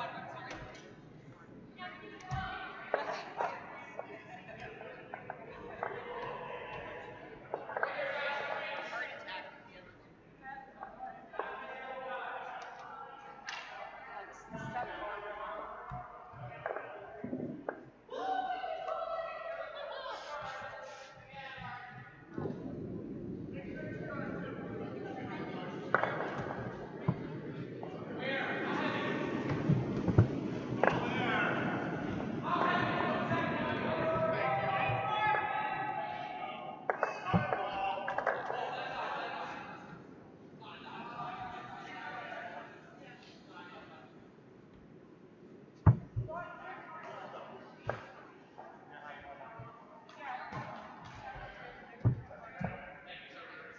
why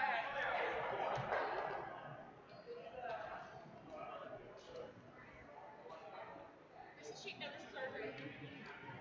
No.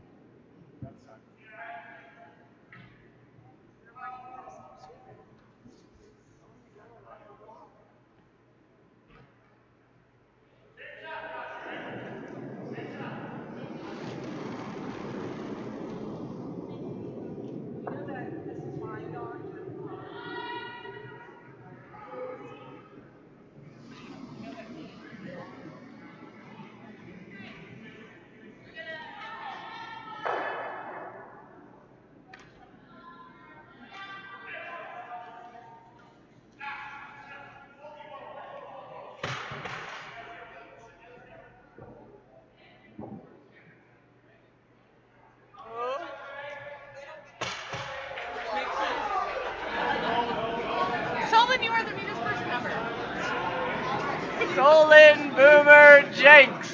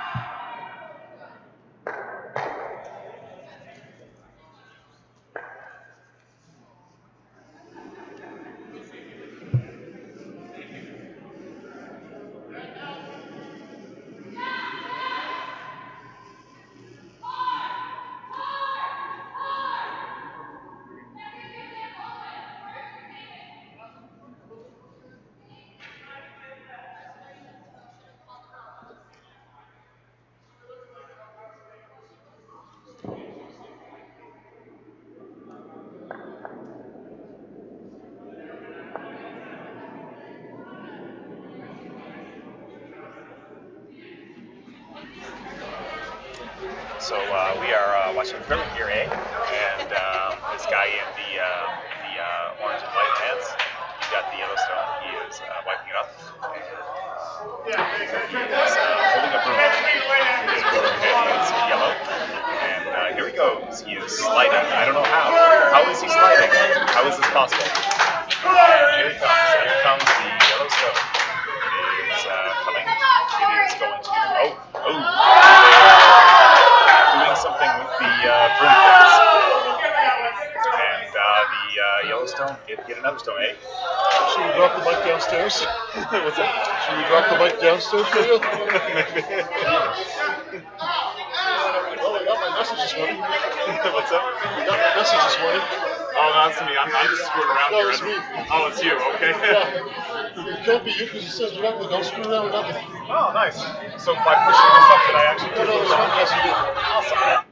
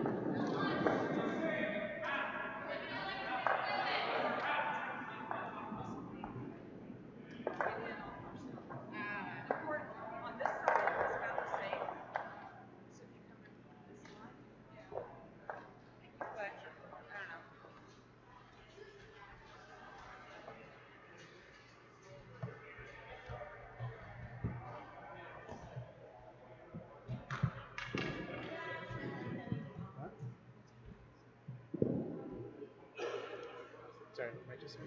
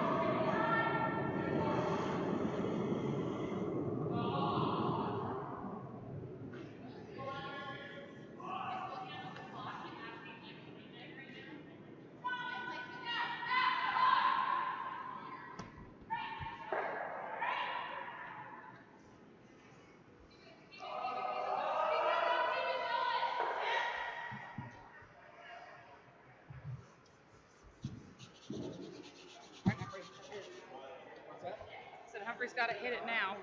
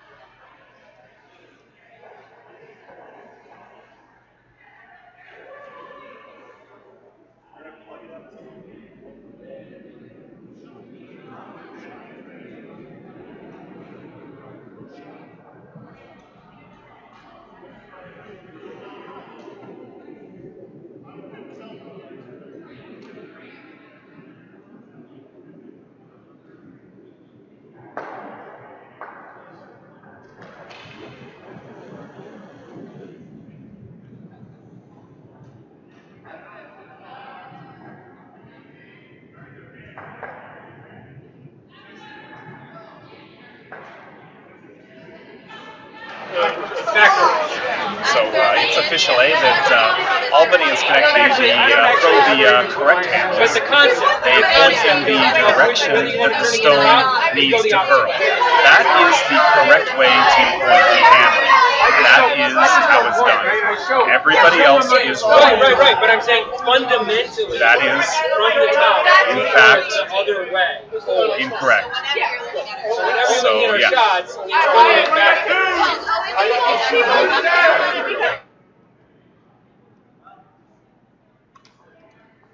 I was saying, it felt good to push it out. You really just wanted to blow it up all game. I really should have asked for like no way. Yeah, that's fair. But I didn't think about that until I I still thought he was going to come a little bit. I thought it was going to take one of the yellow.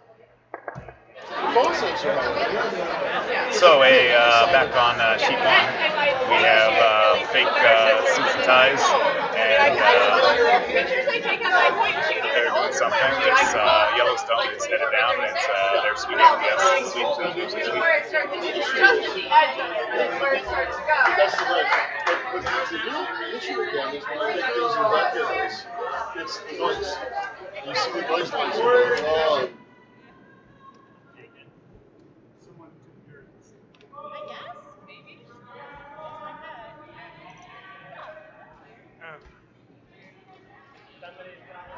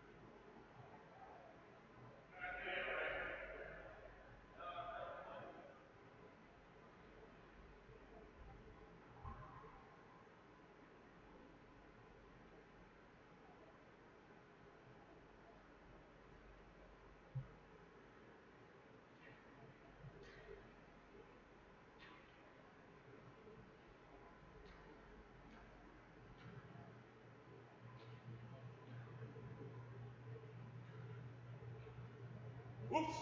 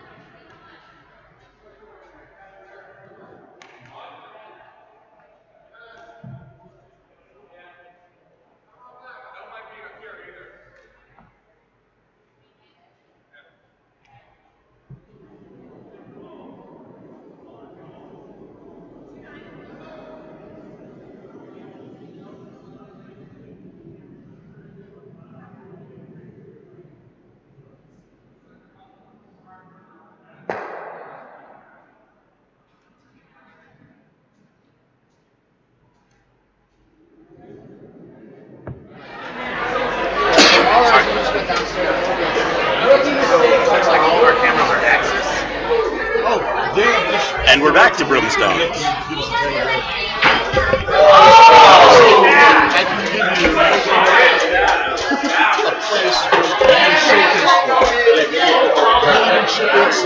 All right, welcome back, folks. So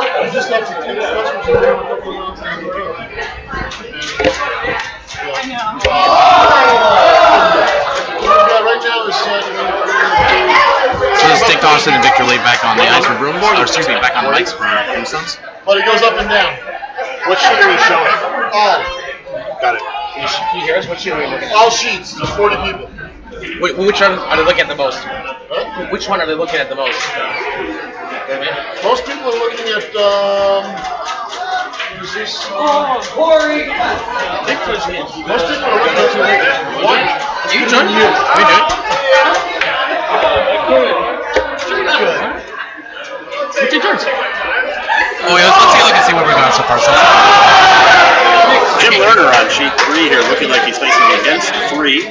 I don't know why that happens in most of the so Looking to draw in from the left side. I can tell you. These things put in Did you hear me?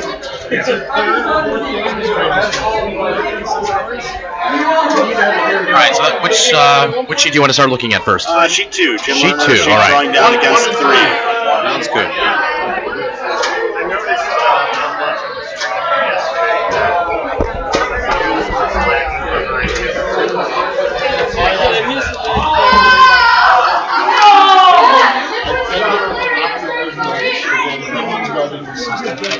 What the? Shot there on 3. Listener, right? Alright, so the folks, we have Team Crumb, they're the mystery men. The skip is Eric Crumb. Vice is Kimmy Acosta. Second is Israel Acosta. And their lead is Sarah Keene. Jim Lerner on 2, looking like he's trying to bring it in from the right side. This should be hard. And probably over something slightly there. Might crash to that right guard if we're not careful. Oh, that might just wick enough, Nate. Alright, not the worst result in the world given the shot. Looks like he's down 2 there.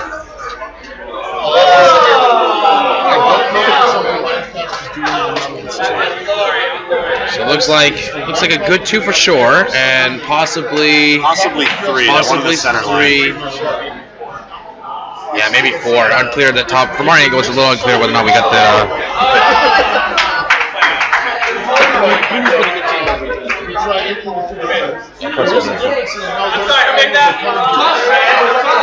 So here, we'll see if they know what to do here, but they could just go ahead and move at least the 3 rocks they're sure about, and then go ahead and spin the other ones if they need to. That back red doesn't even need to be counted, so, or rather, it's the left red. Looking at it very carefully here. I think they are going to count the top 2 yellows for 4 yellows. It's a good learning experience. Looks like the one on the center line is definitely in there. That's 3, maybe. Well, they moved that, so we'll see what happens. Big end for Crumb. Looks like that may be a 6-0 lead over Lerner after 2.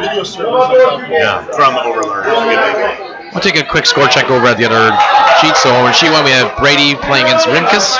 Brady with the red stones, Rimkus with the yellow stones. Brady stole 1 in the first end against Rimkus.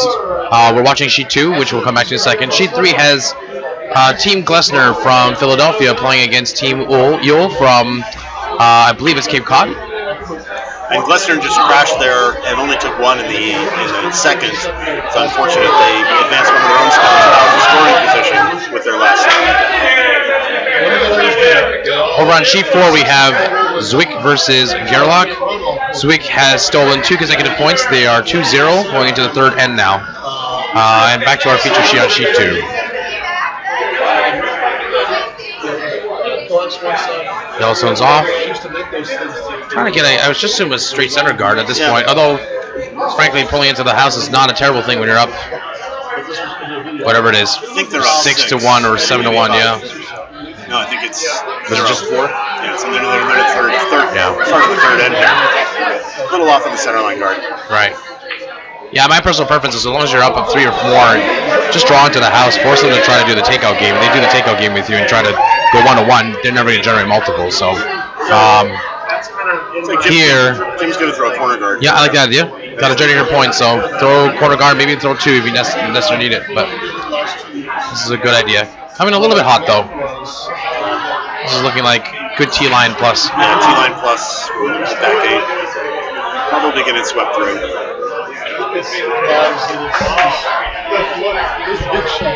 Good try.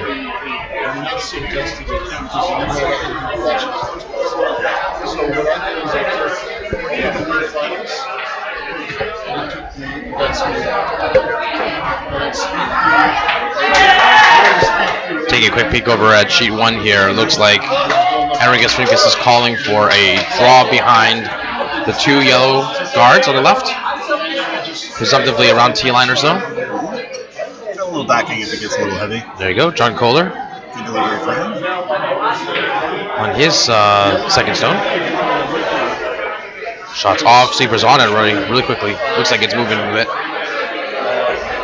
Gotta keep going for line, although the weight looks more than adequate.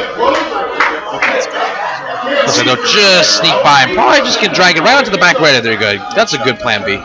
That's a good plan B. Good shot.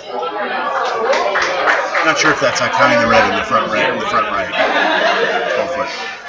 Yeah, good question. A lot of game outside the 8 foot. Yep, sorry. Good. You're on 2? Yep, I got 2. Lauren Richard, leave her team learner, delivering her second rock. Looks like it's cutting pretty hard now again. Gotta go on that one. Get that on that much. Yeah, right now they're on the yellow right now, so may want to consider. That's okay. Just getting over there, prevent any easy promos for yellow. May want to come off. You don't necessarily want to punch this one in. Right. This is definitely helping. Go ahead. Definitely helping yellow right now to keep. Well, you can debate it. I guess the idea is if you're both teams may want to have an incentive to keep things open. Although I think with Lerner, while traditionally you would like to keep the house relatively open with Hammer, in this case they may need to have a more complicated setup in order to try to generate multiple points here. That being down unfortunately 6-0.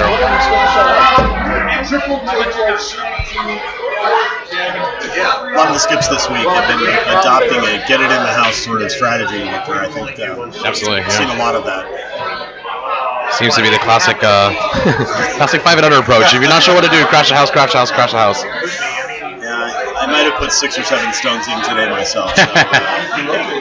So, hey, it works. Leads to big ends. Both it does. It does. For and against, I might add. High risk, high reward. Good upweight shot there on 4 from these. Right. For Jim, I think, not sure what he's checking on. Looking for something. Looking at the clock. Having a good chat. Something's funny. So probably just needs to give a little bit more ice than he did last time. That's probably about minimum ice. Yeah, that seems like that's really minimum ice. So we'll see. I'm not. Oh boy. Then again, it's hard to say because sometimes the skips see something in their teammates' delivery that may. Like this one was turned in a little bit here, so this is gonna dive. Yep. I think they gotta get on right away, and should actually ideally switch if they can. So we want Cammy on the inside and Lauren on the. What happens is the sweeper who's on the outside, but as we know for directional sweeping style, tends to push it over with the curl. All right. Good try. Just needs a little bit more ice, I think. Got a little room to go in behind with the big shot as well. Assuming the crummy rink will draw down in behind that. Lucas on 1. Looking to draw down behind and sit on that red in the house. So that's going to come up a little bit short as well. Sheet 2 looks like they're trying to hold that takeout. It's cutting hard. They've got a piece of it, but both should lose a shooter.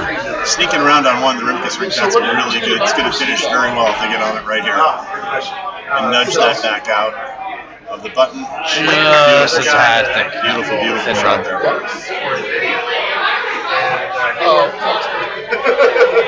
So he got these tablet processor boards. They're called Jensen. You can buy them on Amazon. Nice shot on there for this wick rink there on 4. On 4, yep. I'm just trying to move too much because I know. Yeah. It's where ADHD comes in handy. Yeah, exactly. Video processing, and they run a Linux distro. So each one of these TVs has one of those behind it.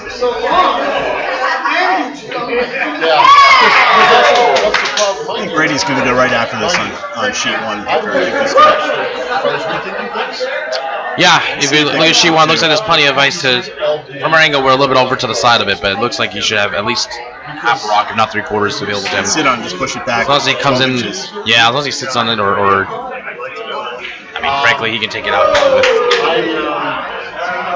a little weight. It does move a little bit more on this side. We were just playing on the sheet beforehand. Obviously, it depends on how it's pebbled, but what's going to be interesting to see is there seems to be a little bit of a shelf on the left-hand side outer 8-foot, so we'll see which team picks up on that dynamic first. They haven't seen so far a lot of the inside-out shots, which will really demonstrate whether that shelf exists or not in this end. We played on that sheet a little bit this morning too, or we played on it this morning. And definitely see that there was something there. It's a very nice shot there. Nice shot, great shot by Team Brady. Left it open there for Rinkus, but still, it's an excellent shot to take the yellow out. The top part is really hard to find how yellow's going to generate multiples from now without a miss. Yeah, this is one of the best ones I've seen. Looking at sheet 2 here, looks like they're still trying to draw around and still not quite enough ice, presumptively. We're trying to give you a run for your money. But it is still early. I guess if you're yellow here, what do? You just draw behind again, I think? I think you just keep drawing in and see if you ever you put them in the house and see if we can get there to not basically come around you. Right. Just play aggressively through this. These are important matches. You're going through to play to the semifinal or finals tomorrow. Want to make sure you stay in it. This is an interesting choice. I like this call. I like drawing down too. But I was just debating whether the right or the left side would be the better shot to do. The left side, you may show the path to your opponent. The right side, the idea is you can have a promotion, but if you do like this or a little bit, this is a pretty good shot though. This is a great shot. Let's draw down. Should be just back 4. Maybe swept out the back 8. You are showing the line, but I think that Warner Rank has just played 5 shots in a row to the right side. So they're not really in tune to playing it there. Jim's going to have them play it again from the left to the right. I still don't think that's enough ice. That's pretty much the same ice he's been getting consistently. It's probably close. Well, I wonder about the weight. They've been underweighted 2 or 3 times. That's true. That's true. If they get a little bit more weight out of this, maybe get on this stone earlier. Right, agreed. Cammy looks pretty close. That wasn't terribly off the broom. That looked pretty good. That's a good sweep. On the sweeper's on. Cammy's coming down with us. It's hard to see. I think they got to go hard. I'm not sure where they got off of that. Because they're about to hit. Were they going to crash on the guard? Must be. That's a good shot. That's a good shot. They got to drag it now. Looks really good. They draw it right down to that. I would get off of it now. I think they just got to get off. Great shot, Cammy. Well done. Fantastic shot. That's a great freeze. Mark that in the DVR. Nice shot. Well played. Rinkus draws down on sheet 1. Looks like he's deep, maybe leaving red. I think Rinkus is still scoring there on sheet 1. It does give Brady an opportunity to draw down right on top of it and potentially score 3, maybe 4, depending on what's going on with that red stone in the back left.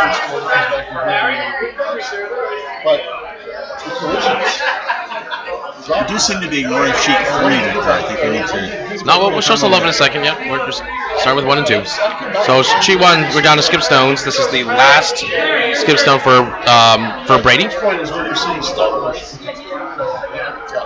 Rinkus does have hammer, so Rinkus can follow up with whatever happens here. So what is he trying to do here? He's trying to freeze on the yellow. Is that the idea? I think or just move it back like a little bit. Just move it back. Just shake it up a little. Yeah. It can even be on the button and make the next shot very, very difficult. Sure, absolutely. But I think the freeze is more than adequate. Even just top button. It's a really nice line there. Brady seems to have figured that sheet out a bit. I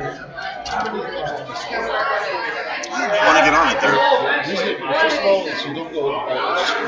And kick left. There we go. Well, he got there one way or the other. Brady has done his job. True Pats-like fashion. It's going to become a descriptive of everything. Yeah, pretty much.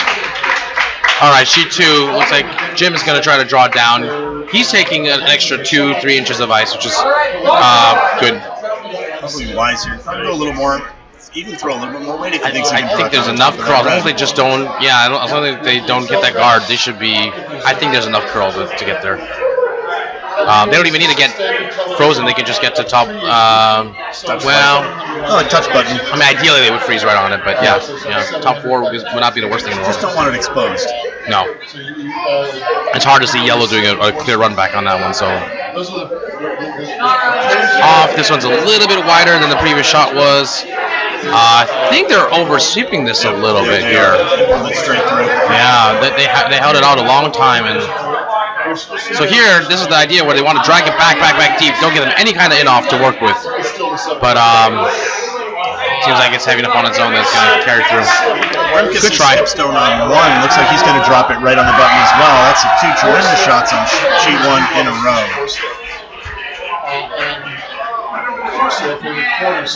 She won. Yeah. Did he make it? Looks like it was. Well, we'll see. What are you looking for? Sheet 1. Sheet 1 was very close. We can't tell from our angle, but it looked like maybe yellow had got there. We'll see. Overhead on sheet 1.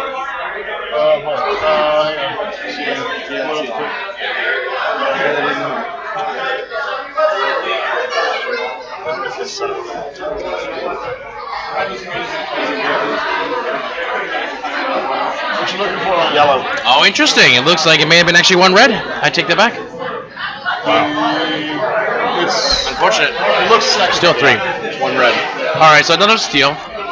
About just getting close to the halfway marker for the team. Plenty of games still left to go, so Team Rinkus can certainly come back here. Going back to sheet 2. Sorry, go ahead. Yule had a very nice ride on to the button there on sheet 3. Yeah, we can move around feature sheets here. We just hadn't shown any love to sheet 3 yet. That's a tremendous drawdown on sheet 3 for the Yule ring to take 1 there. All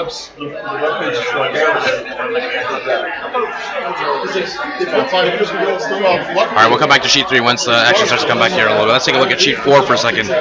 Sheet 4, wow, there's quite a lot of stones in action there. Looks like, 8 or 9 rocks in play. And certainly the best dressed group here, the Long Island Curling Club with their absolutely outrageous Long Island Curling Club pants. Indeed. And shorts, I might add.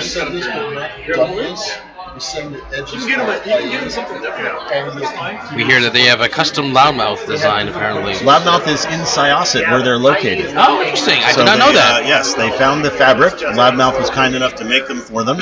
And the rest is history. Very nice. Well done. We played them in our first game with the group that's in the A semifinal later on. They were fantastic. Very cool. Just a great group of people, too, which pretty much took us to school. Learning opportunity for everyone. Indeed. That's the best part about this event. I always feel like the people are, generally speaking, very nice, very collegial, and that's curling for you. All right, so sheet 4 looks like it came a little short for whatever they were trying to aim for. We'll see in a minute what that scores looks like. Depends on if you're in tap. Look at sheet 2 here. Sheet 2 is trying to learn how to draw down again. Should be hammer, I believe. Yep, it is hammer. So they're sitting 1 for sure. Can they get around that yellow? The last thing they want to do is just chip that yellow into the red. So red is sitting 1. Yep, they are sitting 1. Yep. So this is tricky. This is very tricky. I think right now with that ice, they're on the path to hit the yellow. So we'll have to see. I mean, you would think the optimal shot here, of course, would be just to nose hit yellow or to push it off left. Question is whether they can hit and roll enough to do. I'm not sure they could. I'm not sure if they have an option. I'm not even sure, to be honest, if there is a way to generate 2 out of this easily. I'm sort of taking it wide and try to hook behind that yellow stone. It's tough. It's a very hard shot. So it's an experienced skipper. It's also very risky. I was going to say, are you looking to actually try to play this down or do the best you can in a bad situation and hope that you don't lose your red? I think you just gotta, I mean, honestly, I don't think 7-0 versus 6-0 is much of a difference at this point. So you're just trying to, oh boy, as call, you're doing the yellow into the red, Yeah, you could not. So we're saying right on the line. What kind of pace you get on it. So that's like a situation where you might want to just, oh, bummer. That's where you just want to. Unclear now. What's going on here? Is that a steal again? It's a steal of 1. Looks like a steal of yellow. See what they tap. Oh, that's unfortunate. Well, as we said, it was on the line, but risk reward. What to try. Lucas has one on the button down here on our sheet 1. Brady flies one or flashes one, so Lucas probably put up a guard here. Right. I'm actually a little surprised at how imbalanced the score sheets are so far, to be honest. By this time, you would expect most of the teams to have kind of shaken out and been relatively close to equal, but apparently, as far as the scoreboard would say, not quite yet.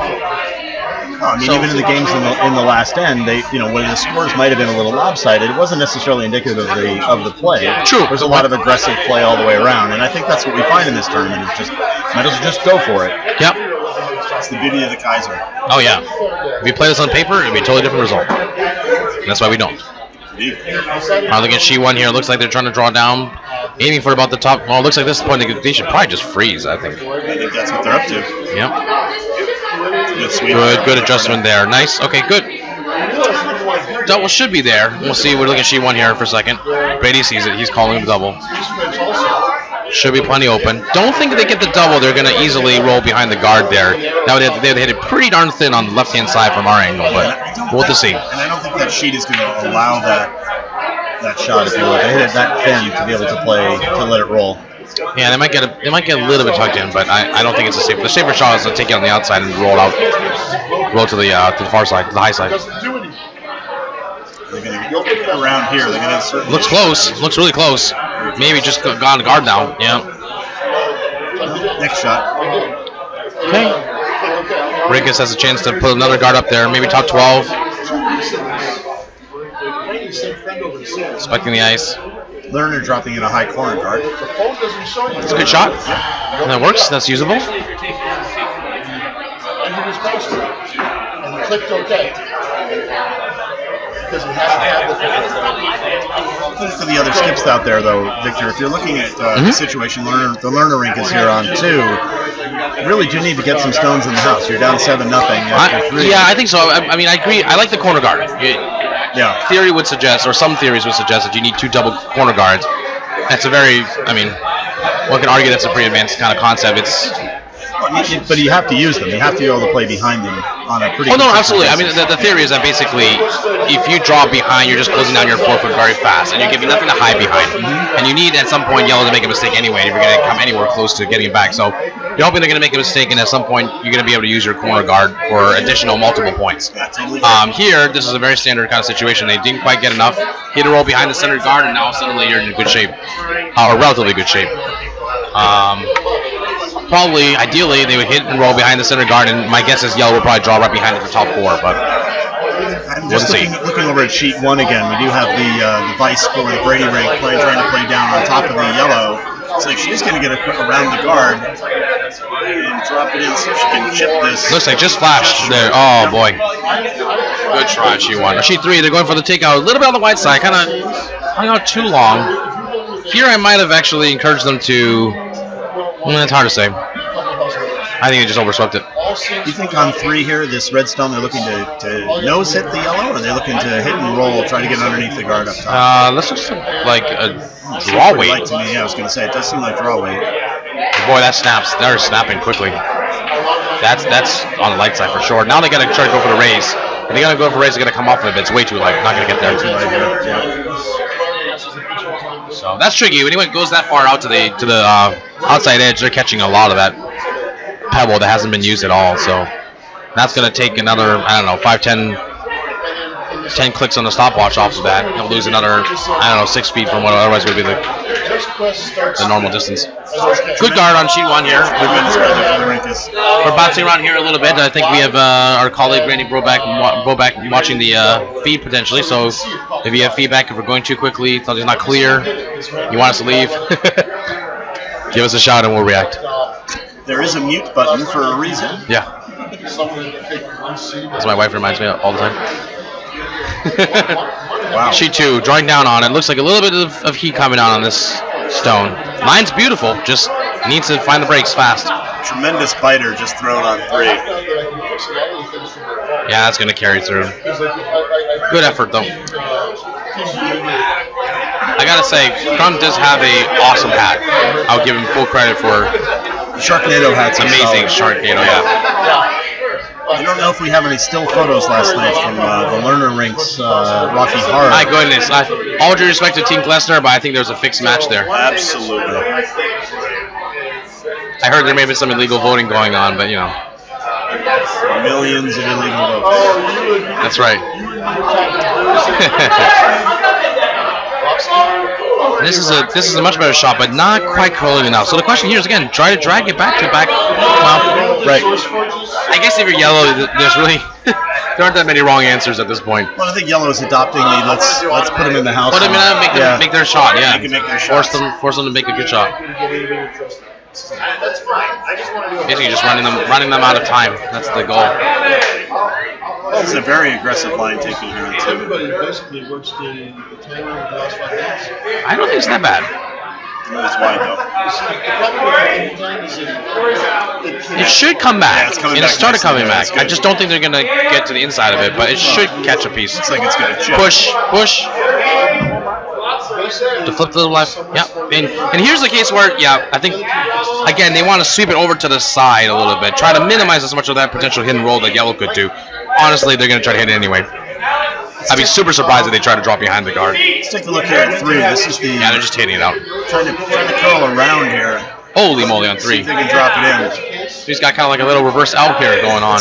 That's amazing. You know what's amazing is if they were able to hit the yellow on the right-hand side, just off nose to the left from our perspective, they could probably get that split and be sitting an easy 3 minimum. It's a really, really nice draw right behind that. Look at that, Victor. Yeah, it's on the inside of that yellow too. That is a tremendous shot. Beautiful shot. For the Glessner Rink. Tremendous.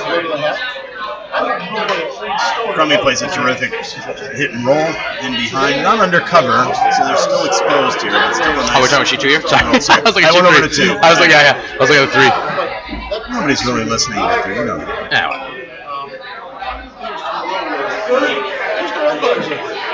The commentator's commentating and there's no listeners. Do they actually commentate? It's the way I did college soccer. No one ever listened, but we did it anyway.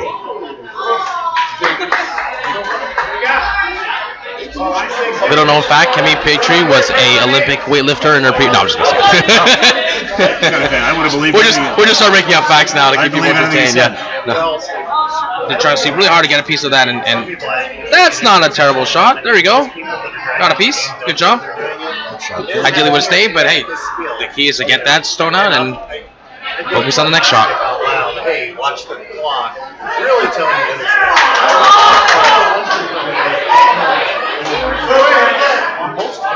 Bit by bit, one at a time. All right, looking over here at sheet 1. Looks like this is the first skip stone for our team.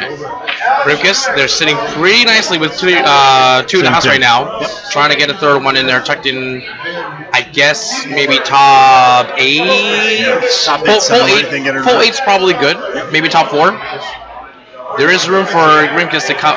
For Brady to come in and sit on that stone. So ideally they would cut that off, but you can't really protect both the draw and the. They're trying to guard it. I'm not sure why they're looking to guard it. I'm not sure I agree with this call.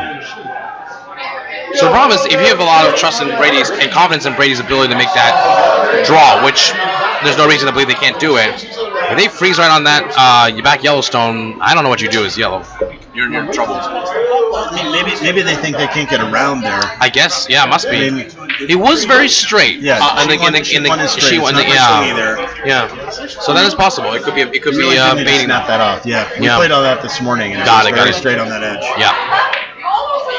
That's the ridge we were talking about, where if you're on the outside, it just hangs and it doesn't. Very, very weight sensitive.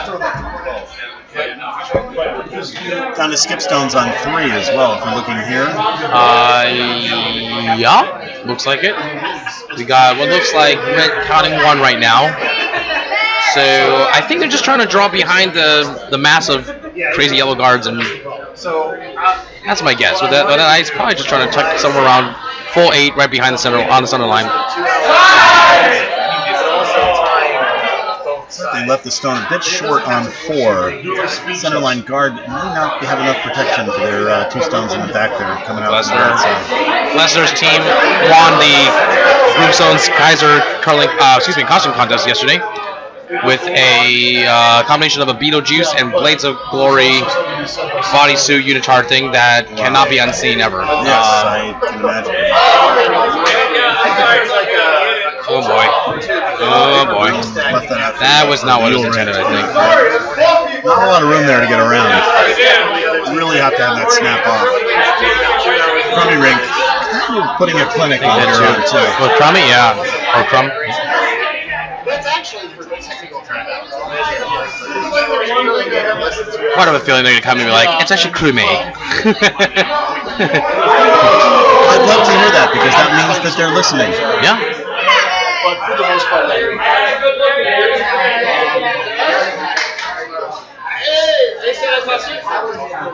I trust them. Oh! They trust my people. Wait, Rob, you're trust Désolé, on le prononce crummy. I'm going to drag that around on forward.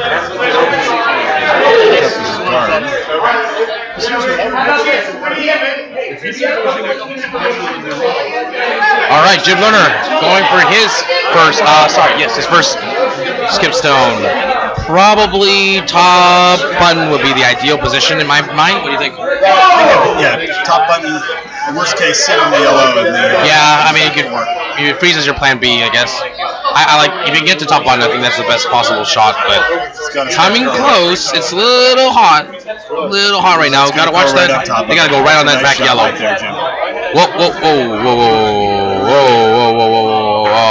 man. Good plan B there, so you might be able to get a little bit of that. Too bad. I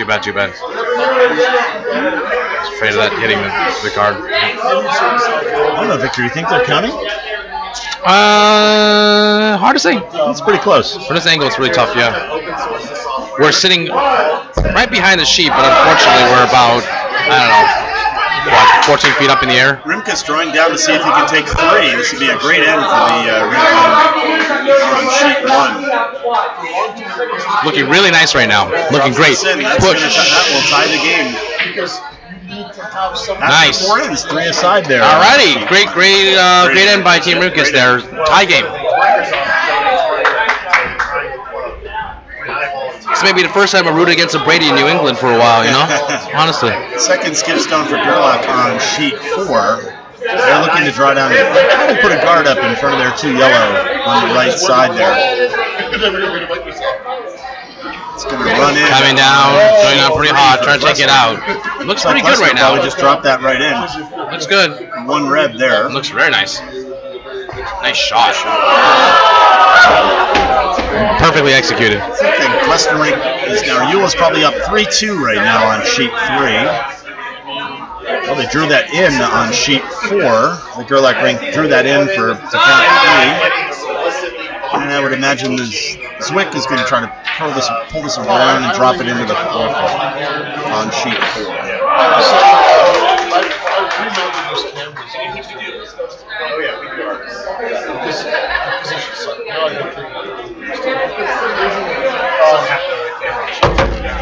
Well, I won't answer.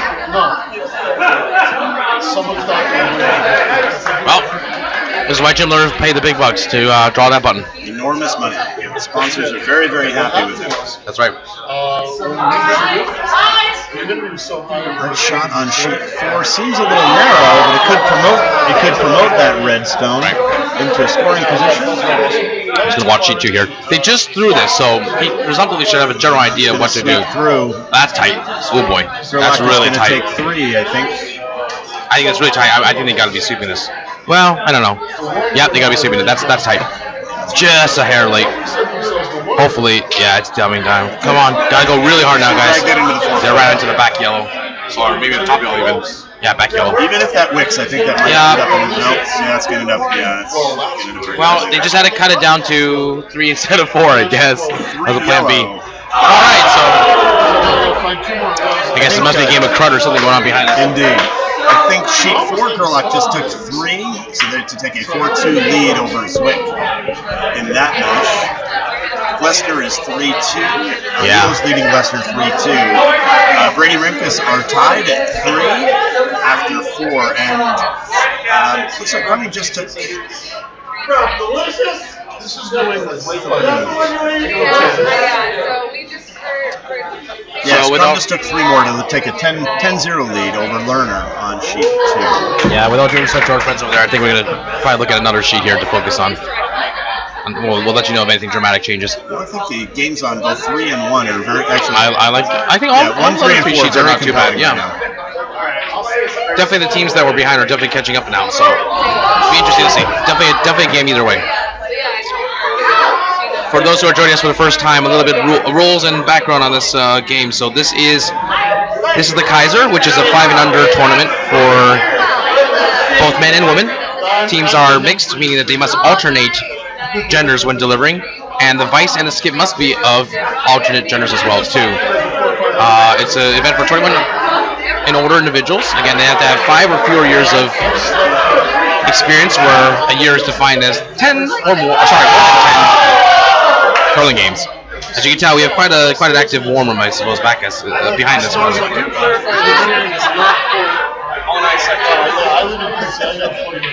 Sorry? So do clarify that the cheering also, That's right. The cheering is not necessarily matched to the on-ice activities. There's a lot of extracurriculars that are There's a whole other keeping people entertained. What's entertaining them right now is alcohol.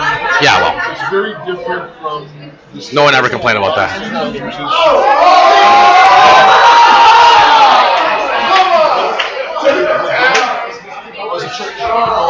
Alright, looking over sheet 1 here for a second. Looks like John Kohler, first, second stones, trying to take out that red stone. Looks not bad right now. Looks pretty good. They didn't want to jam. They're definitely not going to jam. The question is, can he get that hit and roll? Looks like maybe a little bit. Nice shot. Great shot by John. Fantastic. Not enough, I think, to corner freeze on that. They won't do anything. So Brady's got to think about this a little bit. This is dangerous. Not sure what you do here if you're Brady. I think you may still have to try for the corner, or even just to tap it. Well, looks like he's trying to draw right to the button or something like that. Or I think you draw down. He's got a hammer here. This is his first shot of his second. I think you got to set up. You got to set up now. Shots off. Not a bad line. It just looks hot to me. It looks like it's going through to back one maybe. Oh wow, that cut a lot at the end there. Wow, my goodness. Cut heavy. Yeah, that just took a dive at the end. All the inspections and codes and all that. It all depends on who you love. You know, it's interesting. I was just throwing. If they're throwing those in order, I was just throwing the 3 rock, and I found that the 3 rock was definitely a cutter compared to the 4. So we'll see what it on the. What color? Red. So that was the one that was just thrown, and I saw the same thing too on both takeouts and draws that he was finishing. We played 7 and 8 on the yellow on the Yellowstones in the last 2 games. We played them first.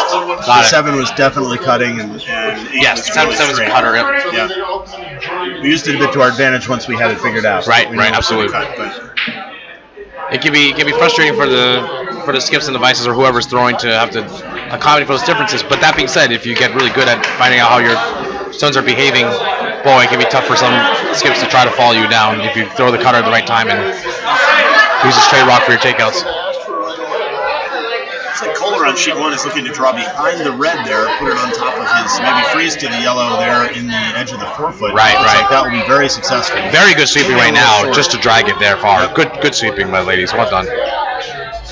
Quite a sweep, but made I'm not sure if it. that's a biter, but that's a. No, it's not a biter, but it's in a good line, relatively speaking. Brady may have to try the run back. There he's looking at it. 255 now, but that counts something. Yes, I think that's what he's going to call. At the very least, he's going to try to open something up here. So I don't dislike this call. Even with hammer. Yeah, I think you just got to open up. That red's not necessarily helping him at this point. So that's a little wide though. For my, I'm all the way on sheet 2, so hard for me to see. But that looks like it's just going to be on the back yellow. Oh, here's cutting. Here it comes. Pretty much the same situation there. Oh, they might raise it actually. No, that's not bad. That's not bad at all. That's a terrific shot. Great shot. My goodness. Very close. Very close. We just saw the same thing on sheet 4, Victor. With Oh, yeah? Yeah, there were three stones sitting on top of the 12-foot on the center line. Yep. And the Gerlach ring basically broke that up to open it up so there's room to play in behind. Got it. Up 4-2 just gives them a little bit of room. I still think Enriquez has to be careful on sheet 1 here because even though they are looking like they're shot right now, Red's sitting pretty nicely. There is a yellow-red-yellow combo that's back there if they get very creative. And it seems to me so far that Brady has not shied away from the potentially more difficult shots. So that's great. Not a lot of shying away in this game today so far. It's great. It's great to see that kind of quality of thought, game approach, and ideally execution. I would certainly say we're seeing that in the front rink as well, as they are just oh yeah, it's a clinic as you said right now. Stones and just a very, very good number of tremendous. Right. I mean, the good thing is, I could be wrong here. I do believe the Crown Rink has some decent years of experience here. So, Team Lerner is indeed a relatively new team. I can see them playing together for at least another 2 years if they choose to do so, and I can see them becoming a real true force, I guess, in the coming years. We're definitely very proud of them. They were one of the last teams from Broomstones to carry the banner as far as they could through the A event. Unfortunately, for having 8 teams and being the host, the A trophy will, this year at least, not be going to Broomstones. We'll see if some of us can bring other trophies home. Exactly. High probability, in my opinion, that a Broomstones team will get a C event trophy, barring a major disaster. Over on sheet 3, it looks like they're trying to get through a court to get the back stone. Very good sweeping there. Shot there. Great sweeping. Unfortunately, didn't take the second yellow out, but that's the counter stone in there.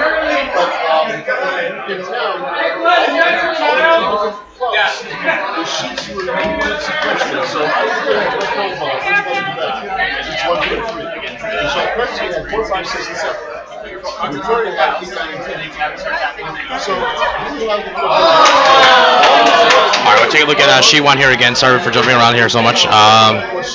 Nicole Aaron throwing a second of her Vice Rocks, trying to do what looks like a double, I think. Lots of rotation on that release, and good weight. So that's going to hang on the straight side here. It's probably going to peel that top red. I think it's going to drive it straight back. Have a chance at a double. They definitely do. It's a great shot for Nicole. Just caught a little bit too thin.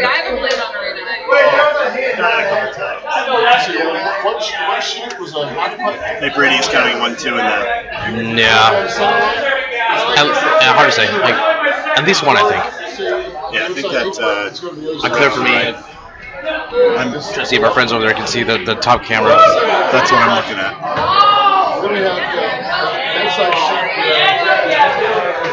Looks like the Lesnar rink on 3 is looking to draw down to the yellow in the back. It's going to crash it down the top. These teams, if they play relatively quickly, should be able to pull off 8 ends, but we'll see. 24 minutes left. Rules basically that you play as many ends as you can until the clock expires, and then you finish that end that you're in and play one more. And you're done. Yeah, everybody should finish 8 here pretty easily, comfortably.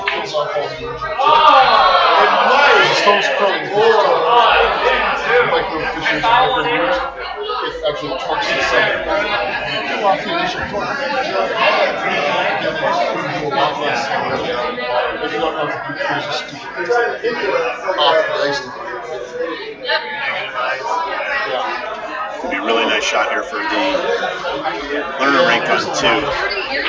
They draw this around, maybe sit in the back. Yeah. That's unfortunate. A little heavy. Well, they build up enough there to be able to use that as backing to take a steal one here toward the end. For sheet 2, you mean? Or for sheet 2? Yeah, sheet 2. Looks like it's 1 yellow for sure. I think it may be just 1 yellow right now. I cleared that top 12 rock is beaten by that back. Yeah, I agree. Yeah.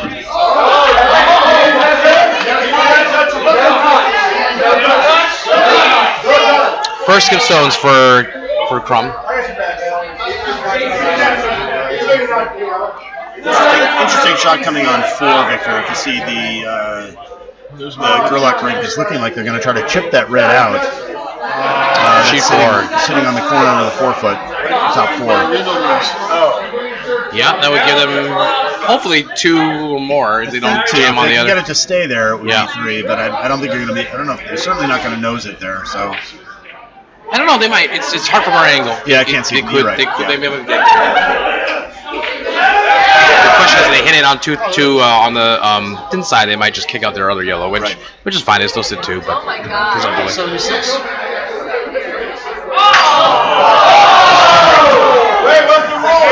Shot yellows off. On sheet 4, coming down. Pretty good weight. Victor, this scrum team does not miss. That's a really nice shot on 3 from the cluster ring. Yeah, it's a clinic right now. That's an interesting try. Yellow is still counting. Jim Lerner has to basically sink one again. He's getting a lot of these tough draws forced on him. Someone's not missed one yet. So here, I think they got to put the broom at least splitting the. Yeah, I like this ice here. So you think about it, about 2. I think it's 4 ends ago. They tried to play the draw. They were at their ice they gave themselves was just on the edge of the 8-foot, and it ran into. It would have crashed in that thing. So this is. I like this ice. It actually may be a little overkill, but this was my question: is it might be too much? Because they're playing so many shots on this side of the ice, is that going to be too much ice? Well, I'm actually worried that they haven't thrown that far wide yet, and that it's going to slow it down and then cause it to whip over as they hit. Well, he went narrow, so we'll see. Yeah, this is a bit on the narrow side, but it should not crash on the guard too much. Crash on the guard. This could be able to take that yellow. Oh, it's too light. Way too light. Way too light. That's going to crash them. They're not careful. Got to go really hard. I think they're going to drag that in. Oh, keep going, guys. Keep going. Every inch. Bummer. That's unlucky.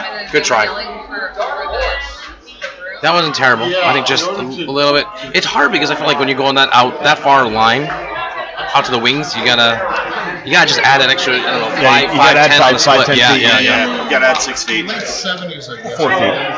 Oh, I just saying split. Yeah, so 6 feet plus or minus. No, exactly. And I think same thing. Yeah. Well, that's what I was saying earlier, is because they played so much here, you can see that there's a little bit of shine. Yes. It would have worn off the pebble a bit there too. Yeah, that's a good point. Super compelling shots on 4 and 3 here. I think the yellow is looking to, on sheet 3, Yule is looking to play onto that red, or draw in rather, maybe taking that red out. Not that way. She's drawing in behind. Draws have been, weight has been unbelievably great in this game so far. I think they're trying to see, sheet 3 must be changing to promote now. I can't see what else they could do. But they're way heavy if they're going for promote. That's going to carry it almost through the house. They might be getting lucky and jam on the back one. Oh, that slowed down quite a bit. I got fooled. Right on the back. Yeah, not bad. I think that's our counting stone there, wouldn't you think, Victor? Oh, I was looking at sheet 3. Which one? 3. Mm-hmm. 3? Yeah, no. I agree. I think that's a counter right now. Brady has overcooked this a little bit on sheet 1. Lucas is still sitting with 2. So I think we might want to stick more to one. Keep focusing on one sheet here, and then we'll move around. Yeah, sorry. I know. That's it. It's like Red is sitting 1 on sheet 1. Yeah, we'll focus on sheet 1 for a little bit. Yep. We'll give you all a score update soon once all the rocks are thrown. It looks like we're about a little over halfway through each of the ends right now.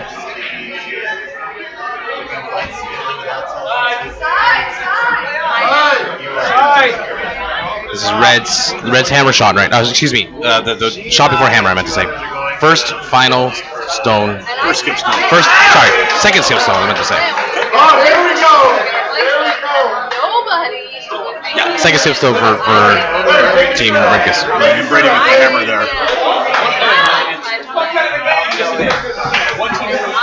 Looks like he's trying to draw behind, try to get a piece of that, maybe even catch a piece of that yellow that's tucked out behind there and chip it slightly in, I think. I think Red is counting there from what I'm... I think so too. It looks like it from here.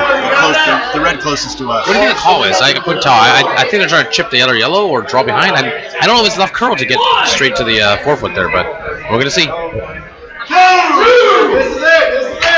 Interesting call. Maybe they're trying to come through the port? That's a very hard. Not a lot of room there through that port. No, and it's hanging there. There it goes. Now moves.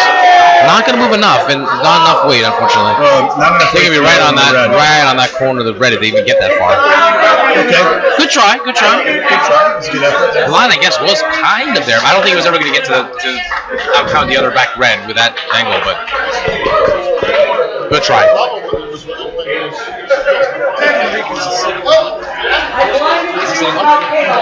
I think it's red. I can't tell though. Yeah, it's red too. We're looking at the monitor.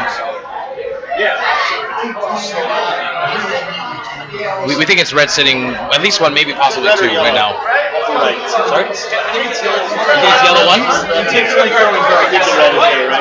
Yeah, the back red.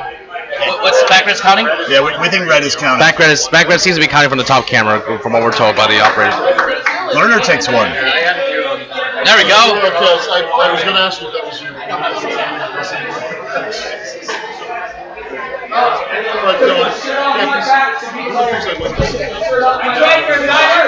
So here, if you're Lauren Richard throwing lead stones, the only thing you want to do is not go in the house. Oh, not hog, I should say.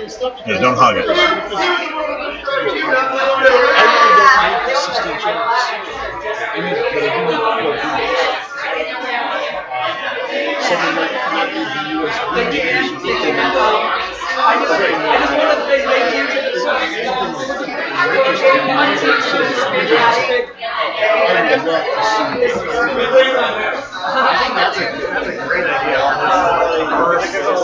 Sheet 2. Oh, let's go back to sheet 1 here, sorry. Team Brady, camera shot. Trying to see if they can get multiples here. I believe, Victor, this is what we call jinxing her. On sheet 2. I know. Bad luck, right? So Brady with his second skip stone. What's the call here? It looks like they're trying to do the yellow, red, yellow, run back. Over-curling a lot. Sweeping madly to hold the line. Can they hold the line? No, they cannot. Are they going to get a little bit of chip? No. So it looks like they may have just end up with just one red. We'll see in a minute if that's true. We think it's one red from the overhead camera, but they obviously have a much better look at it than we do. So hopefully our friends will indicate. Nope. They're just kicking away. Well, it seems like Lucas is happy with that result. So let's see. Let's see who throws the first stone. Looks like it's red. There's red number 1 in the hack, and red goes up with 1. So 4-3 Brady on sheet 1. Jim Lerner is down 10-1 to Crum. Indeed, looks good. Ewell leads Gloucester right now, 6-2, really a big 3 in the 5th end. And Zwick and Gerlach on sheet 4 are tied at 4, heading into the first stones in the 6th end.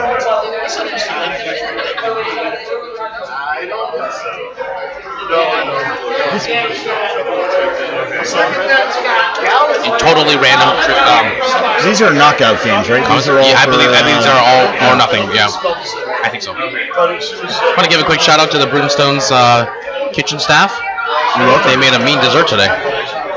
I'm not even a big bourbon guy, but they have a fantastic bread pudding with a bourbon sauce. Well done. Like bread pudding. It seemed like bourbon bread pudding. It is, and it's absolutely delicious. It's lit up. Nice. I hear it's a Brian Cafferty special, and give a shout out to all those great volunteers in the kitchen who kept this entire 44 teams, I think, well fed throughout the entire bonds meal here. We're starting to get close to, I think, what might be the final. What is it? I think there's one more draw right after this, and then I think it's 3 draws, if I recall correctly, tomorrow for I think the finals. The 9-15 games tonight are the A semifinal, if I'm not mistaken.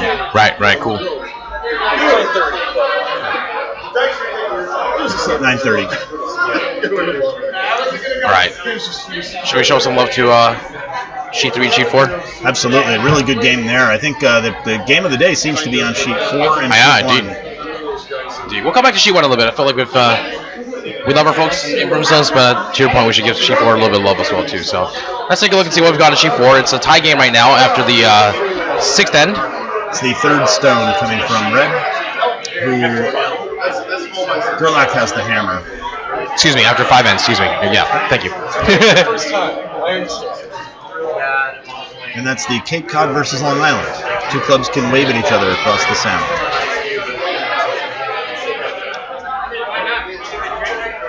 Helps apparently if I can count, I guess. Helps if I can count and read. It's been a long day. Math isn't your first language. No. I've disappointed my Asian heritage.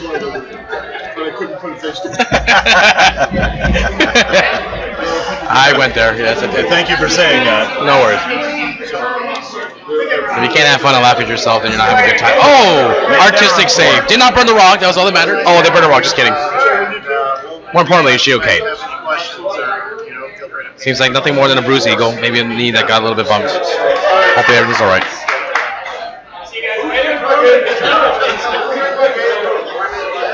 Hell, like she went down kind of hard. These crummy guys can't miss on 2. Surgical. Forgive me if the name is wrong. I'm very sorry. And if you're kicking butt and you're called crummy, who cares? Indeed. Nice draw to the button for the lead for Rimkus.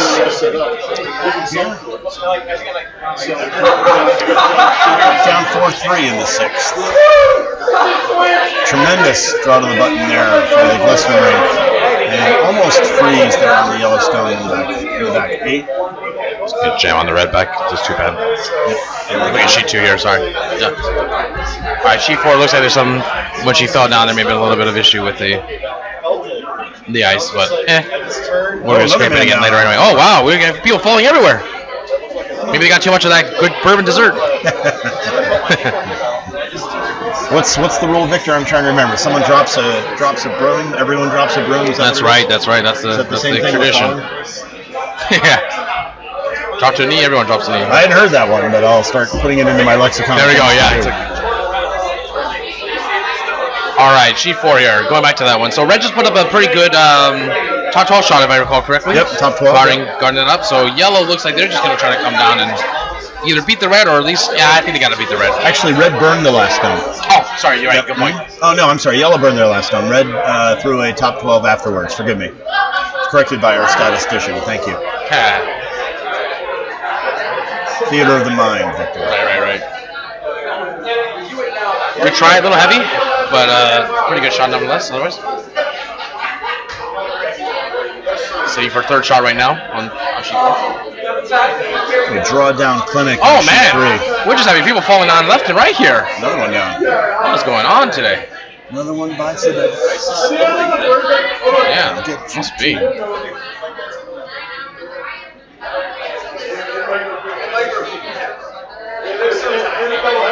Hey, you think they're playing on some kind of slippery surface or something?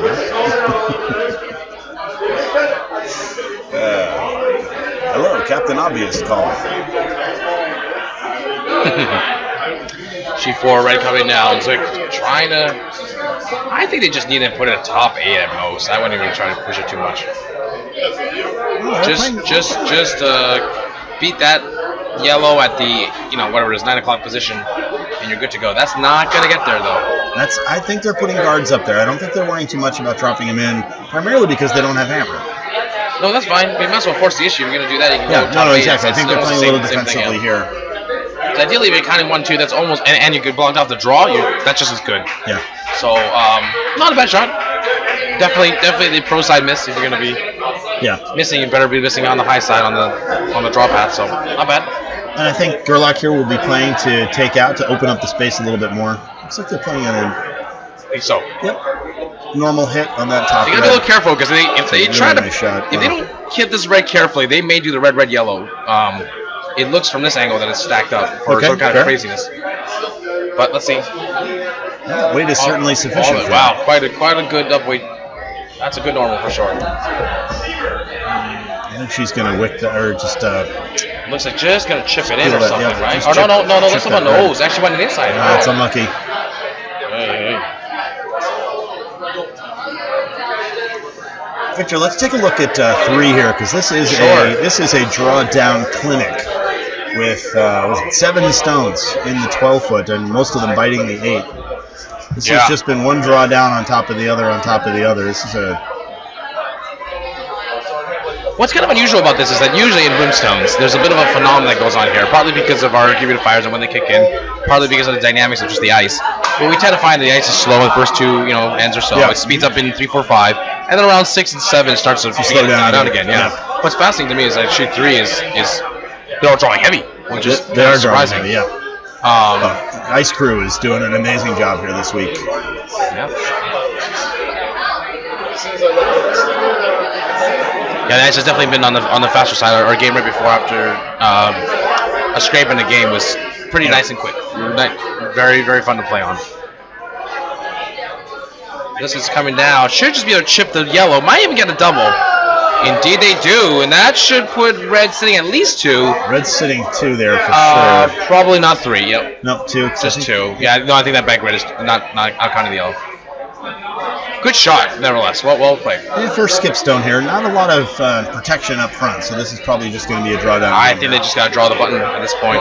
Or, they're looking at it. Yeah, I mean, the cowboy in me says let's draw down and hit some things. If they freeze on top. I don't know that they can get 2 out of it, but this is interesting. I don't like any other. I think you just got to go on the button. You got to draw it. So Victor, take a look at 4 here. Do you think they should be playing here on the left, on the left side rather than the right? Is there room around that top yellow guard? Room on the top yellow guard. I do believe there is. I'm not sure that ice, if it's enough ice to do so though. Again, we're way far to the left hand side here. We're on sheet 2. And they're over on sheet 4 to our right, so I can't get a great angle at it, but nice shot there. Jim Lerner, it's a gem there. Sorry, on sheet 2. Forgive me for interrupting. You're really jumping around here. I know. Well, like I said, ADHD's your friend. Sorry, what'd you say? I'm kidding. I love something shiny. That's right. Yeah, this is an interesting call on sheet 4. I'm trying to figure out exactly what they're trying to do. It's a stick curler. You would think I'd recognize that faster by now. No, the reason I say this is because for some stick curlers, I've found, having played with a few, that they may actually be able to get more rotation out of it with thinner ice, just because of the nature of how they release the rod. So that's not a terrible shot. You mean he didn't just take up stick curling today? I'm a little disappointed. I haven't seen anyone throw a 360 yet, though. There's time. I was very tempted. And another drawdown on sheet 3. Sheet 2, my goodness, they're doing a really good job keeping this on the line. If this can just sneak past that guard, they're in great shape to hit. No, that looks like it's going to crash. Yep, crashed. All right. Sorry, sheet 3 you're saying. Yep. So sheet 3, we're down to, what is it, first skip stone? I believe it's the first of Glesner's skip stones. Right. So he's just gonna chip. Wow, my goodness! If they can get a, that's just insane. Never mind. That's a Victor type look, trying to find the triple. Well, no, they're very clearly playing an upweight shot here, I think. Problem is, if he doesn't get a good, it's way too thin in my opinion to get the yellow easily. I think you jam on the red for sure, almost every day. You think that ice there? I mean, I guess you know. I think he's just trying to move that yellow. He doesn't care where it goes. Maybe picking it's fine. Look at the weight here. I just think that the ice is indicative of something being a little more upweight. Yeah. Well, here it comes. There should be hard too. The problem with the yellow, it could ricochet up. Yeah, it could do the round the horn kind of phenomenon. But the problem, I think, more likely is that the yellow will jam on the red. And the problem with that is it's going to actually become second shot if they actually don't do this carefully. Oh, they kept the inside. Oh boy, that's not what I think they. Oh no, that's good. I think that's exactly what they intended. They're basically the same. It's just 2. Yeah. It's still sitting 2. Well, I think it's sitting 2. It's hard to say. It's hard to see how they're going to get that red out of play, though. It's starting to become interesting. Sheet 4, second skip stones. Tie game. 4 side.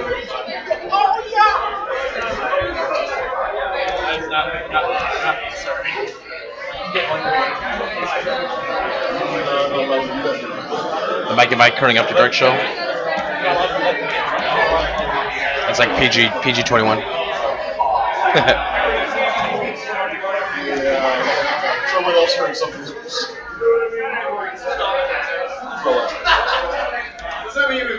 All right, sheet 4. Stick delivery again, coming out here. I think it's just, what is this shot? A takeout? It's awfully light. There's a question mark there. I'm not sure exactly what he's trying to play. I don't know what this shot is. I thought it was supposed to be a takeout, but it's like not. He's going to advance it. I think they're trying to raise the red now. That's what he's looking to do. Nice shot. That's a great shot. I don't know if that was a called shot, but if it wasn't, it was a great plan B. I think it was a called shot. This guy doesn't miss. To sit 2, and it does open the right-hand side. Yeah, indeed. But it is interesting. They're not even looking at the right-hand side here. And this will be Gerlach skip stone. Risk here for going down 2 unless they can bite the outside here. Victor, what do you think of the shot here on 4? On 4, what's it called? The pro one, I guess? Yes, I believe so. Must be. But with that ice, they're going to have to come across the face of it, right? They need to I wonder which one. It looks like not enough ice to catch the one on the what do you call it? The 1 o'clock position. Yeah. And they're trying to do the one on the yellow. They gotta be really super precise. So I'll be honest with you, I'm struggling to figure out what else they would throw. This is their last stone, yes? Yeah, I think this is the hammer. Yeah, this is the hammer. So I think they gotta do it. They just have to. I don't know. I probably would have actually gone for the outside yellow, to be honest. I don't know if I would, because I feel like there is a tiny risk that you might hit your red and in some kind of weird world actually promote that throw and give it 3. That would be a disaster. But I mean, it looks like the really only shot they have here is trying to promote the yellow into the 4-foot. Yep. The question is which yellow. That's the one on the outside. I can't imagine they're going for the one in the middle. Well, that's what I'm saying. The ice for this one is not great for the. I'm not sure that's enough ice for the outside. Not for that weight. Well, they're sleeping hard on it already, so they must be narrow relative to what they were aiming for. Maybe he's trying to sneak it in there. Yeah, I think he's trying to sneak it there. It's not bad. It's just getting the red, unfortunately, too much in. Oh, this is the disaster I was worried about. Oh. No, that yellow is still out. Are we sure? That's going to be down 2, I think. Is it? Yeah, it's 2. 2 for sure. Is it a 3rd? Let's see. Oh, they're not even trying, so. Handshakes on 2. Crummy defeats Lerner. And we'll be moving on to a final noble tomorrow. effort. They got their point. That's absolutely tremendous shot there on 3. Glessner Rink just taking 2. 2 points. Sorry, 2 points. Maybe 3 actually. They're looking at the stone at about the 6 o'clock position to see if that's in. I think Team Jim Lerner has had one of the most interesting experiences in this tournament. I think maybe one of the highest net scoring sets of games in anything. It's true. Phenomenal first game that they had. It doesn't matter who the opponent was, but I think the score was something around 15-2 or something like that before they shook. Well, their opponent from that game is my opponent tomorrow. There you go. So very interesting what's going on here. So it looks like good effort though. Looks like Olympus is sitting 3 with stone in hand here on sheet 1. Forgive us for jumping around, but we do want to go over here, and they are going to do a measure on 3. It does look like Glessner has 2.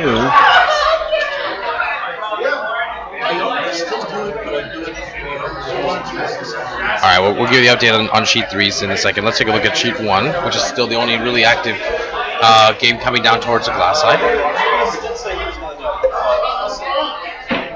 Both of the remaining games, sheet 1 and sheet 4, are still pretty competitive.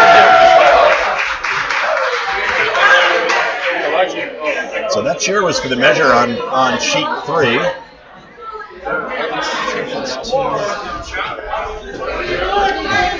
Victor, it looks like Renkus is going to try to draw down through the port and put it into the 4-foot. Yep. It's tight, but I think it could be there. They'll have to. The tough part about it is you're going to have to both. You have to avoid that guard that's sitting at that 1 o'clock position right now, or I don't know, the sort of 10-degree position, I guess, if you will, just outside the. That's going to be your problem, rock right now. And yet, if they throw it too tight, that center guard will come into play. So, Jim Lerner doing his best to distract Nicole Aaron. Nicole will have none of it. She's focused on America's shot. Shots coming in, coming down. Weight doesn't look terrible. Just looks a little bit like it's over curling, if anything. Just stay off of it until it gets I don't know. They're late, I think. They got to go on it fast. They got it around. Last time tonight. Gotta get by. Nice shot. Great shot. Just the push. Go. Brilliant shot. 4-4. Well played. Well played. That was a perfect shot. So that'll put Rimpicus up 6-4 after 6 with 2 ends to go. Actually, 1 end to go, because the clock has run out there. So this will be the final this end. should be the final end. What a great shot. Nice. I actually didn't notice if sheets 3 and 4 had gotten their first shots off before the clock went to 0, so we're not sure how many they have left.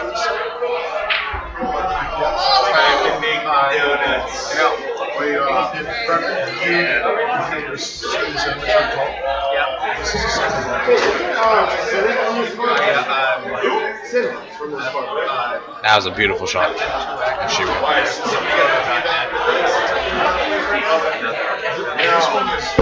really good line call and sweeping driver too.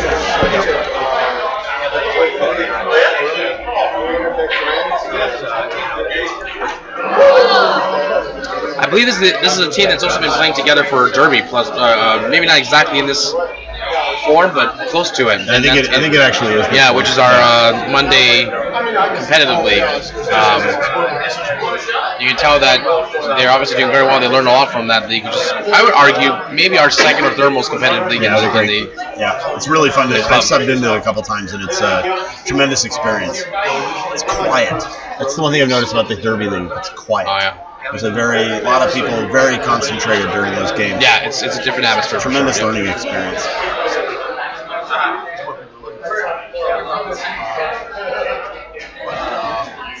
We have definitely an interesting culture here at Broomstones, where there's sort of what I would call the weekday warriors and then the Sunday casuals, if you would. Not to say that people who play on Sunday aren't on the weekends aren't also serious, but you can definitely tell there's a different degree of competitiveness that goes on early in the week versus. The beauty of it is that every level of competitive interest is. Oh, absolutely, absolutely. Created a tremendous environment here for that.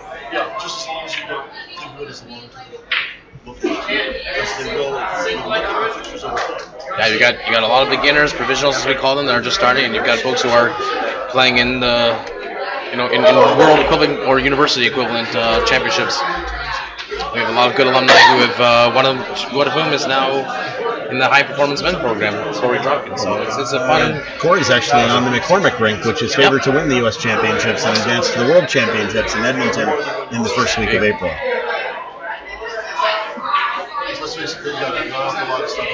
Some of our older members do remember seeing him, I think, when he was first starting off in this club, which is always kind of interesting. That would not be me. Not that experienced with the club, shall I say. But it's fun. We did see him, I don't remember, we talked about this separately. I did see him come by to practice a few times when I was here. The two of them. Yeah. And they were throwing bullets down.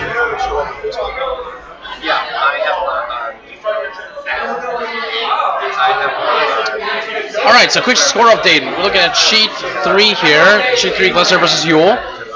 Ewell is up 6-5. It's a bit of a nail biter right now, but Glessner is sitting 2 right now in the house, with no yellow stones in play. Those two ones look pretty darn guarded right now, so definitely pressure on Ewell to defend well. On sheet 4, we've got Zwick versus Gerlach, as mentioned. Zwick has started to pull away here a little bit at the end with a big 3 spot on the 6th end. So they now sit 7-4 with, to your point, I don't know if this is the last end for them or not. I think it is, but I'm not sure. And Rimkus actually had 4 in the last end there to go ahead. Right. 7-4, excuse me. After 6. Playing a put up some guard game. I mean, at this point, I like this call a lot. Just blow it up. Keep it simple. Don't let them get anything. I mean, just run them out of rocks, basically, at this point. Oh, that's curious. So I don't know about this decision. I would have probably come to the other side, to be honest. Yeah, you might jump on your yellow, but you're just trying to get rid of rocks here. Potentially one of the advantages of playing together a lot is to understand what this shot looks like for John Kohler. That's true. That's a good point. I've been very impressed with John's rapid improvement, delivery, alterations, all that good stuff. Nice peel right there. Great peel. Nice. Good. One down.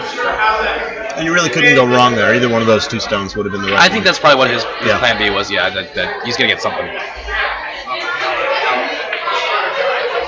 Once they get down there, start puzzling soon.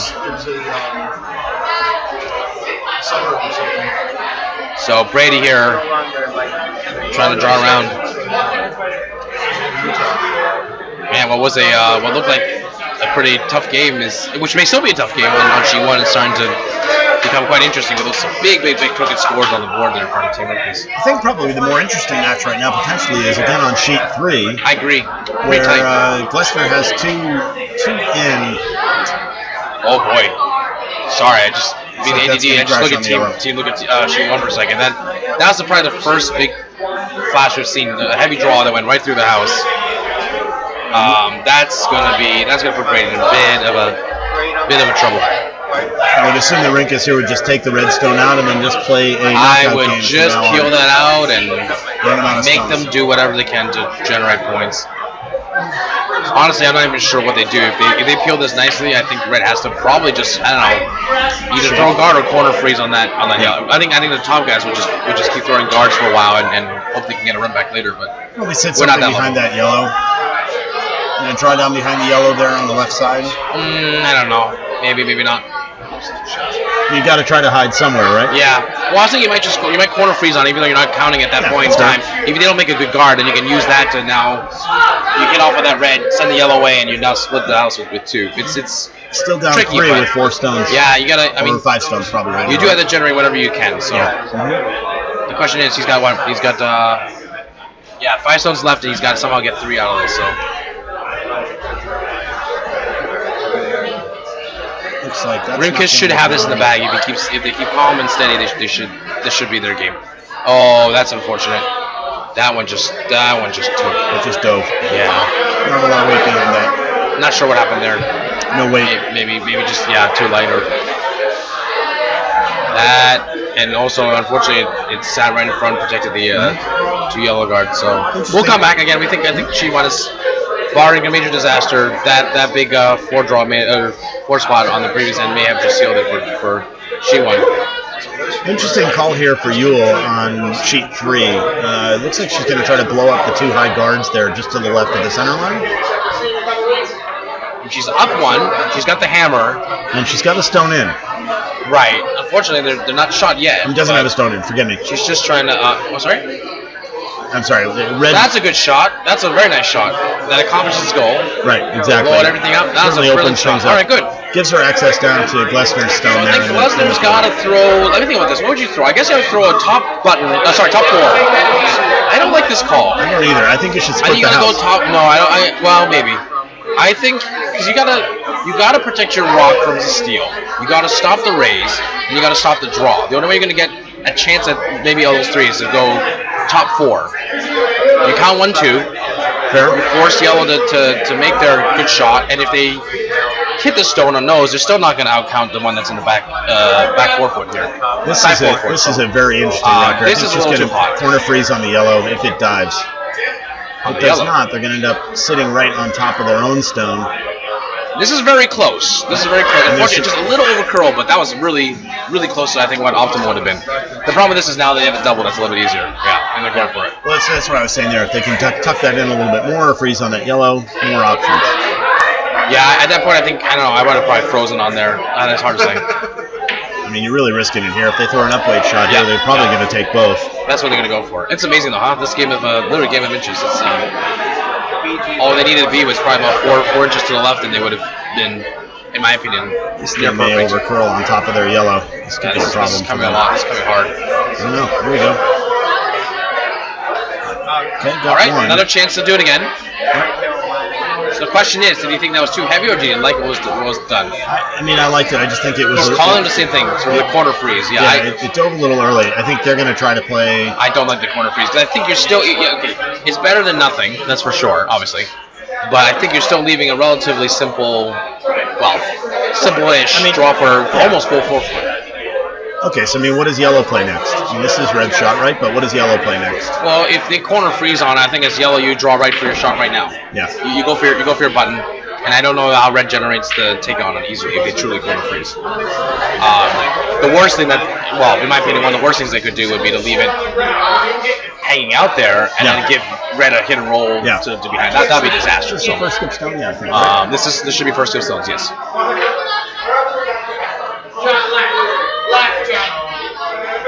It is one of the disadvantages of not having the hammer here. I mean, it's, again, easy to call these things when you're behind the glass, Really right? You never easy. miss. But It's warm. We've had some beer. so this is actually almost similar to the exact same shot that was thrown before. I think this Except is the this right time, shot I think 'cause they're it's doing the gonna right thing vary. to try to freeze a little bit. Oh, Yep. no, maybe not. Okay. I don't know. This is better because the double is now a lot harder to execute. It's there. They're probably going to look at it.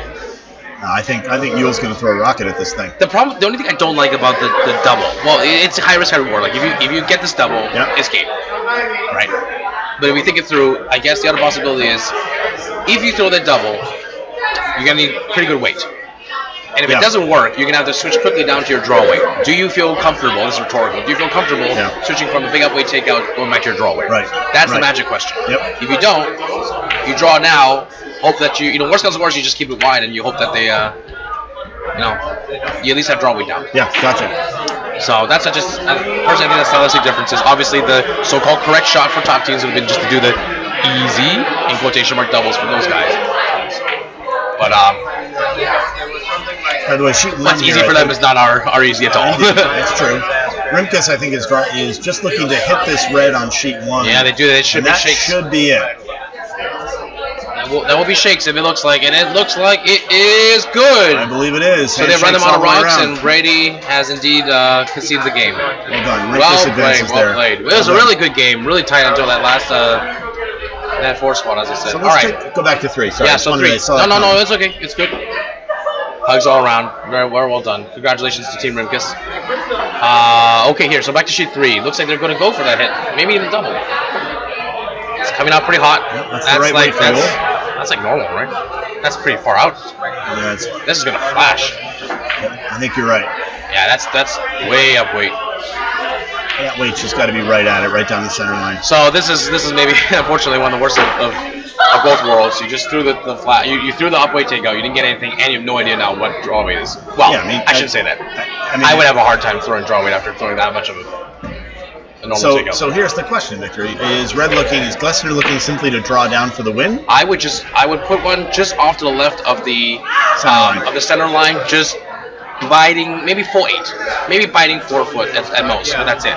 But does that mean, okay, so what if you're counting here? What if you have 2 that are counting? Red is counting 2 all you need to do is for the stop win. that draw to the button. That's the only thing you need to do. Put a guard up. Just put a center line guard up there. No, because then you just call it a day. if you call a center line guard, you get a more of a chance to draw behind. The tighter you can get without actually getting them any kind of weird doubles is what you're going to do in this case. Yeah, so I would just say if you can freeze at if we're looking at, I would say like the 8 o'clock position, let's say. Yeah. I mean, on the top 4. The shot that Yule's going to have here is to simply just score. He's going to have to draw down. So I think you have to prevent the drawdown. Exactly. I don't mind where that broom is. I don't even mind it if it's an inch behind. That broom is pretty much where I like it.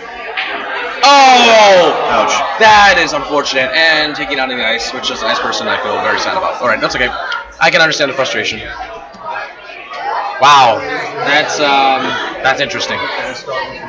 Well, the good thing is... Nah, there's no good thing. I was trying to find a good silver lining for that one. I mean, right now, Yule is a draw down for the win. I hope she's okay, though. I hope she's okay as well. She's more upset about her. Well, you know what? That's we've all been there at some point. I think. Maybe not exactly in this circumstance, but hey, listen, she's still got to make her shot, right? It's again. We're 100% behind the glass. We never miss, but just got to be full 4. Touch the 4 here. Now, the theory that I've been told, and I think we shared this before, is a good coach of ours in Broomstones, Keith Dropkin, the father of Gord Dropkin, the second for Team McCormick, the U.S. Many national championships. Many Dropkins, yeah, exactly. Around that his instruction, his coaching to me was basically, which I totally love, have 2 different drives. Have one for your takeouts, have one for your draws. And that way you'll minimize your chances of overthrowing in that case. You set your base drive to just get you to the hog line, basically, without anything else. And everything else becomes weight shift to add 2 feet, 3 feet, 4 feet, 5 feet, 6 feet, etc. And that way, if you truly have a completely different leg drive for takeouts as your baseline, hopefully once you start to memorize and get a feel for what that is, you don't switch them up. Muscle memory for it. So the question here, this is one of the things I've heard as well, is you basically are going to throw this to the 8 foot. and then allow your sweepers to drag it Yeah, into I the think fourth. exactly right. You just throw it This to is a like team shot. right top 12 and let them carry it in. That's all it is. You shots do in not play. want to overthrow this for sure. That's not terrible. I like that a little bit. It's a little wide if anything. I think its weight's not bad at all. They gotta go. I think this is really close. If they can drag it, it's slowing down a bit. They gotta go. Every inch is going. Oh boy. It looked pretty good, and then just caught a little bit of that frost, and oh boy. So is that game? Oh my goodness, that is game. It looks like they stole 2, huh? My goodness. Wow, she's definitely not gonna feel so bad about the burnt rock, huh? She feels a little better right now. Good for her. Oh, that's unfortunate. But that's a hard shot coming down from a upweight takeout to go for that draw. Hugs and shakes all around. That's, you know what? It's a good game when it comes down to the last shot, right? So let's take a look at sheet 4. Yeah, Yep. so the way I'm seeing this right now, it looks like yellow has 6 in the house, but has 1, is probably down 1 because red has their only stone on the center line in the back, 8.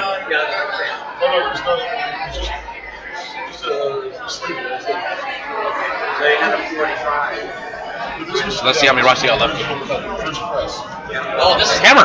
Hammer. This is the hammer shot. So how the heck do you get 3 out of this? You don't. They must be going for the run back. The double. I can't see anything else. Yeah, you got to play to try to get that red out of the back because it's and then take 6. The thing I don't like about this is why not? If you're gonna do that, you should run your yellow on the right hand side. You're far more likely to jam on the red than you are, and then the yellow. Well, maybe they are. Well, I don't think so. Not with this. No, they're going for the red.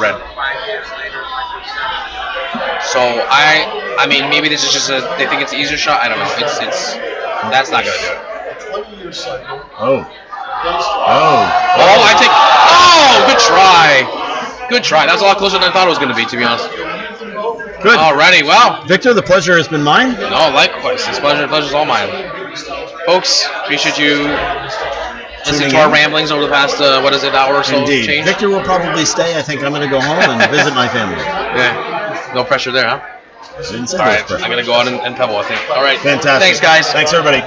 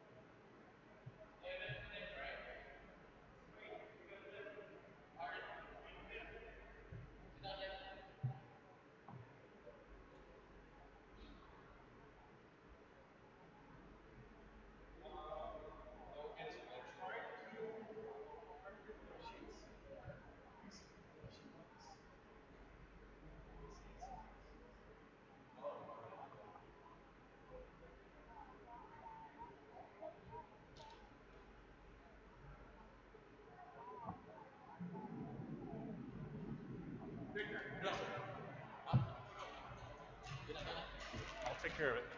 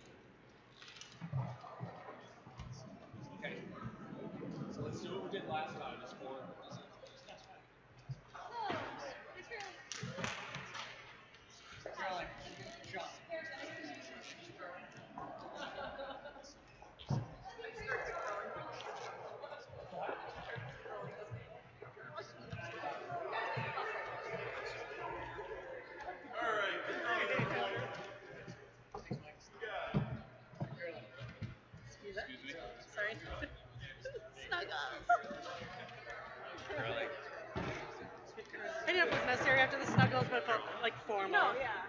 Curling. Hi, hey, curling. Let me get my beer out of Oh, here. no, my name too. Thank you. We probably did, but I needed it twice. Good curling. Good curling. Hi, hey, curling. A little extra on camera. All right, welcome to the point, ladies. Who's your lead? Well, I'm the vice Fine. I don't care. How about that? Do you want to flip? You want me to I'll flip?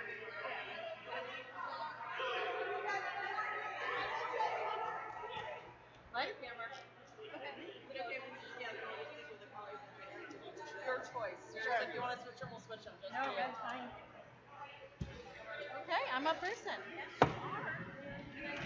That's interesting. You get to swap between different ways. Yeah, we always do vice. That's. I was taught like I didn't start here, but we always do these. Well, we played on a different team on the Kayser last year, and it was the same. A lot of people said leave, but for whatever reason, I don't know. Rochester does. Vice. Yeah. Well, then it's funny for us to go to another company. What? We're like, oh, our normal's not your normal. Okay. I don't care.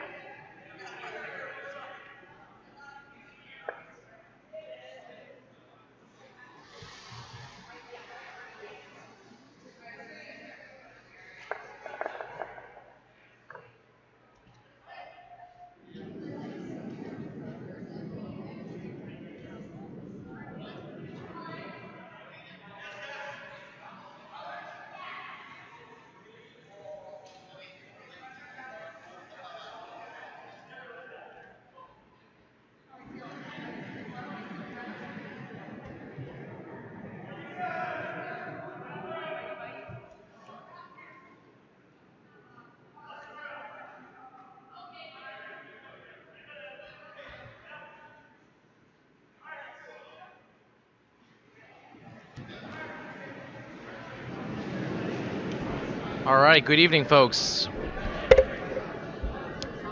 Back to Broomstones Kayser event.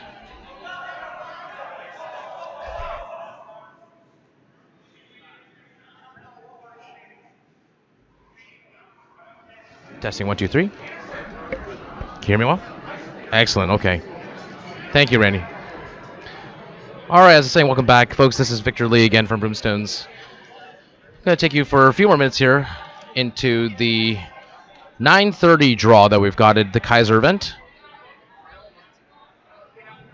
For those of you who've been following along, play remains exactly the same, 8 ends, and they have 95 minutes within which to complete as many ends as possible, finish that end, and then they get one more. Over on sheets 1 and 4, we have 2 of our semifinals for the A event. These are the teams that have been undefeated thus far. And in the middle sheets, I believe we have a... I will have to double check this later, but I believe it's either the H or the G final event, or excuse me, the semifinals on one of those events. So these are teams that have made it through on the outside sheets with no losses, and I think maybe 1 or 2 on the middle sheets. We'll take turns looking at each sheet one by one. But I'll probably focus most of my time and attention on both sheets 1 and 4, given that those are the high-stakes games, if you will. So let's first learn about the players a little bit and where they come from.